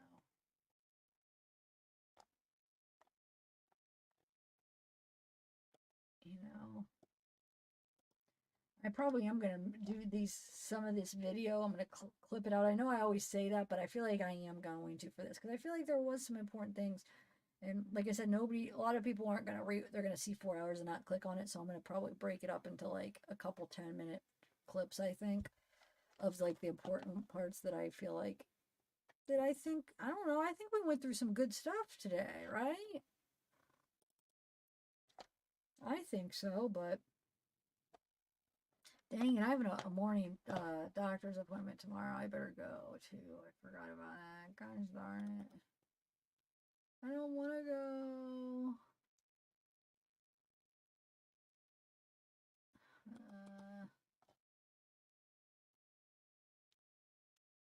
I don't want to. Alright. Dang it, I have to exit out some of this stuff. I have so many things. Oh my lord.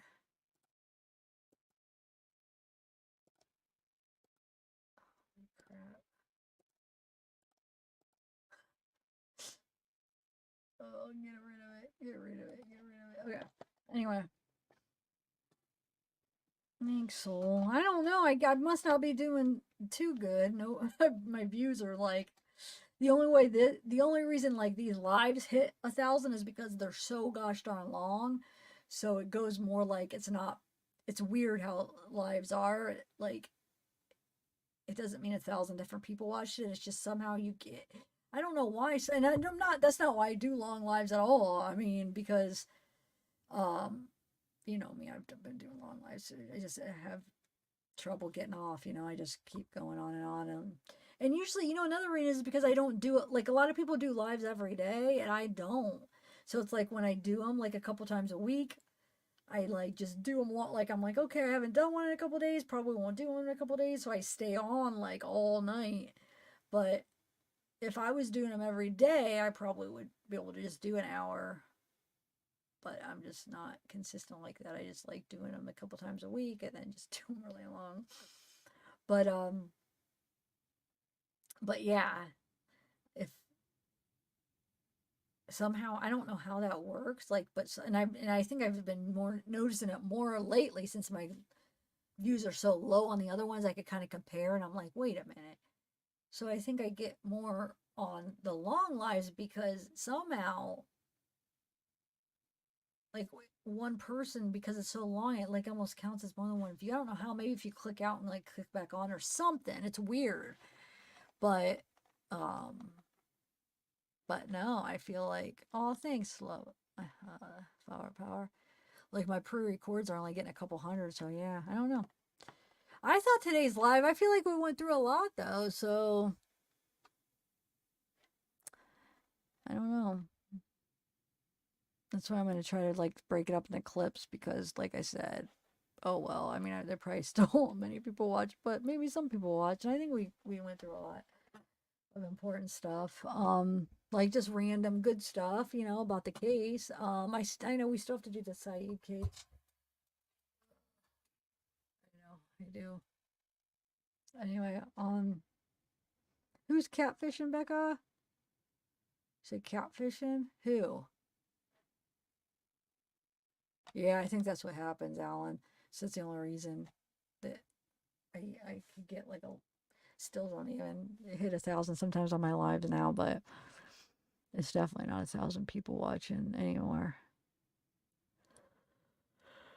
Oh. Yeah. Oh yeah. So, but here's the thing: is it's gonna be shorter clips of this live though. I keep saying I'm gonna do that, and then I'll just be like, oh, what's the I haven't been because I'm like, what's the point? Like nobody really even watches them anyway, so like, what's the point? But I just gotta do it. Screw it. Point or no point, I just gotta try to keep going, I guess. I know, me too, Patty. Yeah, I like that. I feel like I understand who they are too, but thanks, Flower Power. You're sweet, by the way. I definitely do. I actually don't. I think Scremin seems like a pretty decent lawyer. Lebrato, not, I'm not liking his record right now at all. I'm a little bit worried about him, but Scremin, yeah, he doesn't seem like a bad lawyer. I mean, as for a public defender, he's a pretty all right track record. I don't know if he's like nice. I mean, I can't find any reviews. So if anybody can find reviews, send them. But as far as his murder record, it's not bad. And then Francis Gull, yeah, that shady. I mean, I'm not saying I don't know her as a person, but what she's done in this case has not been good. It's not been fair, and I hope the Supreme Court makes some figure. Like I'm just saying, like, take her off the case is what I'm saying, because she's obviously biased. We need a new judge, you know what I'm saying? And let them have the lawyers. That would be the right freaking thing to do, because like I said, if they don't, they're gonna have some kind of thing where, I don't know if you call it a mistrial, appeal, whatever. They're gonna have something where Alan is going to be able to have a new trial. I'm telling you, he's gonna have grounds for a new trial. But here's the sucky thing. Now, what I've been noticing going through Scremin's cases, it seems like whoever represents you, they want you to represent you for the appeals. Is that a rule? Like, do you have to go by that? Because here's my issue. Let's say let's say they keep Francis on. She doesn't let Rozzi and Baldwin back. He wants to appeal. Does he have to go with Lebrato and Scremin with the appeal? Or can he get, you know what I'm saying? Is he allowed to get Rozzi and Baldwin to appeal? But it looks like, from just like skimming through, it looks like a lot of the times they want you to use your same lawyers for the appeal. But I don't know. I guess I'm only comparing a couple of cases. There's only a couple I saw that did that, but it makes you wonder, is that the rule? Because if we look at all the appeals, because we only saw a couple appeals, like if we look at all appeals, are they all going to say, use your lawyer? No, I don't either. Oh, appellate lawyers. Well, did you see the ones where it said, the represent him in the appeal for the appeal? But the public defenders wouldn't be appellate lawyers, right? So why did they say that? Anyway, I don't know. Like I said, maybe you're right. Maybe, but why did it say that? It said it was the public defenders, though. Hold on, I was going to say maybe that's a rule, but no. I know that one 100% said it. I thought the other one did too. The one for sure said it, though. So why, though? Those were the public defenders. Huh. Oh, good. Okay. Okay, good, Petty.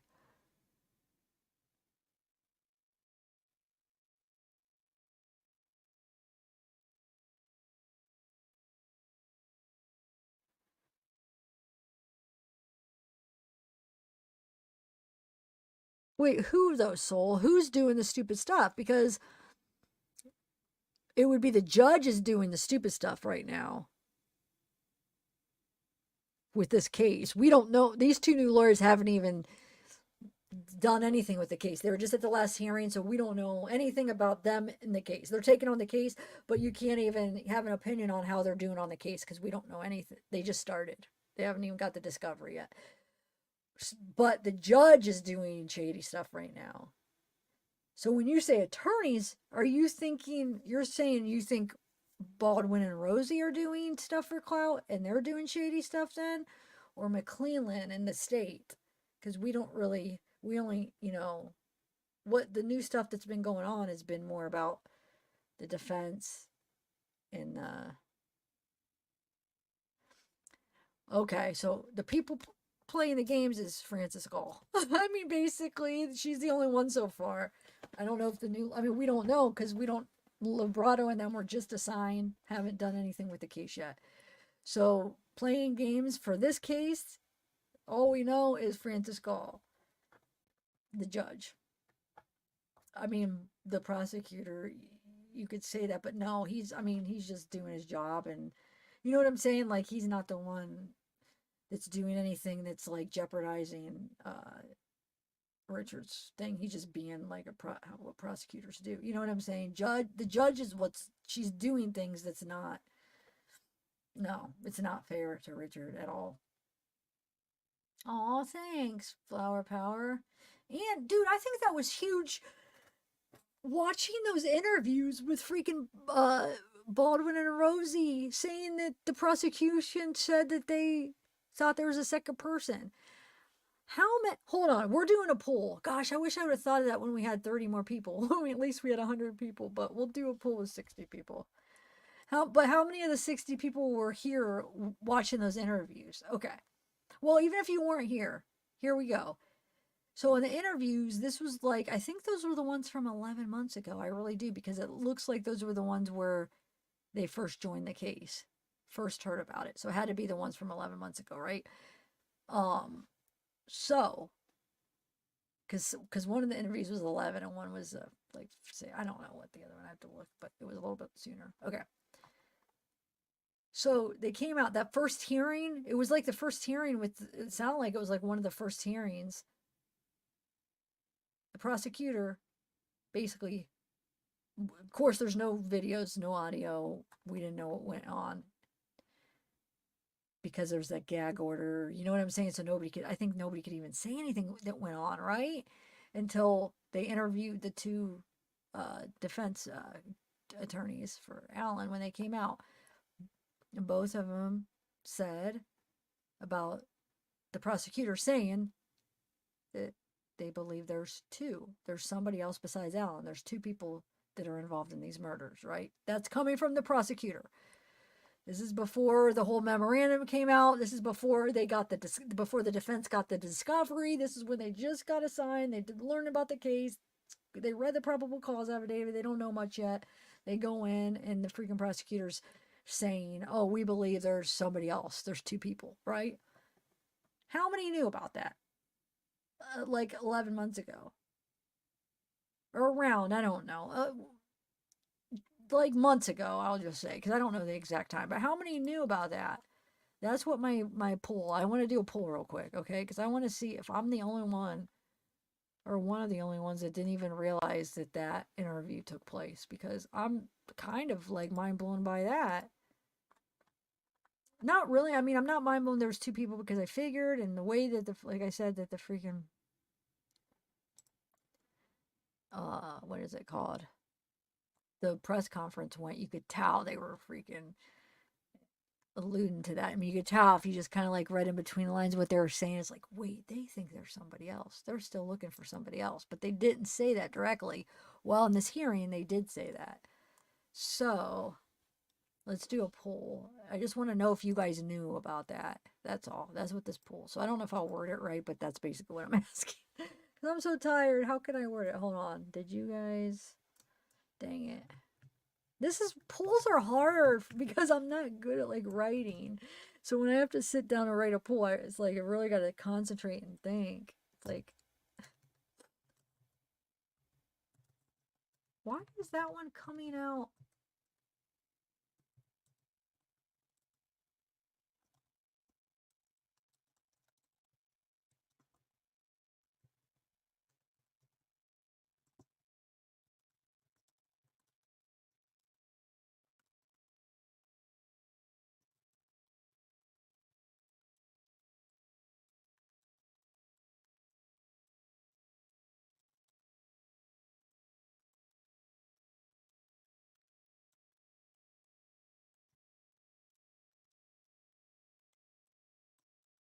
All right, that's good enough.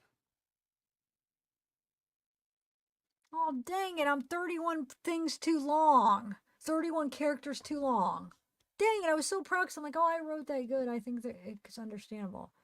Okay, did you know that I'll leave out I'll just put prosecution, said there was two, I'll just put two involved. We don't need two people. You guys know two involved. That's good enough. Two involved in, leave out the just in murder during the first hearing after Alan was arrested, but because it's obviously not the first hearing of the case. You know what I'm saying? Well, wait. Nobody else was ever arrested. Yeah, wait, I guess it would be. Yeah, I'm going to have to take out that Alan was arrested. I'll just put after the first hearing. You know what I mean. I just want to know if you guys knew about that before tonight. Because I would have to say no. Can I do the poll? No, never. No, it doesn't let me vote.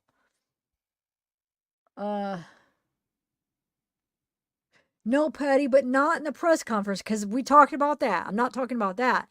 I'm talking about knowing 100% that they said that. We knew that they were alluding. Oh, but I didn't. Yeah, not that alluding, that they said it in the hearing. I mean, they both said in those interviews that, yeah, they said that there was two people. And even the reporter asked them, like, did you know they were going to say? So that reporter was probably in the hearing, right? I'm guessing, because the way they had asked the question, they already heard it, it seems like. But, well, you guys knew that? Now remember, not the press conference. I'm talking about knowing for sure, not just thinking, oh my God, they're making it seem like there's more than one person from the press conference, right? Because we talked about that a million times. Talking about the hearing, knowing like 100% that they freaking said it. I guess I'm like on the minority. Wait, how did it just jump to... I just watched it jump. It was at... That was so weird. It was at 67 to like 30... What would that be, 37? No, 33? And then it jumped... It went like... It went to 50-50. Now it's 50-50. I've never seen it do that. It's exactly 50-50. But we only have 8 votes. Dude, there's 60 people. Come on, vote, guys. It says 61 people watching. Vote if you knew that. Not the press conference, but like I said, not them just alluding to it and thinking, I think they mean there's more than one. Talking about them actually saying it in the hearing. Did you guys know that? That's all. So only yes if you knew it, that they actually said it. Like as a they actually said it. Yeah, I can't. I don't know. You guys know what I'm talking about. I don't know why I keep repeating it, but I think everyone is asleep. 9 votes. Is everybody just trying? Oh, I feel like everybody's just probably nice, and they probably just keep me on just for the view. And there's probably only like 9 people really. It might be because I'm sure everybody could vote because either they did or they didn't know about it. So we should be able to get 60 votes because it wouldn't be like, well, I didn't know. Well, then you'd hit no. You know what I'm saying? Come on, 9 votes. Come on, you guys. Sleepy, wake up. I know, but it doesn't count obvious flower power. Doesn't count what you thought or anything. I'm talking about just to know that they actually said it in the court. That's all. So don't, if flower power. If you just thought it was obvious, but you didn't know, you have to put no. 11 votes. Okay, good. Come on. I almost don't want to stop this until we get 60 votes. Come on, guys.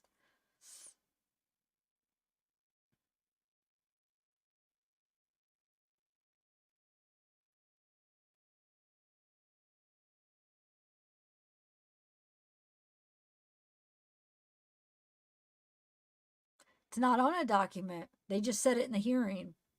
They haven't even, so it's like, it was when I think,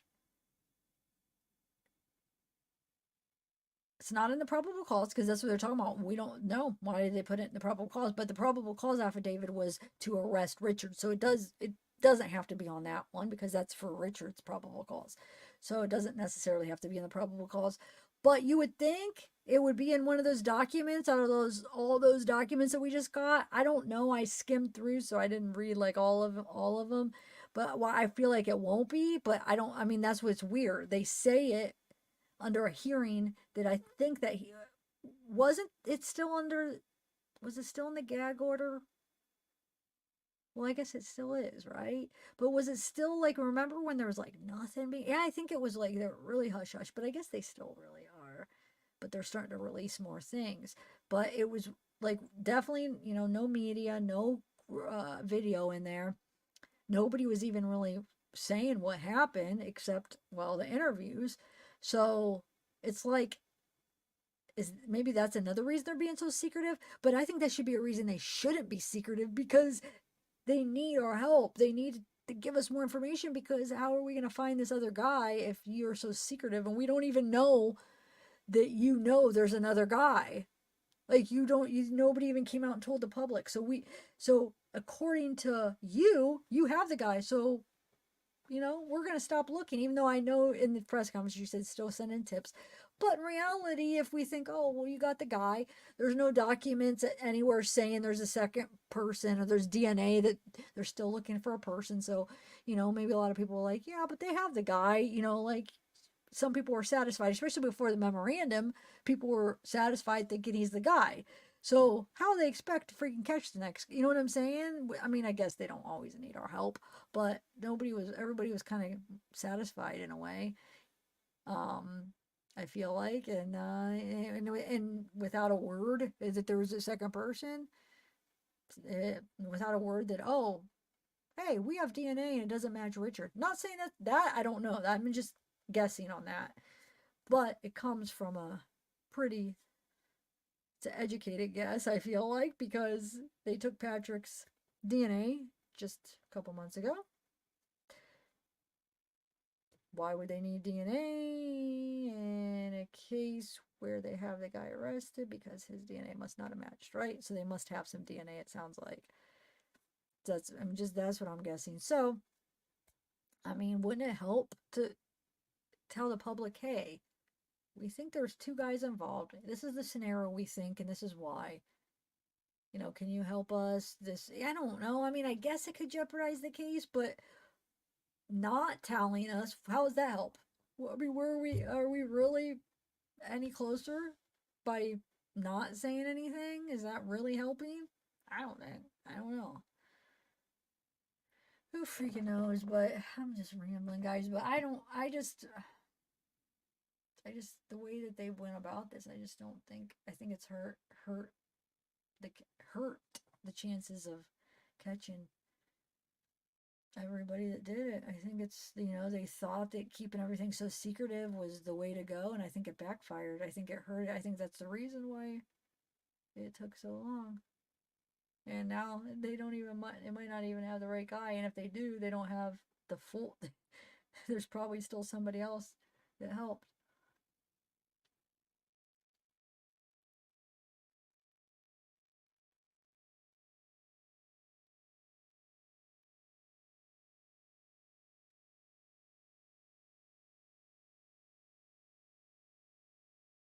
Or it's only one guy and it wasn't Richard, and that's why it's not his DNA. But I always thought that for some reason, I always like, man, there's got to be more than one person that did this. But there's some people that do think, oh no, one person could do it. I think they could, but I don't know why. I always pictured at least 2 people for some reason. But I know, Alan. I know you think that. But do you think are you open to that it could be Richard and somebody else, or are you just because the prosecution's obviously open to a second person, but are you or no? You're just thinking it's one person. No, I'm talking about no. No, because if they didn't, it would still be what maybe they're looking for somebody else. I think it would still be like no, especially if they still if there is a second person. Dude, if they didn't open their mouths, everybody would just think it was Richard and only Richard. And would they even ever tell us that they think there was somebody else? Or would they just like go years and just, you know what I'm saying? I don't know. It's not like in documents, it doesn't look like. I'll have to look through them. Maybe they sealed that one. Because remember, there are some sealed, they said.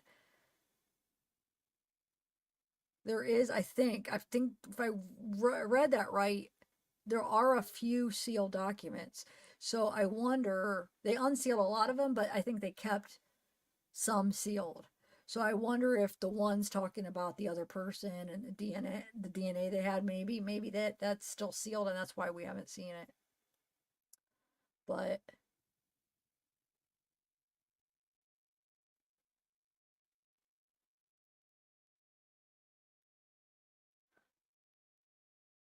are you open that it could be somebody else with him, Alan? Or no? Or you just think, nope, just Richard?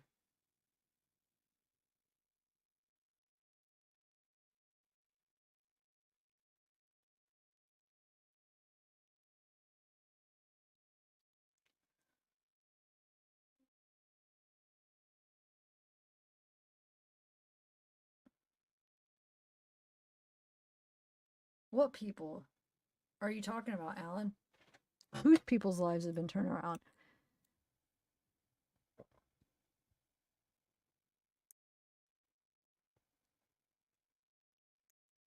Oh, I do got an appointment. I should go. Shoot, I keep forgetting about that. Yeah, guys, I better go. But how many votes do we got? 17. Dang it. Got this nailed it.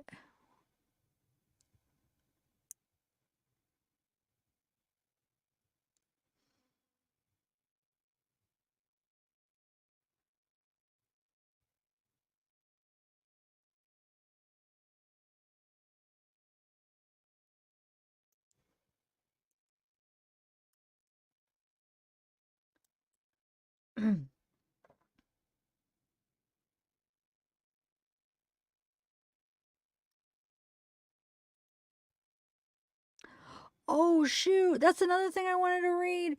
Where did I find that? Did I save that? So, oh, where is it? I don't think hold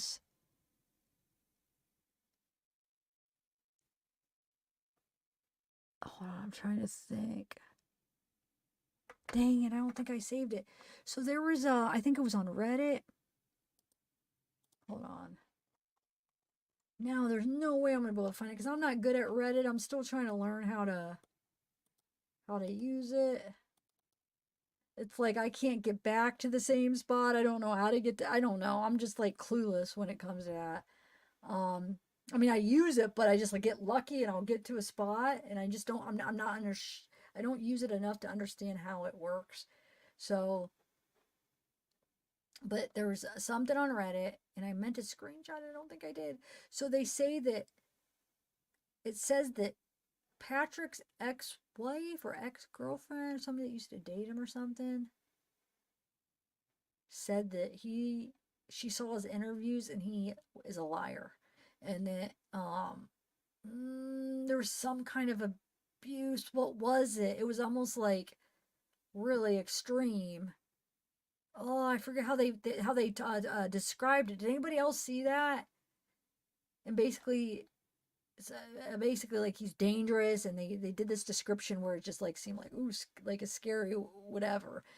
I can't remember the description, but it was just not good. And then she said she saw the interviews and he's a freaking liar. And then the person asked, okay, well, do you think he could have committed this crime? And she says, no comment.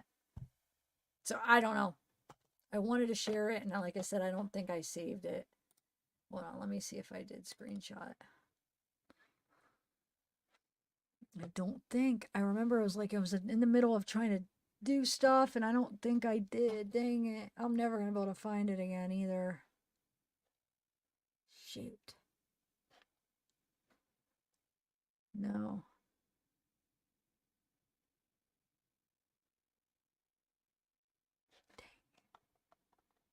Hold on, wait, one more spot. I don't think it's on here, but no. Nope, I didn't. That's lost in the wind. I don't know. I really don't know how to do it. Yeah, I would like to do a short on that.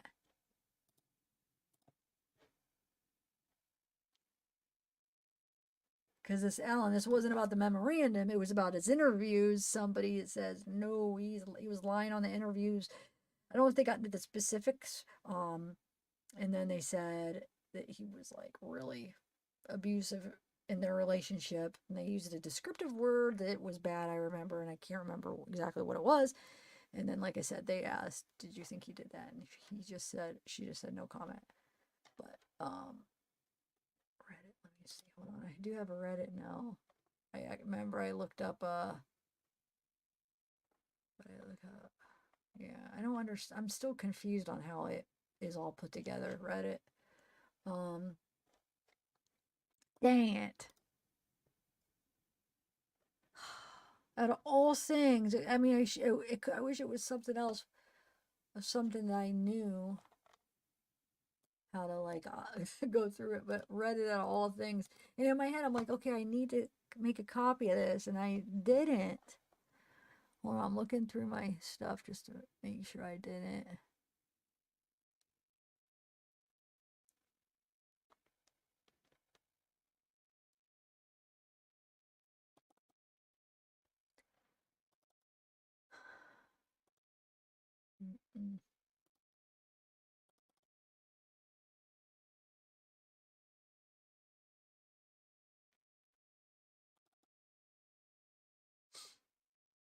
No, I don't got it.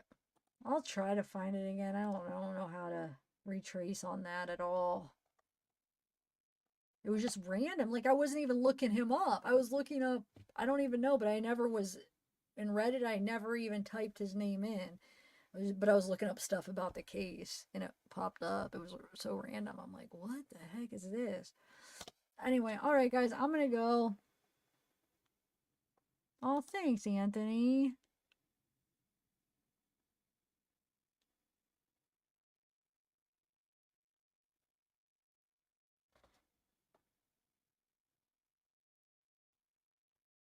All right, guys, I got to go because I have an appointment. How long are we on? 4 and a 5. Yeah, so we're under 5 hours. So if you, I think it's over 4 hours where you can't edit your lives. Or it might be over 6 hours. One of them where they won't let you edit it, which sucks. Might be 6 though. All right, bye guys. Good night. Good night, Alan.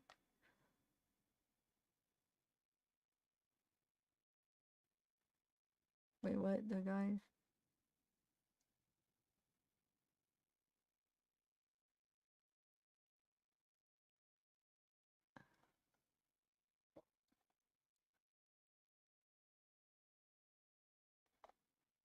Yeah, Anthony, you missed. We went through the lawyers' cases. Night Wolfpack, Petty, Soul. Patronus, what's up? MNT, Wolfpack.